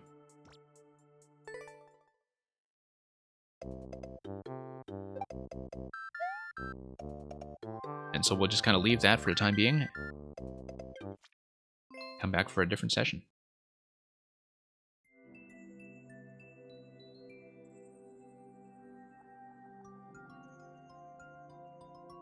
It is almost your turn, Gooby, but if a menu is still here, we're going to look at a menu first.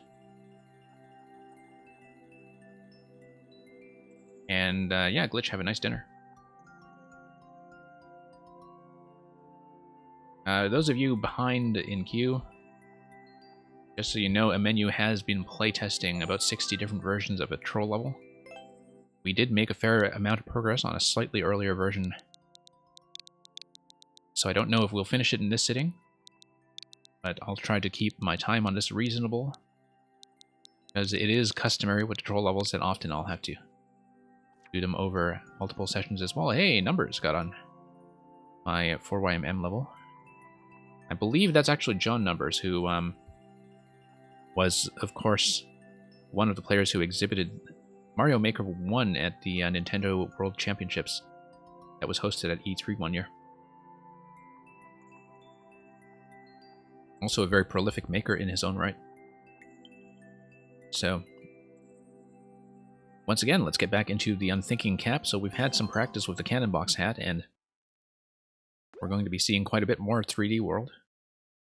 Yes, Gooby, if you want to check that out, let me just post that. I'm going to post both of those links. We were in 4YMM Week 5, so that was the level that I put in. I'll put in the code as well.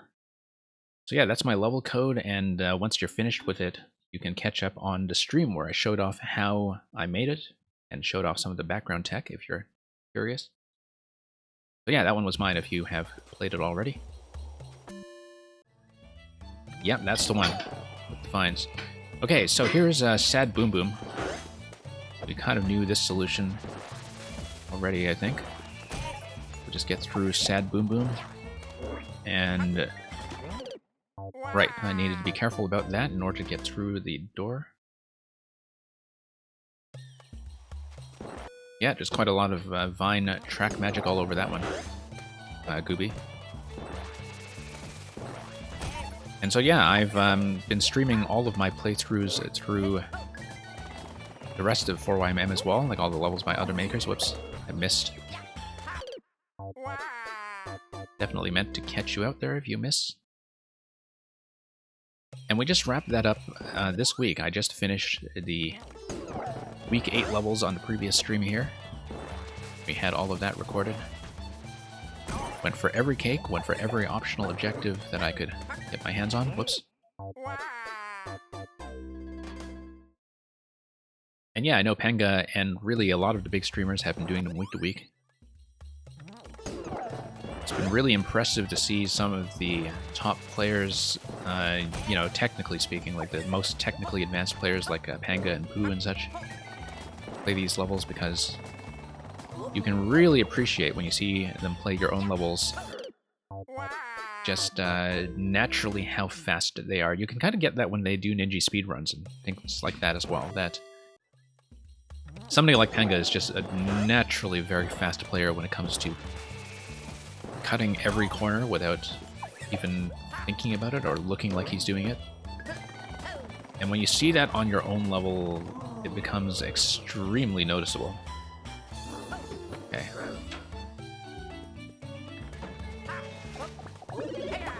And, oh yeah, no, we were supposed to wall jump around that because otherwise the icicle wouldn't fall.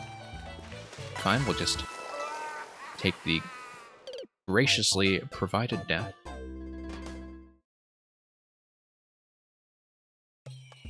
And yeah, Gooby, even as a maker who was a contributor to the project, I learned a lot of stuff about this game just by playing and in some cases playtesting the levels that were on display. I was very fond of some of the super ambitious puzzle levels that were in the set. I know that some of the, you know, more technically minded players that weren't too much into them. I needed to go faster. But yeah, I was a big fan of some of the giant puzzles, like the Yoshi puzzle and the mole puzzle. But then I think it was enough of a variety show that there were definitely types of levels for everyone, something for everybody. Ah, I see. Okay, so, yeah. It's as soon as the icicle drops, which was previously triggered by going for the 50 coin, that pipe is blocked off. And you see a little platform there. You see a checkpoint there. Yep, and then I actually never tried going up above to see if there was anything above the blaster. I feel like I want to do that. I mean, that's obviously not right, but... Okay, yeah, it's based on some kind of proximity-based clump trigger, I believe. Okay. No passage up there. We'll just have to... either have to scroll break or the pipe entrance. Pipe entrance? That's what it is. Yeah, there's a lot of weird collision stuff in 3D World that this level takes advantage of all over the place. You have to get through before the boomerang shows up. That's right. Some of this stuff was previously established when I ran an earlier version, slightly earlier version. So I just need to remember what it was doing. Don't think I want to hit this. But I do want some kind of... Like, it is a POW block, I think, and that's what's being signaled here.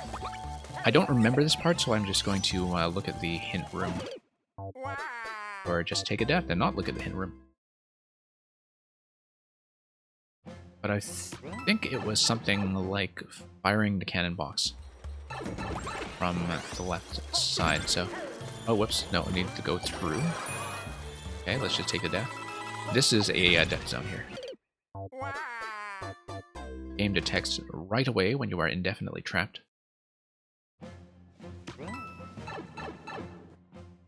Generally not a fan of troll levels. Yeah, they're an acquired taste. A menu is normally a more of a standard puzzle creator. This was a menu's first effort at a troll level, and kind of a challenge to make troll mechanics make sense in the 3D World style. I find that, yeah, there are definitely some troll levels that work much better for me than others.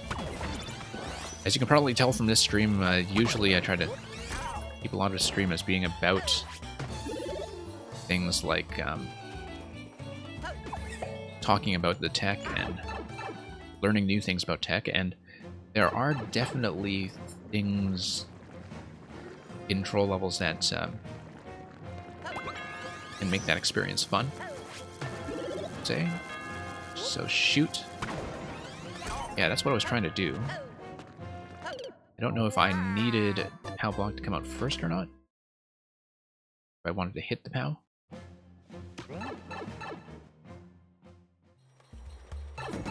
Yeah, I know which vibrating block you're talking about. There's a reason I'm not taking that, which is that it is... You see this? It's actually on wings, that's why. And it's because it's on wings, as soon as you go down here, it crushes you. You see? So you can't even let go of the donut block. So that's why it's on wings. It's not something suspicious. I was just doing that attempt to show you why I was not trying that.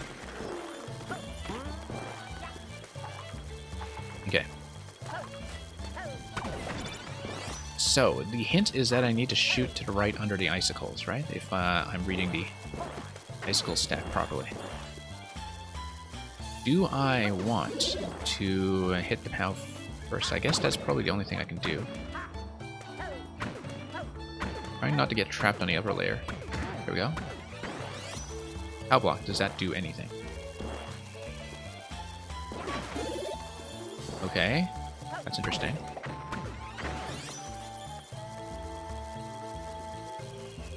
I may be trapped, but let me read that once again. Because it seems like, you know, you can actually get on top of the POW block and into the door, but that level is kind of discouraging that. I feel like I might have checked that on a previous attempt. So let's take a look at the hint room once more. Yeah, I did shoot the POW, as you can see in that attempt, and that it was not really the way. This arrow here seems to indicate that I should be coming up the right side. And shoot to the left. Huh. Wonder about that.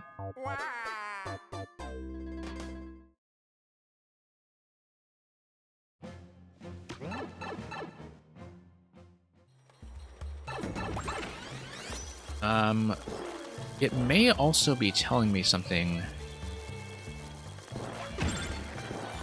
about a different location than what I'm assuming. Just let you know what I mean by that in just a moment. But yeah, as soon as you shoot that, this is a blast that's going to come down, and so like this POW block in this block here, it's not going to be too meaningful. However, oh, okay, no, that's one thing I hadn't considered, is that I could shoot that in advance. Yeah, okay, now let's try that. Try that. I feel like there's some potential there.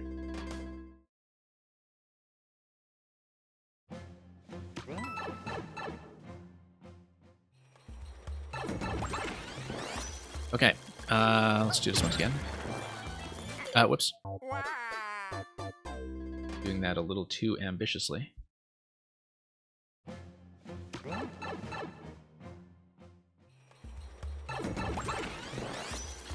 And what do we got? Okay, watch that.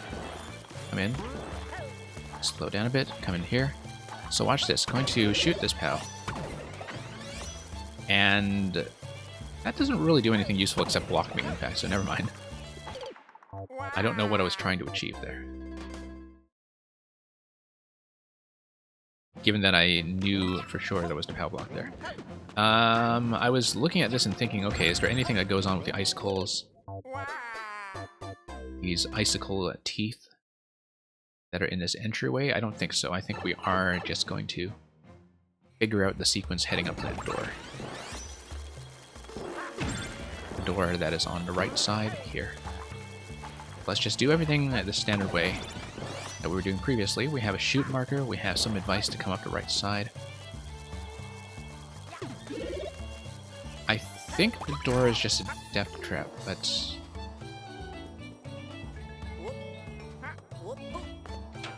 we'll just check it to be absolutely sure. Yes. Right, because I need to be able to get here with the hat,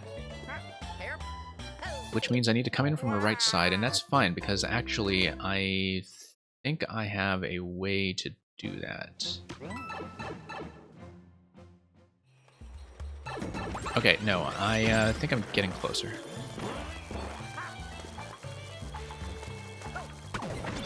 So we know this. We need to activate the POW block such that I'm able to go through. And yeah, so I need to go through, but what? But I need to do that while retaining the cannon hat. Can I pick up the cannon hat from the top? Let me try this. Let me try this. Like this. No, I can't. Okay. That's one important thing to establish. I need to go through the door while wearing the cannon box. And that's the main thing to figure out. The hint room was telling me something about shooting this way. Blowing up POW. I didn't see what blowing up POW actually accomplished. So let's take a look at this once more.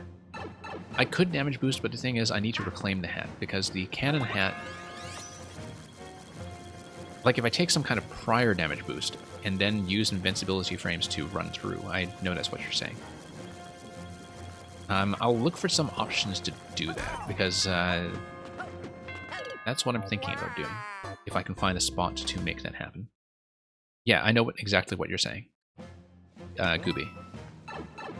That is very clear. So, why don't I just activate this once again? But I'm not clear on where I can take damage, because like this spot here is just an instant kill. A squish. So you get the icicle.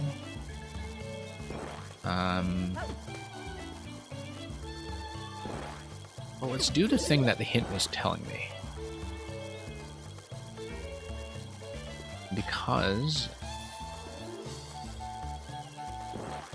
yeah, I feel like maybe that's not the way at all, and that what I want to do is I want some kind of activation of the on-off such that... Whoops. If I have another activation of the on-off, and I can make it to the right side and drop out that donut block on the right side, maybe that's the way I'm supposed to go. Except I'm thinking plan A is to still get through here with the box somehow. So if I can find some way to take damage, then I'll do that. Try the hint again. Yeah. There's probably something in it that I'm misreading, because I know there was the arrow telling me to go up on the right side.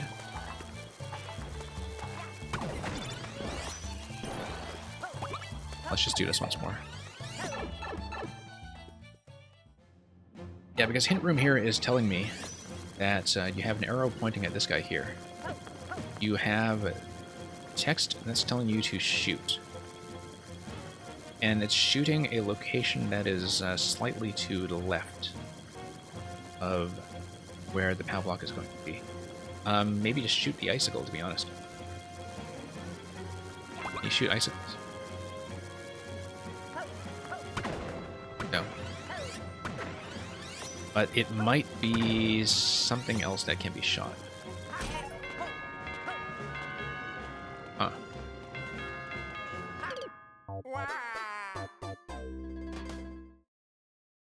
Okay, it'll just take a moment to wrap our head around what's going on with this. Because I believe this was actually the same roadblock I hit last time.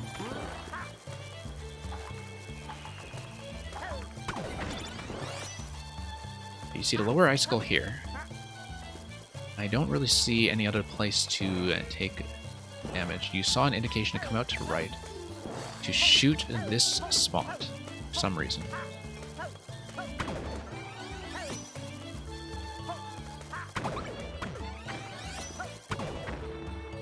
Yeah, that's gonna stick me.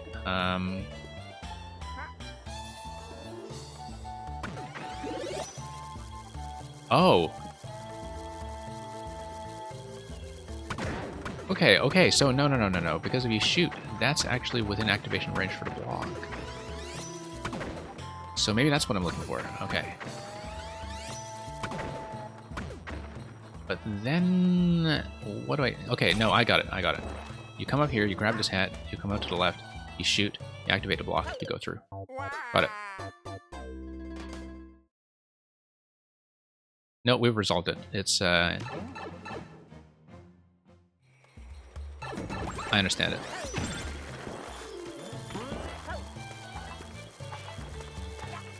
Good thing we had so much gunhead practice on glitches level earlier that was reminding me of those mechanics. Come up here. Let's be very, very careful. That's not very, very careful.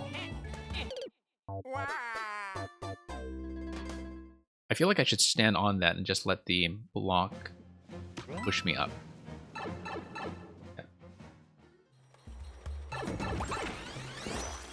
Or I could just damage boost and grab the other hat, but I don't see why not. Whatever's easiest. We know what's going on now anyway. Yeah, I could just damage boost and grab the other hat.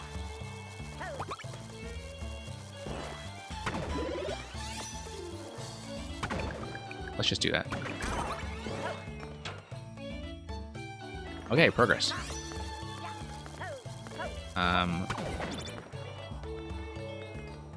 Now, do I want to... I mean, this is an obvious trap with the... This guy's down here, but the thing is, do I want to switch the state? No, I can't anyway. Yes, I can. No, I can't. But you can still do it by proximity, right? Like that. This would perhaps take you down somewhere useful. I feel like the 50 coin is total bait. Oh, look at Boom Boom there. Just, I see that's going to be kind of a Boom Boom trap. Yeah, Gooby, I totally understand what you were saying. let's pop this. Let's just do this the low execution way, which is to like that.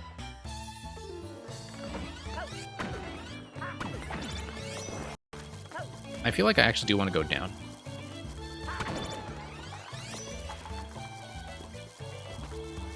And hitting the on-off switch will allow me to go down to the right side and hit that block. Then if I hit that block, it might be within range of... yeah, there's no platform to stand on here, so I can't just fly on that. Okay. Now, there's going to be a P-switch that comes down. Oh, I see. I need to shoot quickly, because if I'm too slow, then I hit this P-switch, and...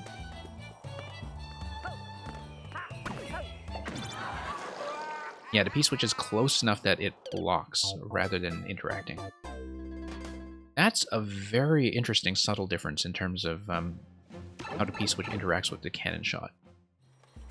I feel like I've seen something similar before, possibly even in one of MNU's puzzles.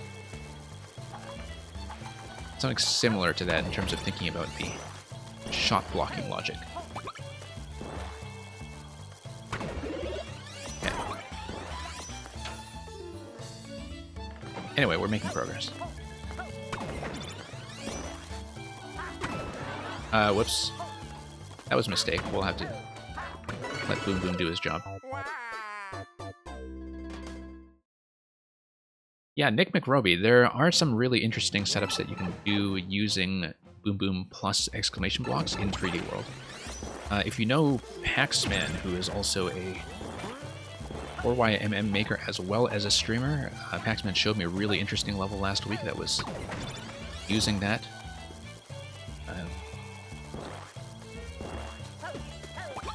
And using that in conjunction with the Goomba hat, which is one of my favorite items in the game, which I think is just criminally underused. Okay, let's be careful with this block. Okay, that works too. So the idea behind this is that I've got to be quick.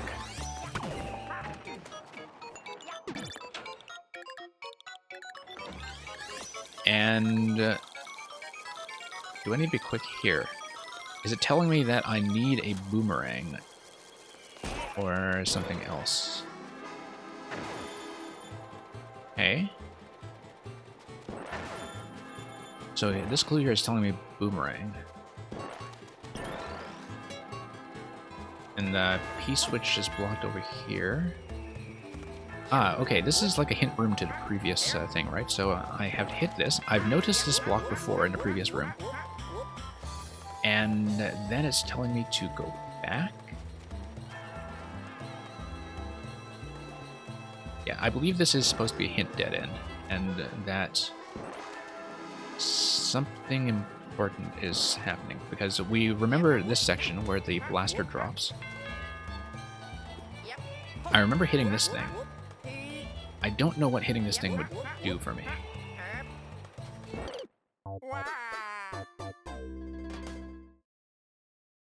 Gooby, I am going to plug one of my own levels if you want to see a use of the Goomba hat. Because, like, the first thing I made after the patch was with the Goomba hat, and I found that it has tons of untapped potential. I will dig up the code for you in just a second. Or you can just go through my profile from my latest one. And it's not the latest level, it's the second most recent level on my profile. So it's not that one in the link. And I can try to dig up the code elsewhere. So this is going to tell me something about hitting that and then hitting the boomerang. Why? Why would I do it? Bullet hat? How does that work? That's interesting. Roll. So we need to roll. And something to do with the boomerang. Ah, use the boomerang and then roll over. Okay. Curious. Okay. This is, I guess, it's kind of equivalent of an anti-softlock game. Let's just use the bullets. Oh, okay, because I can strip that. And then roll. Now, this is the classic swamp platform setup that sends me down below. I know that because, of course, I use it at the Goomba level. I've got to send the swamp down first. Hang on. Send the swamp down first, then roll.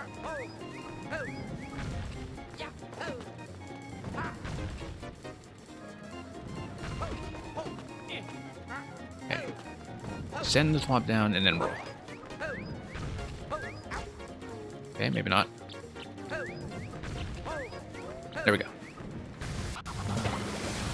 And what was going on there? I thought that was actually some kind of warp block that I could fall into, but I guess that's wrong. Yeah, just one moment. Let me see if I can grab the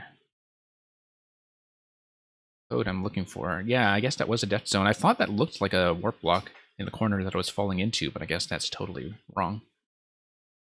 Maybe that is just a death game, like an anti-softlock game, that was trying to tell me something about the boomerang. But we'll look at that once again, because we have some progress now. We know we can do that. We know we can do that. We know that I can actually take the boomerang with me to the right side. Hang on. There we go. Roll. Yeah, because we had a boomerang check earlier past the P-switches and all that. So we do that. That's not going to be it, but I guess that's what happens when we try to boomerang our way through. Yeah, it was a key warp block, but I didn't have a key. Yes, so I think I need to go forward, find a key, and then come back.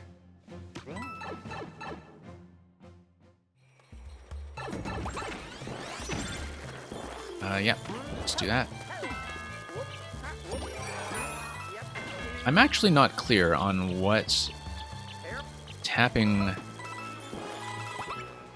that question block even does, like why it is a switch activation. Oh yeah, you see that key door down below on the lower level. That's interesting. I'm actually not sure what this does. Maybe it is something, well, that I just haven't thought about, but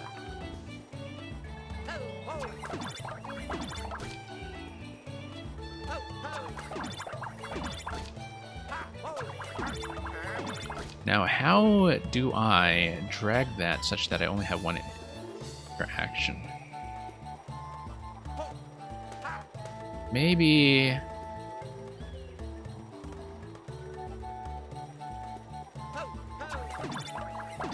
Let me think about this. I feel like I needed to come over here, tap it with the cannon first, and then go back. Let's do that. And then we have a double activation. I can... No, I don't think blocking off with the POW will work, because the thing is I need the boomerang to activate the POW.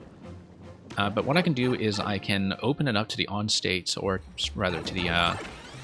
open it up first, and then... You'll see what I'm talking about in just a moment. Open it up. Oh, I see, but then you have a blaster block over here. Okay. So you can't do it that way.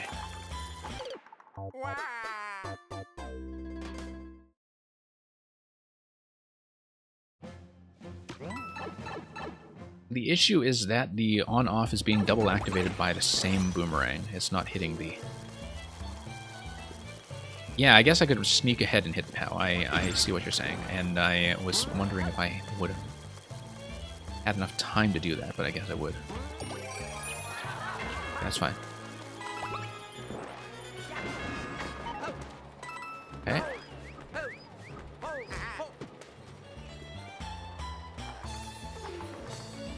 Yeah, I guess I need to sneak ahead. No, too slow. Doesn't work.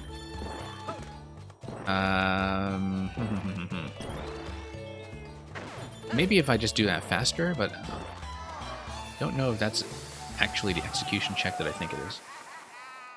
Because I was wondering if I can do that fast enough to make that happen. But if I throw to the left, maybe that'll do. Instead of throwing to the right, I throw to the left and let the first boomerang shot bounce to the left side. And then...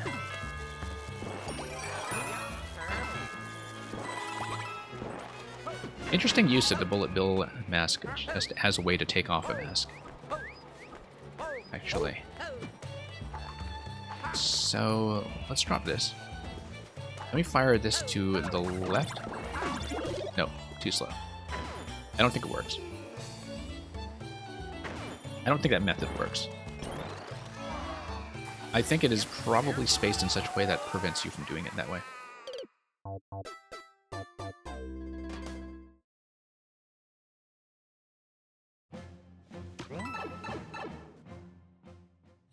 It could be that I might want to go back through the bullet path to see if there are any other hints that I might not have picked up.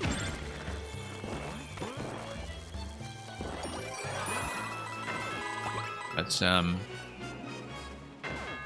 I'll see, because there definitely was a boomerang check that was afterwards. And we'll have to think about that.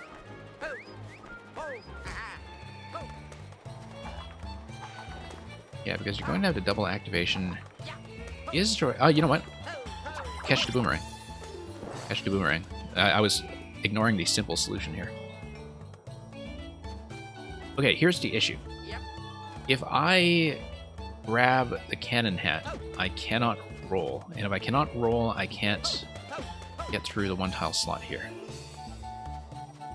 But that's fine, because I don't want the cannon hat, do I? I can get by just fine with the boomerang. Hey, wait a minute. Why isn't that working? Oh, because I need to blast when I'm kind of right there in proximity. Okay, I guess that doesn't work. Yeah, I was thinking... Yeah, because I can't actually crouch walk with... Oh, maybe I can crouch walk. It's just that I wasn't thinking about it because of the way that the conveyor gates me earlier. I think I can crouch walk. Yeah. No, the reason that I was not thinking about crawl was because of the conveyor earlier on that prevents you from doing that. I'd forgotten that it was just locked with a conveyor, and that ordinarily I can, like a Metroid, still crawl.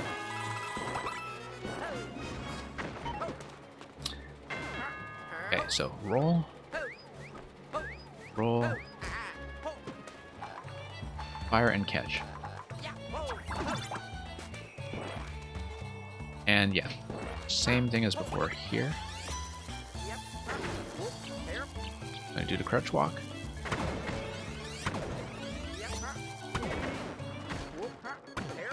Except my height is gonna throw things off slightly now, and yeah, it's sort of interesting that with my 2-tile height, I can't do this anymore. Okay. It's curious. But maybe there's an alternative. Let me think about what I can do with this.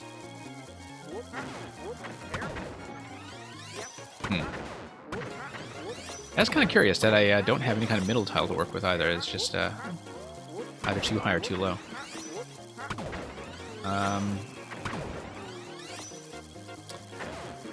Well, I mean, losing the boomerang would defeat the whole point, though, right? Like, the whole idea was to get here with the boomerang.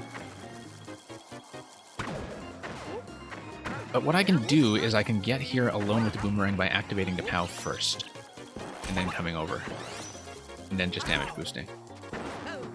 Because the thing is, the thing you do on the other side is to, once again, hit an on-off switch through a clear pipe anyway. And if you're doing that, you can do that with the boomerang just as easily as with the cannon head. You don't need the cannon to do that. And indeed, everything after that, like activating the P switch through the clear pipe, you can also do with the boomerang.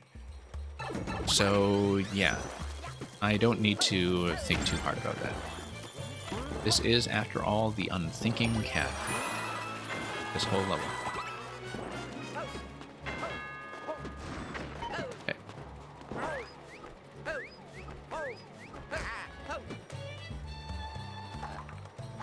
Yeah, no, sometimes the simple answers are the correct ones. And sometimes I don't think hard enough about what the simple answers can do. Oh, okay, I messed that up. I held the dash button going into that, and that's going to be a mess. Never mind. If I did not hold the dash button, I would have been okay.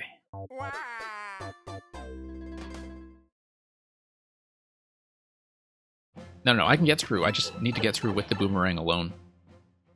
I do not need the cannon box as far as I can tell. I have a very clear intended solution mapped out, I think. And if it's wrong, then maybe I'll try some of the other things in chat, but I think I have the right idea.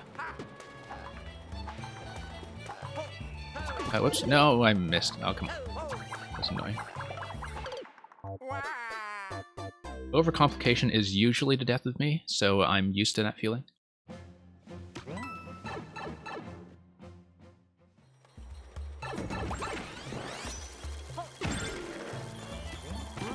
Yeah, it's been a pretty satisfying level so far. I often say that with a lot of troll levels, my issue tends to be that, like, the things that I get out of a good troll level, standard puzzles do even better. Which is that they allow me to kind of read clues and apply them logically, and they teach me new tech. And that, yeah, a troll can do that, but puzzle often does that more elegantly. So to have something that's a troll level that's very much by a puzzle designer and feels that way is actually still in its own right a very satisfying experience. Like, it still feels like a puzzle level that I'm doing here. Okay, so here's the issue. Is that it's going to double tap. That's fine.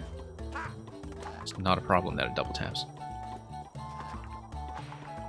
Is it a problem if it double taps here? No, because... I didn't expect that. I didn't think that it was going to hit something as a boomerang either. So that was interesting in that I did the right thing and did not expect it to work.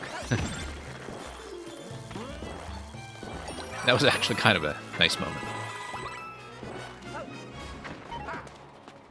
It's not often that you die to the level telling you that you did the right thing, but that was exactly what that was. Okay, let go of the dash button, and screw. Yeah, that was pretty funny.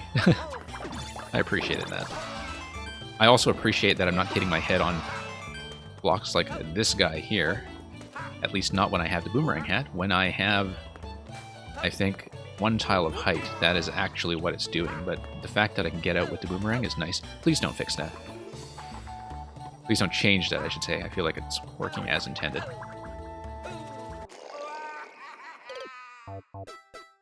It's okay. We're just out of range. I just need to kind of stay on a little bit longer and maybe wall jump over. Or at least just get off before the brick is destroyed. That's a pretty funny segment. I'm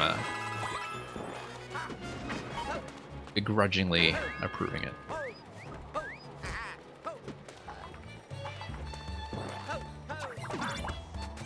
Okay. Pop this guy. Once again. Yeah, I have plenty of time before the brick dies. I just need to get back out. And just be ready to go when the boomerang comes sailing. There we go. Roll. I was kind of afraid that would happen, and I did it anyway. I need to think about how to sort that. This is really interesting, actually, in that I'm engaging with that segment in a completely different way now that the boomerang is up and running. Oh, okay, no, I really do need to pass to the other side first in order to activate this. I see. Right, because it is based on getting into position on the right side there. Yeah, Bogu, sorry you couldn't stay. I know we're taking a while with this level, so hopefully you can come back and catch me another time. Thanks for leaving gracefully.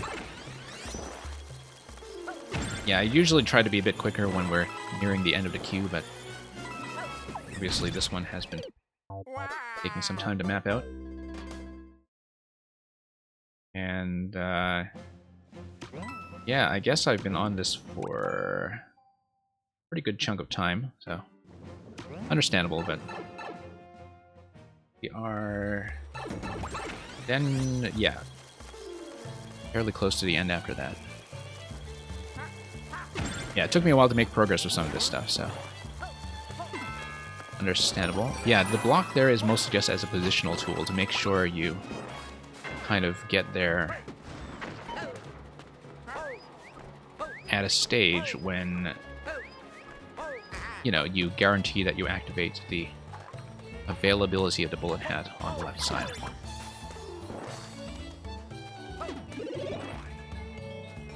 And your level aesthetic was inspired by 4YMM level. Maybe we'll be able to identify which one.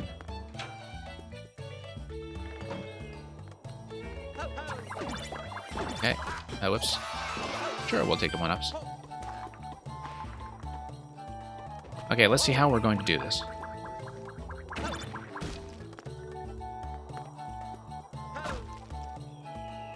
Because a roll... Maybe I just need to jump out of that before I hit. Or maybe I just need to crawl like that. Don't roll. Don't know why I was rolling. It's there specifically to kind of trap you for rolling. Yeah, and that's the same problem that we had previously. So, yeah, we just need to be faster. I knew that from the cannon box as well. And yeah, just waddle. I think that was absolutely correct.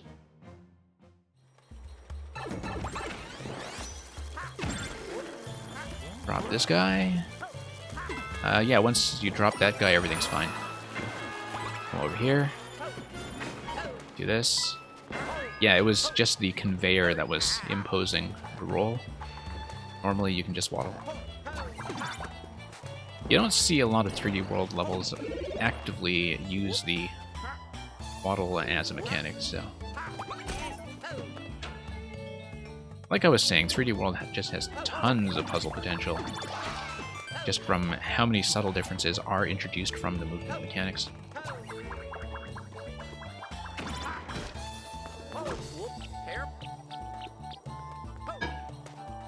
No, I just missed. I know I need to fire quickly before the next P-switch comes down. I just completely missed. And just one moment.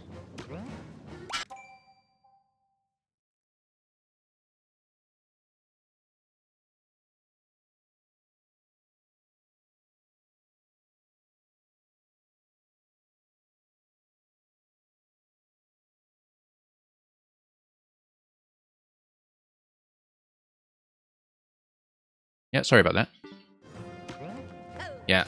So, Emmanuel, I may not be able to finish this in this sitting. I know that I've been making a fair bit of progress, but I do need to wrap up with the remaining levels fairly soon. Just so you are aware. And yeah, I'm close to CP2, but given that it is the CP2 check, we'll try to hit that. We'll try to get across with a boomerang. And I will likely save more of this for further attempts. It's very quick to get back to where we were.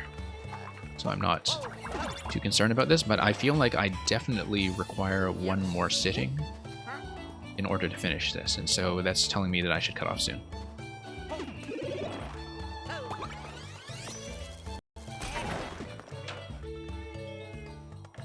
And... oh, it's actually not time-based, the P-switch. Okay. So I don't need to approach that with quite so much urgency. Yeah, that boomerang trick is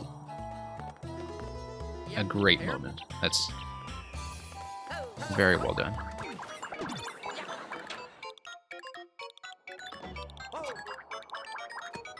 Now, I have a boomerang now, but that mostly just allows me to take 2 hits. Right? Like, that doesn't help me much beyond that. Okay, CP2, yeah. We'll wrap up this attempt. Like, next step on this attempt, I will probably stop for the time being. The POW block would obviously take out everything below my feet. Oh, I see, okay. That's gonna be a trap. Alright. So at this point, we'll just kind of tap out of the current version. I don't know if you are still revising, but this is, of course, version 68B, so we'll hopefully catch you the next time. Yeah, we know how to get back to CP2 rather quickly at this point, so we'll just mark that one as finished for now. Or not finished, but postponed for now.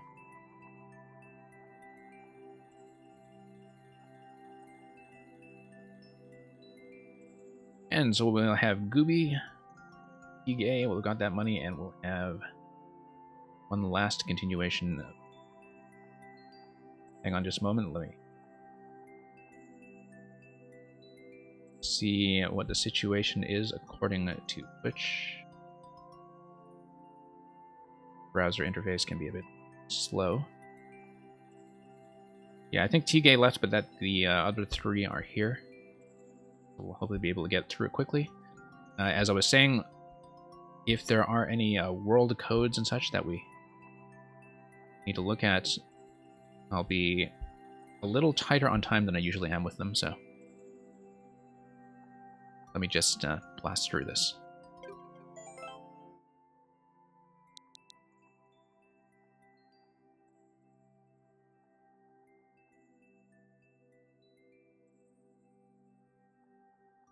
And thank you for your patience in sticking with us all this time. I do know that the control level was a longer one to sit through, but we made a pretty meaningful chunk of progress. Okay, 3-1B Lumber Falls. This level took pretty long to make, so I hope you enjoy. And I like the thumbnail already. Thumbnail is quite nice.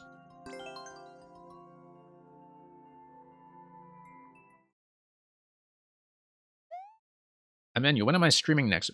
Probably the regular Saturday backlog stream.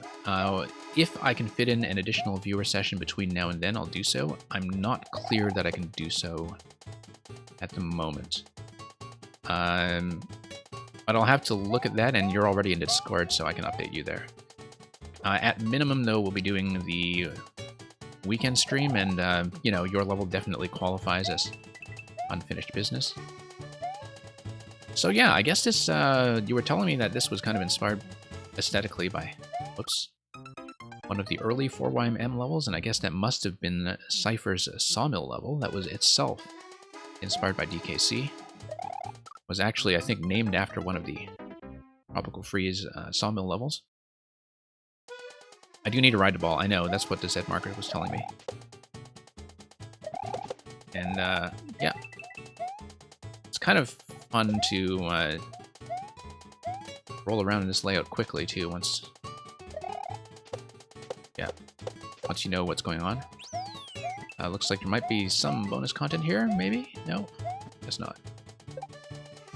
This guy can take himself out, though. Or we can bounce up there if he launches this. Not really. Basically need to catch that in midair, which I was eager to try since we were already at checkpoint. I'll just try it once. Or maybe. Nah. Never mind. We'll just go on.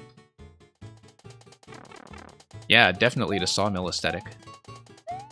That's very noticeable. We have a reset point here. Not sure why, but bone shell.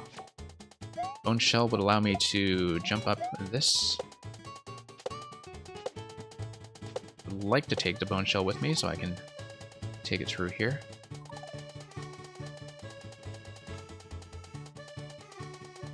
And yeah, a big drop of doom there, but made it. And yeah, that's fairly clear. Guess there's no way to preserve the bone shell past this point, but that's what the yellow pipe is for. Nice, very satisfying. I guess this is just a shell check. Yep. Okay, once again, we'll ride this over. A bit faster than that, though.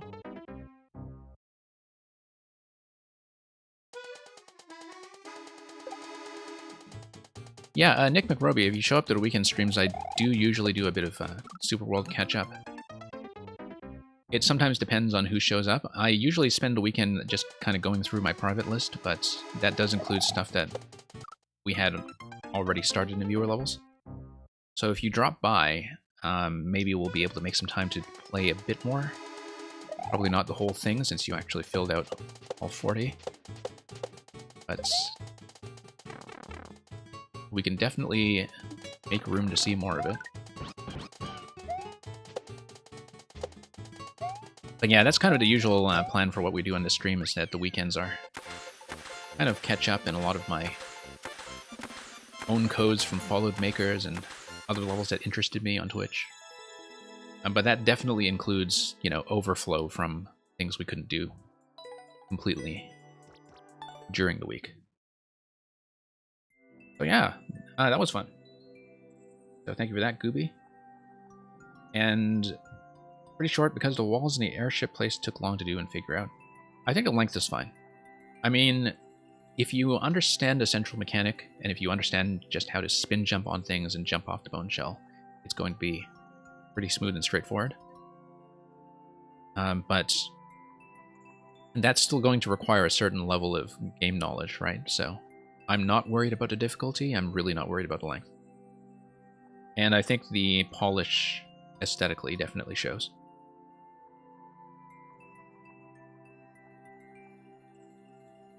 So we're going to be pretty close to the finish here. T-Gay, I think, had to leave some time ago. And yeah, I do know that that was supposed to be part of what you're putting together as World 3.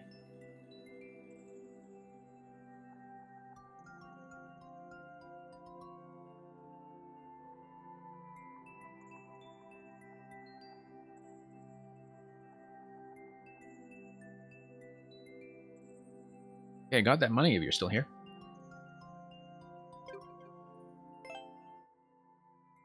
Twitch seems to believe you are, but you might want to confirm that.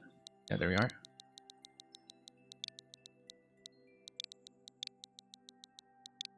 Glad to see you here as always. Glad you could actually catch me for once before queue closure.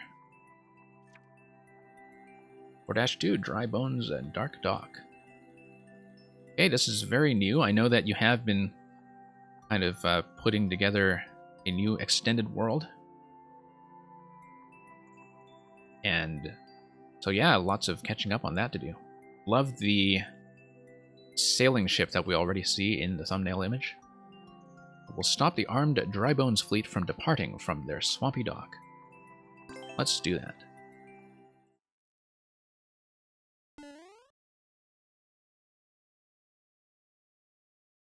Yeah, you managed to slip in at a pretty decent time today, so... I'm trying to open up some more flexible times for viewer levels again. Like, there will be some scheduling changes as we get into September and October, as I've been saying. That will partly be planned out on the Discord before I put in any of those changes, but my schedule is going to require some modifications anyway, so... Hopefully we'll have something that's a little better for people who are getting off work in NA, specifically because a lot of people are coming out of lockdown conditions already and are back to a in-office schedule. Okay, so this is telling me to go down, but I worked all the way to get here, so I kind of want to check what this is all about. 30 coin. Don't know if this is the main route or optional, but that's okay, we'll just do it. Wrap around, probably take the 30 coin at the end as an optional bonus. Nice little minigame.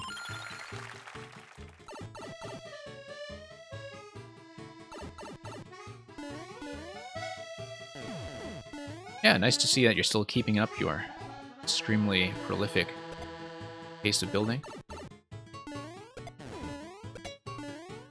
For those of you in the stream who don't know Got That Money, Got That Money is very much a sort of SMB3 traditional specialist, just squeezing every drop out of what you can do aesthetically with this palette, including with this sailing fleet that you see here.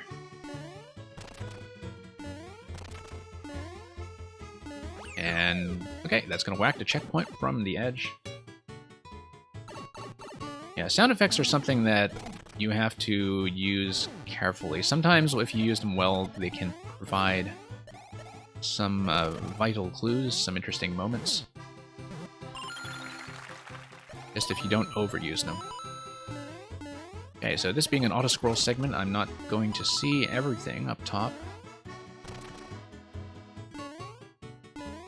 Definitely been hit by a couple of these rocky wrenches already, like it's Mega Man or something. It's actually oddly reminiscent of Mega Man, I think, this level, just given that it's very projectile based and that you have those rocky wrenches camped out and the dry bones firing at you. It's kind of like you expect Pirate Man to show up at the end of the level and then you grab the pirate power from him. It is very Mega Man style, I think, in some ways. That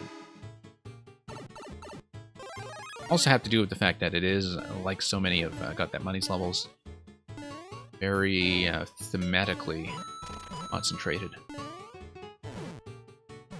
And that there's a clear visual idea that is being represented by all of these platform designs. Let's let this guy give me some room over. Yeah, I assume that there was stuff I could do up at the top layer if I had kept the Tanuki leaf. But... oh, okay, bad idea. Managed to salvage that.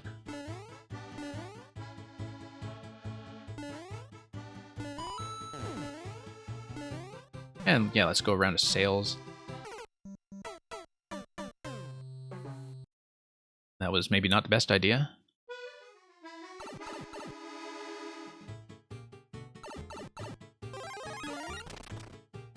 But we'll have, oops, bouncy sails and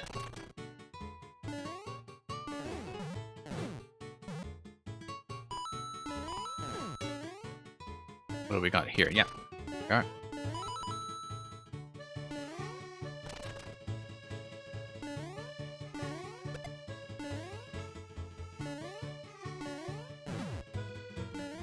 And once again, going for that one-up very recklessly.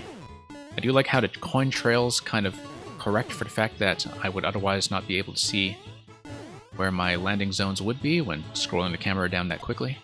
It's always a very valuable lesson for other makers who are building with that full vertical range of space. Is to give the player an opportunity to fall safely if they are coming down from a high location.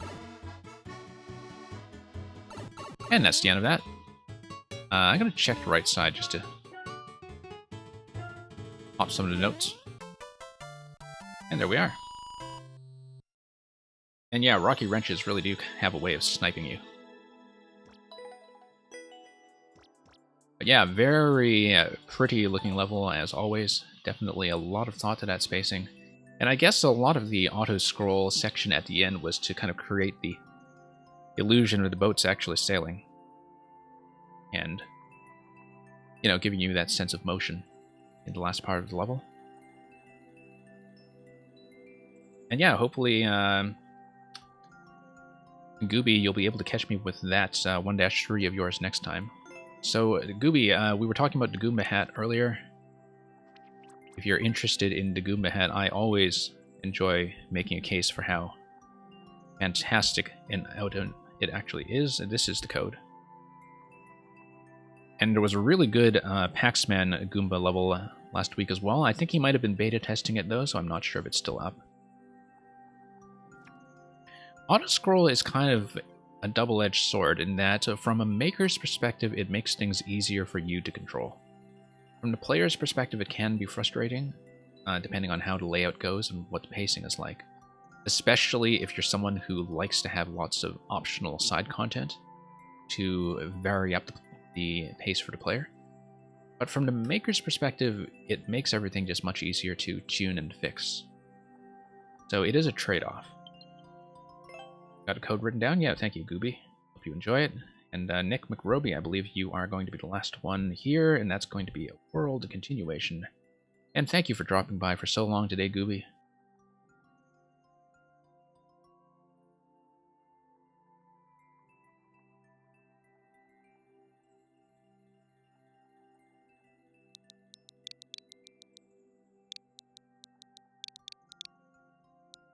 So yeah, Nick McRoby, since you are the last one, I will try to be a bit flexible about how much of the continuation of the world I see.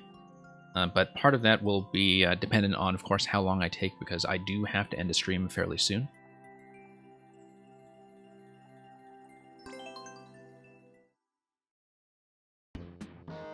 But let's just continue from where we left off.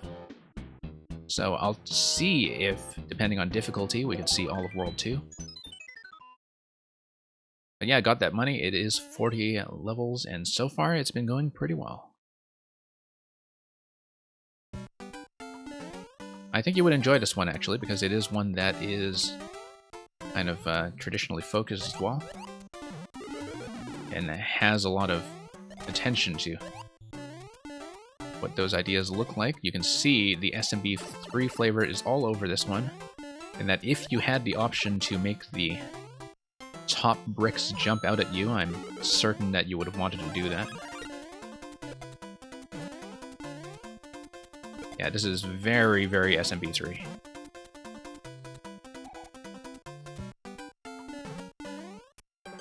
And yeah.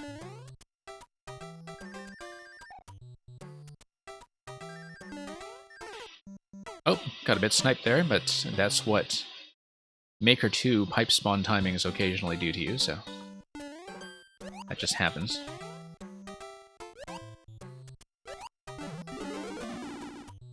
Probably should take flight just to see if you put anything up there. You know, just to explore this place properly. There definitely were some higher locations that I didn't reach earlier. Whoops. Yeah, there was a higher location up there that I could have flown up to, but I missed the opportunity to get into that red pipe. That's, if I make a complete wreck of this level, that's something I'll go back and check, but the unfortunate thing about the Super World system, of course, is that you cannot go back into a level from the world map, and I find that extremely unfortunate.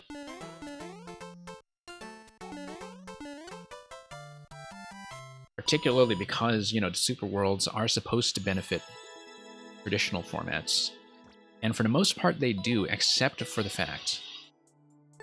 Yeah, you can see it's very much a Mario 3 remake. Except for the fact that you can't really go back to explore secrets.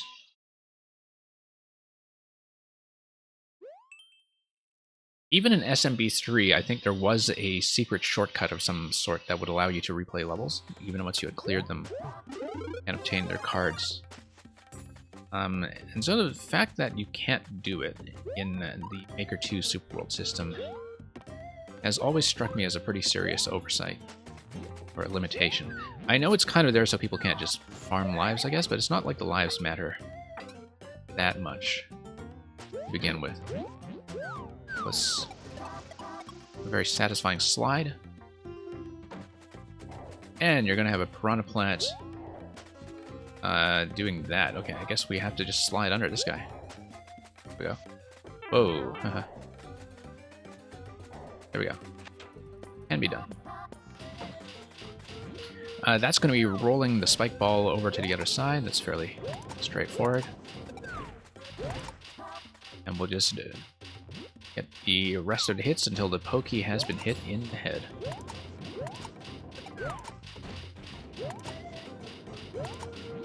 Eh, neat little minigame interaction there. Got that money. I think I'm right. I may be mixing it up with something, but I feel like there is some kind of secret re-entry input that you could use. I took the longest time to hear about that as well. I believe that's true. Don't take my word for it. It's entirely possible that I've just confused it with something else.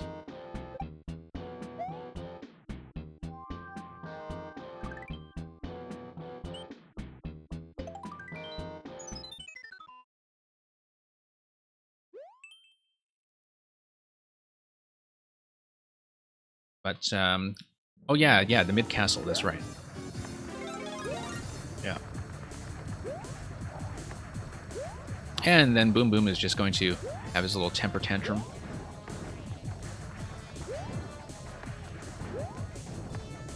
And I'm just going to stay well out of his way. I feel like this level, this one might need a bit more variety in terms of things that I can engage with. I know it's kind of tuned to be an early world, and so it's not a bad idea for it to be so simple. And of course, right on schedule, here's some stuff to interact with. Yeah. Because definitely for the early segment, I was thinking, okay, we've had a lot of angry Boom Boom at this point. What else is it going to do to show me something different? And then the Podoboos come up, and so that kind of resolves that question. Yeah. Feels like the... While the camera position is player dependent here, it's not a scroll, and so the player position is being pushed up by track platforms. I think there's a... one thing about this section is that the camera is not locked to an auto-scroll. The camera is a player camera, but the result of that is that even though it's effectively functioning in the same way as an auto-scroll, by not being an auto-scroll, my position relative to the camera was always kind of stuffed up to the top of the screen, and so a lot of the jumps that I was doing to get over Boom Boom were almost off-screen. So you see what I'm saying here is that, like, it looks like this section kind of would have been a vertical scroll, unless it interfered with another part of the level. But by not being a vertical scroll, I'm really kind of jammed up to the top half. It's not too big a deal, but it's something I definitely noticed, is that, you know, I ask myself, okay, if it's behaving like an auto-scroll anyway, then why isn't it? And again, it's a bit of a trade-off, right? Like whether you want to deal with the issues with running up against a ceiling that you would also alternatively be struggling with in an auto-scroll layout. Always been of a challenge to make those decisions, I think, when it comes to level design. But it should be fairly simple for me to hop through all of those and hit the axe. Platform speed never matched the scroll speed. Yeah, that's correct. That's definitely an issue sometimes.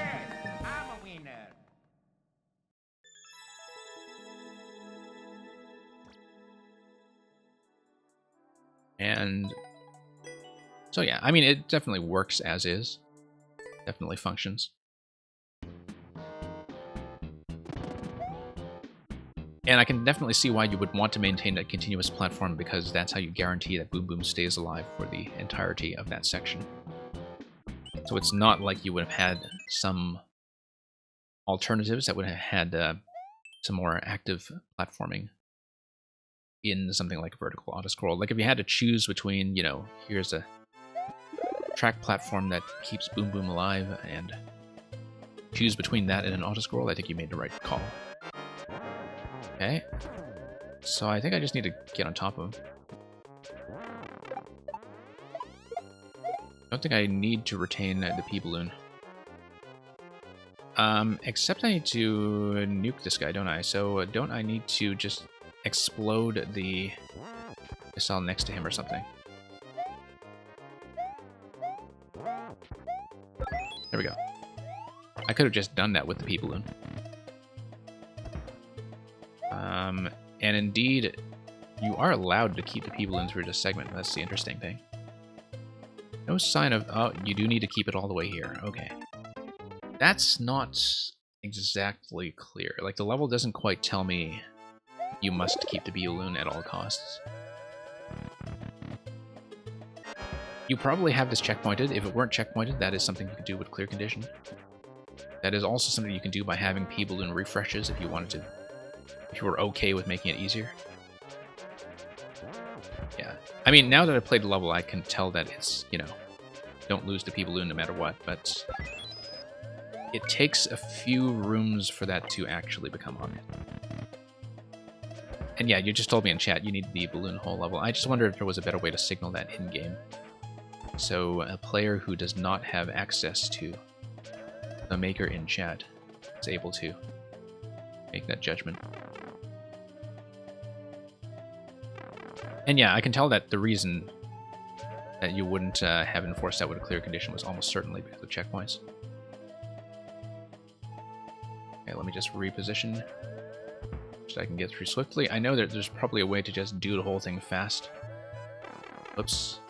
Okay, that's going to be death.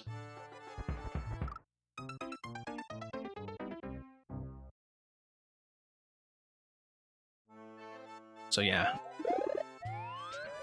Depending on the difficulty of this one, I'll see if I can get through World 2, and then I will definitely call it after that.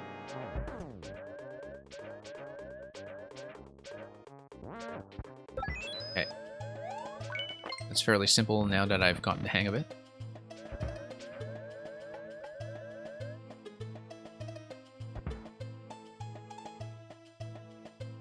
I think one way to do that would be... Whoops. To make sure that you require the P-Balloon to get out each of the exit gates. So for example, you see how you have a pipe exit at this level? I'm not saying that you need to redo this one. I'm just saying, you know, for future reference for P-Balloon levels. The way that you would make it clear to the player that you need to survive with the P-Balloon is by having, whoops, exits that are only accessible with the P-Balloon. So, whoops. Taking advantage of the fact that when you have the P-Balloon, you kind of follow swimming logic. In that you can get through pipes with entrances that are suspended in midair, as far as I know. Baiting the thwomps is easier than speeding. Yeah, okay. My tendency tends to be slow and cautious and debate the thwomps. But I know that a lot of levels like this, like when I see something like that, I start to think about speeding through as something that's likely to be a solution.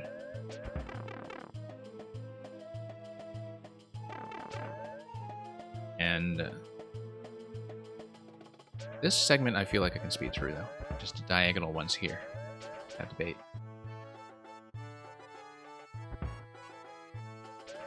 And okay. Let's get these guys through. Play it carefully.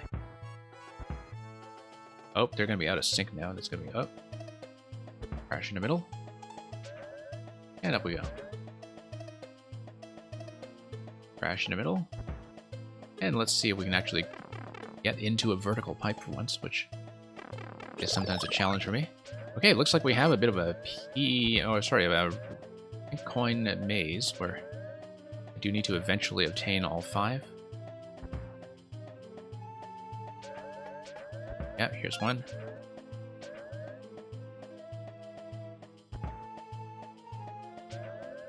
And we'll see what more we can do.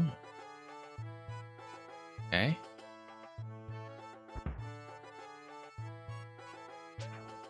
Looks like... Yeah, I have room to sneak.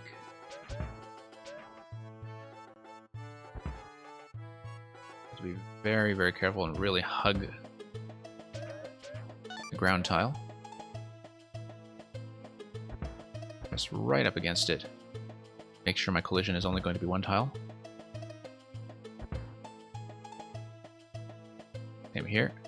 we go. Okay, not a really punishing precision check, thankfully. Here, I think I'm not confident that I have the room to just go for it. Whoa. So I should just bait.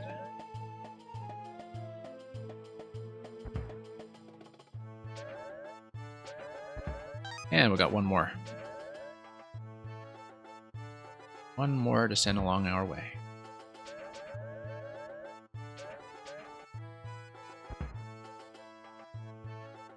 Okay.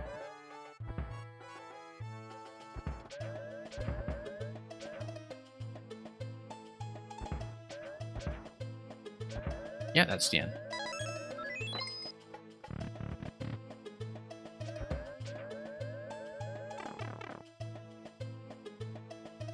Okay, checkpoint and one last segment to go.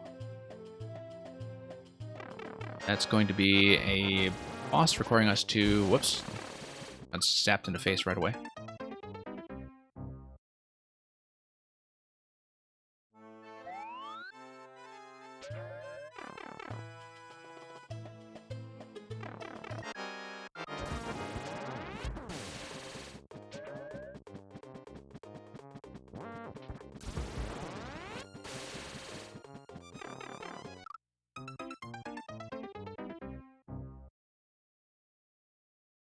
Okay, let's see. Let's try this once again. Sorry, I had something to attend to off stream while I was playing that. But back in focus.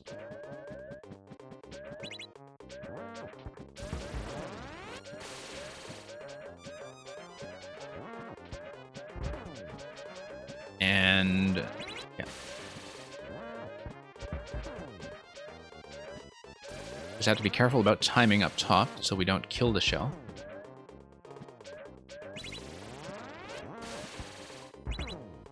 And yeah, okay, that was kind of lucky that the missile did not set back our progress. And okay. Very nice. Very elegant finish. Yeah, I like that. Very coherent kind of flow from the early segments of the level into the skill set that you ultimately need for the boss. So the main thing was just the clarity of requiring the P-Balloon the whole way through. That's pretty clear from your first death. But that definitely took me a few rooms to catch on to without having read your reminder in the chat. And we only have one to go, so we'll finish up with Castle in World 2, and that will be the end for this stream. This is going to be a 40-level world, so I should, in fact, stock up for once. I know I kind of skipped these in the previous segment when we did World 1.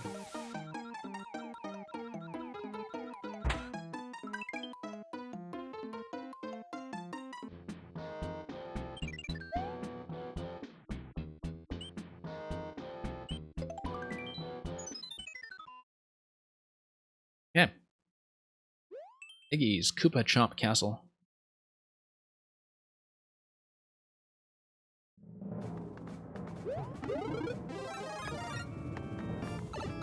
And we see 5 pink coins available here too. We'll see when that comes into play. I was going to fire that at Chomp and I just completely missed.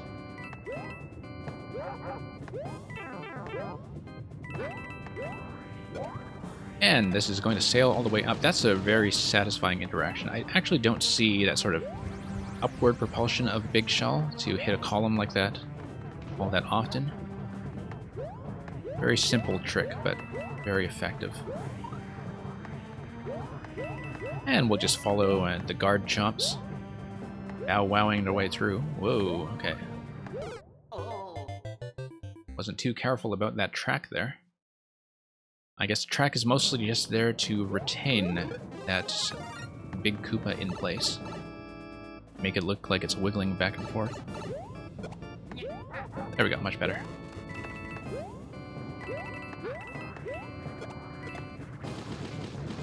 And we'll go up. Whoops. Trying too hard to outpace that. And we'll just be chased by the chomps this time. That'll give me a little bit more flexibility to outpace them. Nice little mushroom refresh at that point. Okay, Koopa, that's going to be helpful. As long as I don't miss like that. That's sort of important. Let's be a bit more careful.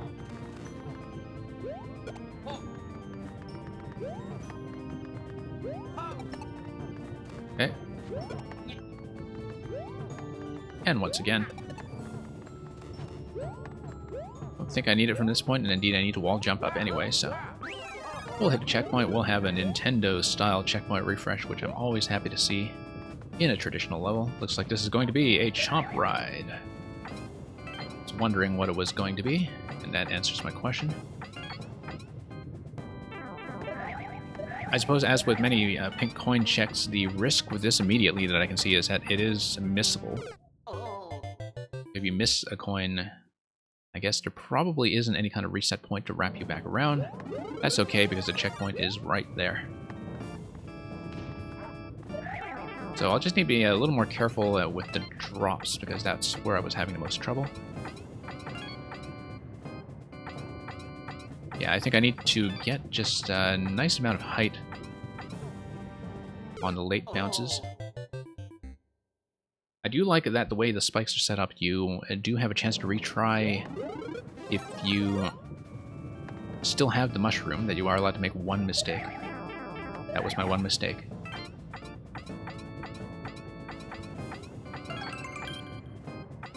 And we'll just need to fall gracefully with the chomp, I think. Fall to the right.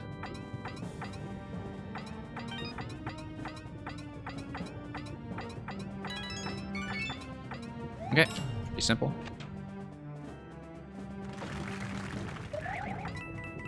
Chomps on the munchers. And a very nice accurate coin marker to work with there. It's going to give me a series of bounces.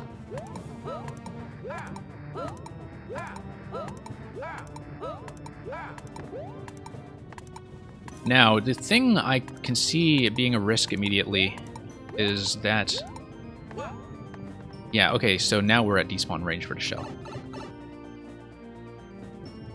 Gladly, the despawn range did not actually end up mattering with how narrowly that segment was built, but you definitely don't want a situation where the player has to, you know, kind of count on the shell collision with the on-off being something persistent when it is something that is going to stop when a camera is at a certain point.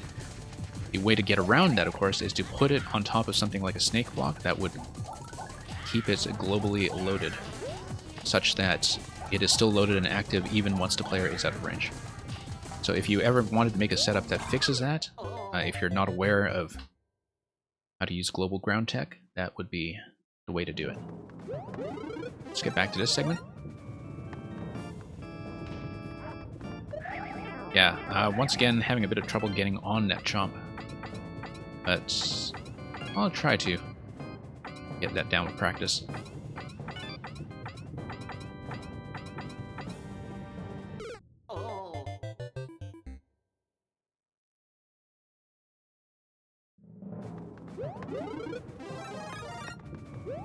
Okay. Yeah, I guess that's partly a matter of timing, but I think that it would have been nice if, because you have to get onto the right of the blaster to spawn a chomp in the first place, it would have been nice if I had some kind of safety zone that would allow me to adjust and kind of build some momentum going in. That's going to be a death.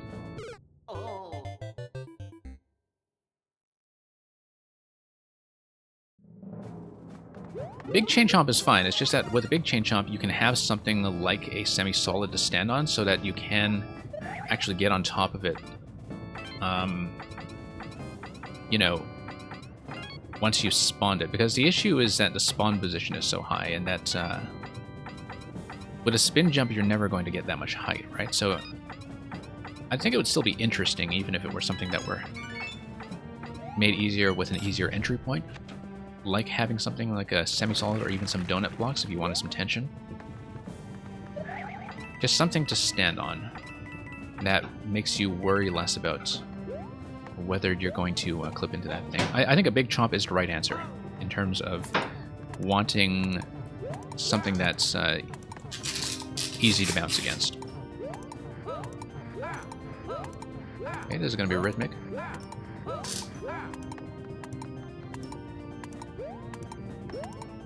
Nope, no, no.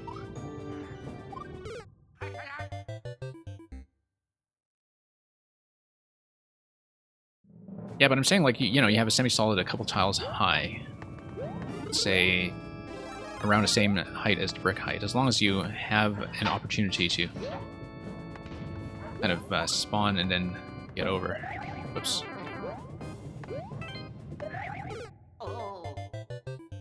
I know that the idea is that you want to get on the chomp when the chomp is on the low part of the bounce.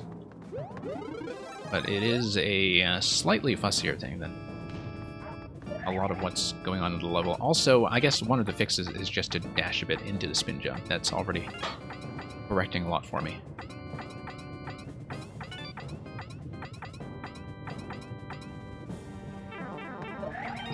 Okay, that's fine. That's fine. We'll live. Mostly a jump challenge at this point anyway, as long as we don't take damage on the wall jump column.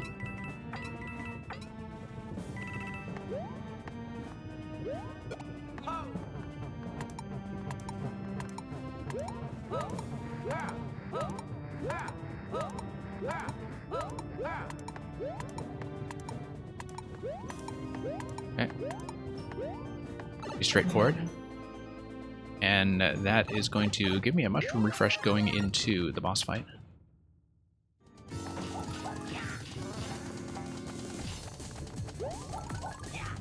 Yeah, gotta love Iggy and his signature move in this style, which is his little Michael Jackson moonwalk. Whoops.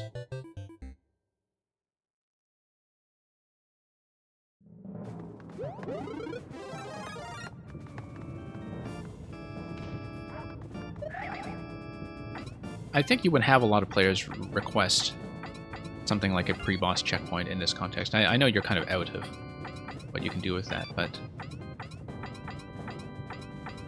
you would definitely hear that from a lot of people, I would imagine. But that's just more, you know, kind of thinking about the convention of boss fight as something that you would want to repeat immediately. I don't have too much trouble with it. But some players would definitely make that comment.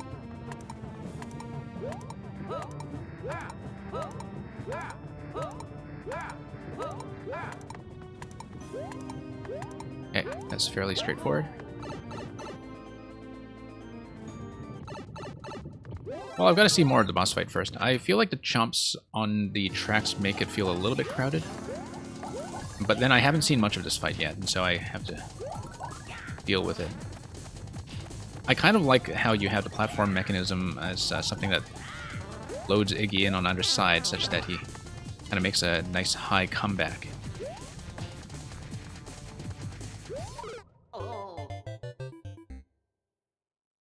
But the chomps do kind of snipe you from rather low. I mean, it's something we'll deal with, but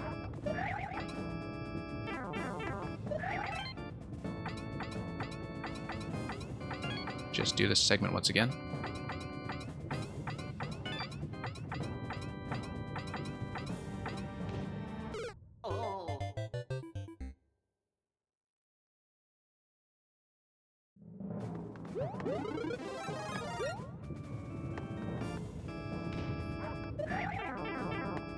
Okay, let's try that.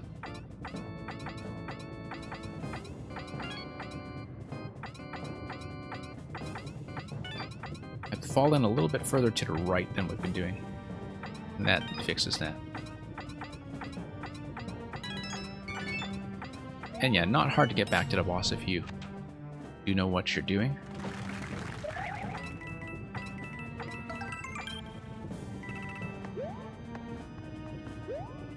But no, I definitely see how the boss room is set up such that if Iggy gets loaded onto the platform, he comes back down from the top. And that varies up the spacing of the fight a little bit.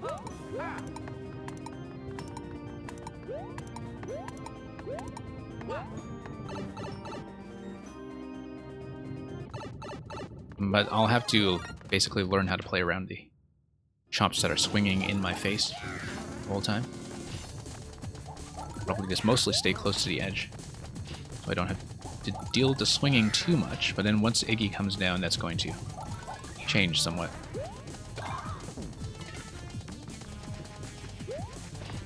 Okay. He has a very long shell pattern, as you can see here. At that point, he's going to be loaded back upstairs. And we'll have to deal with the second part of the pattern. Yeah, it's a nice fight.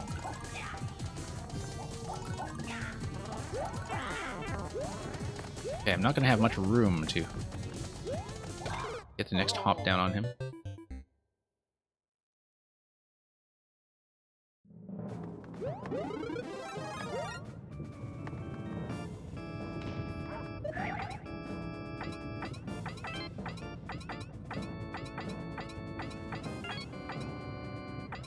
Yeah, it's a little bit difficult to play safely there simply because the chomps get so low in your face.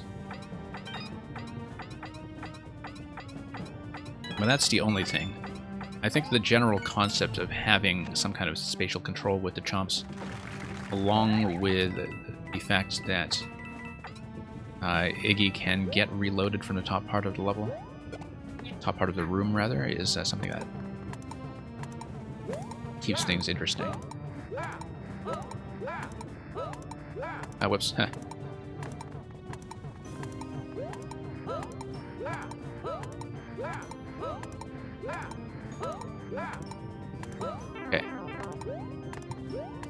There we go. Salvage that.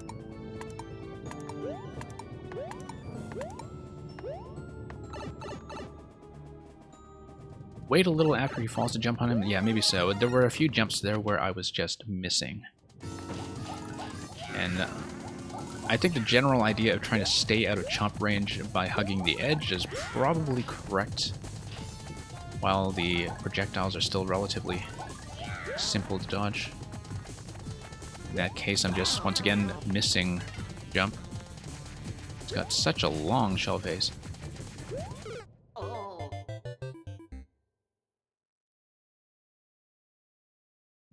Yeah, it is a somewhat lengthy walk back. But we'll deal with it. It's fairly simple once we know what's going on.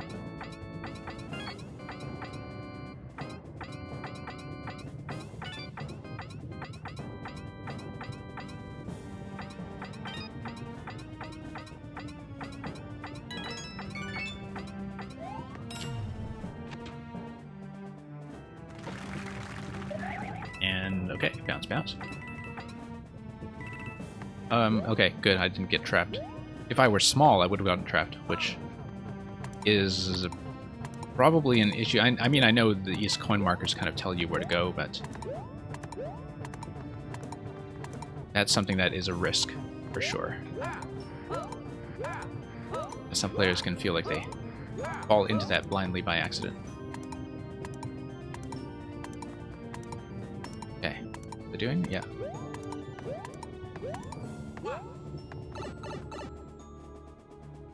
So we'll hopefully dispatch this quickly.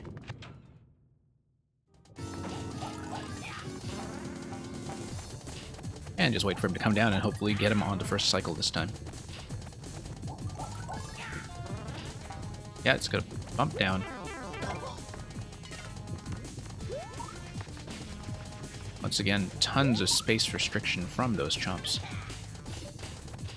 We loaded back up for cycle 2.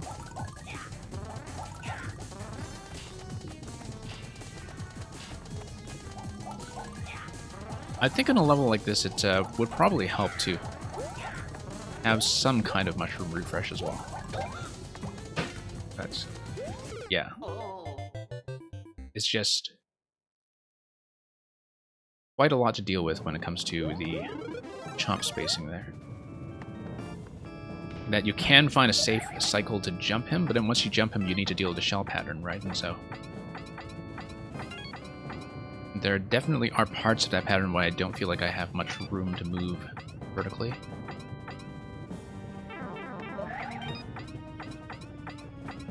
But we'll see what I can do with this.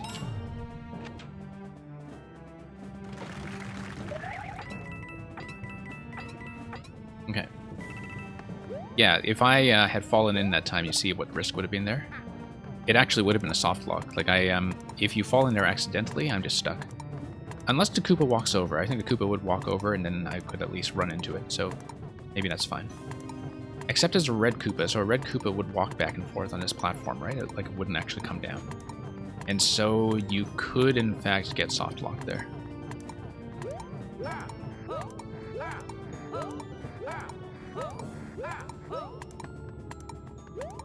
Oh, oops. Just bumper it, yeah.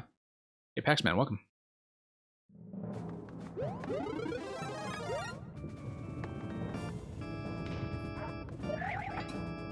Yeah, Paxman, we're just wrapping up for the day, but earlier stream I was telling somebody about your kind of anger management boom boom setup with the ever underrated Goomba hat, mostly just to spread the gospel of the Goomba hat, but we had somebody here earlier who had seen the boom boom exclamation interaction for the first time, and so that was worth noting.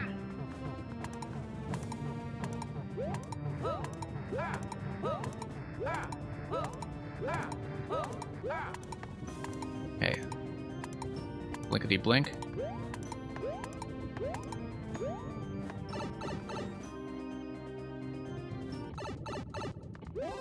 And yeah.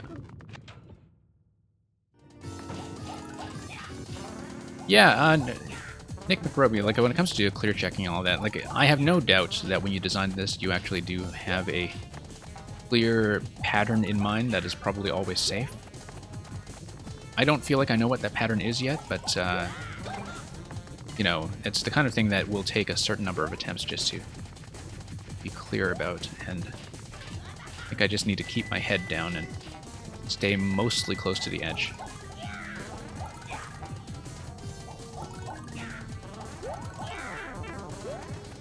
I mean, can't be too bad. I only need to get the third hit on him. Just need to stay very, very low. Get a third hit cleanly and then head straight for the key door.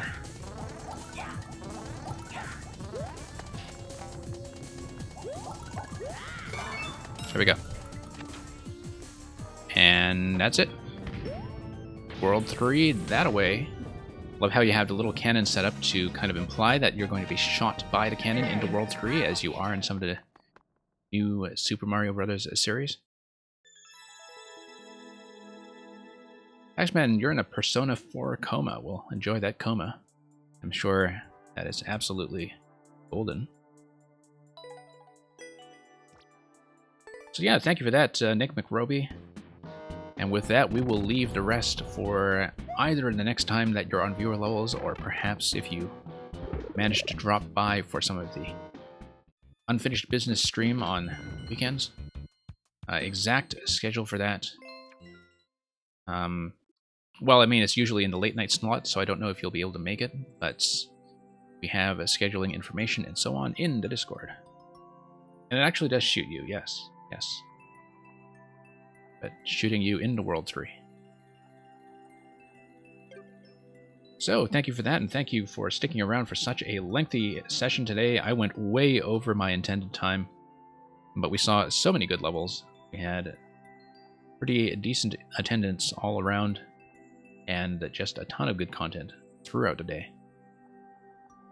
So that's going to be where I leave off, but as is typical, I'm going to look for somebody to raid, usually somebody who's doing Mario Maker, but sometimes I will change that up. That will, however, be all from me for the time being. So you have a good night, good evening, just a good day in general in whichever time zone you live in, and fare thee well. Stick around for the raid in just a moment. That's how I will bid you goodbye.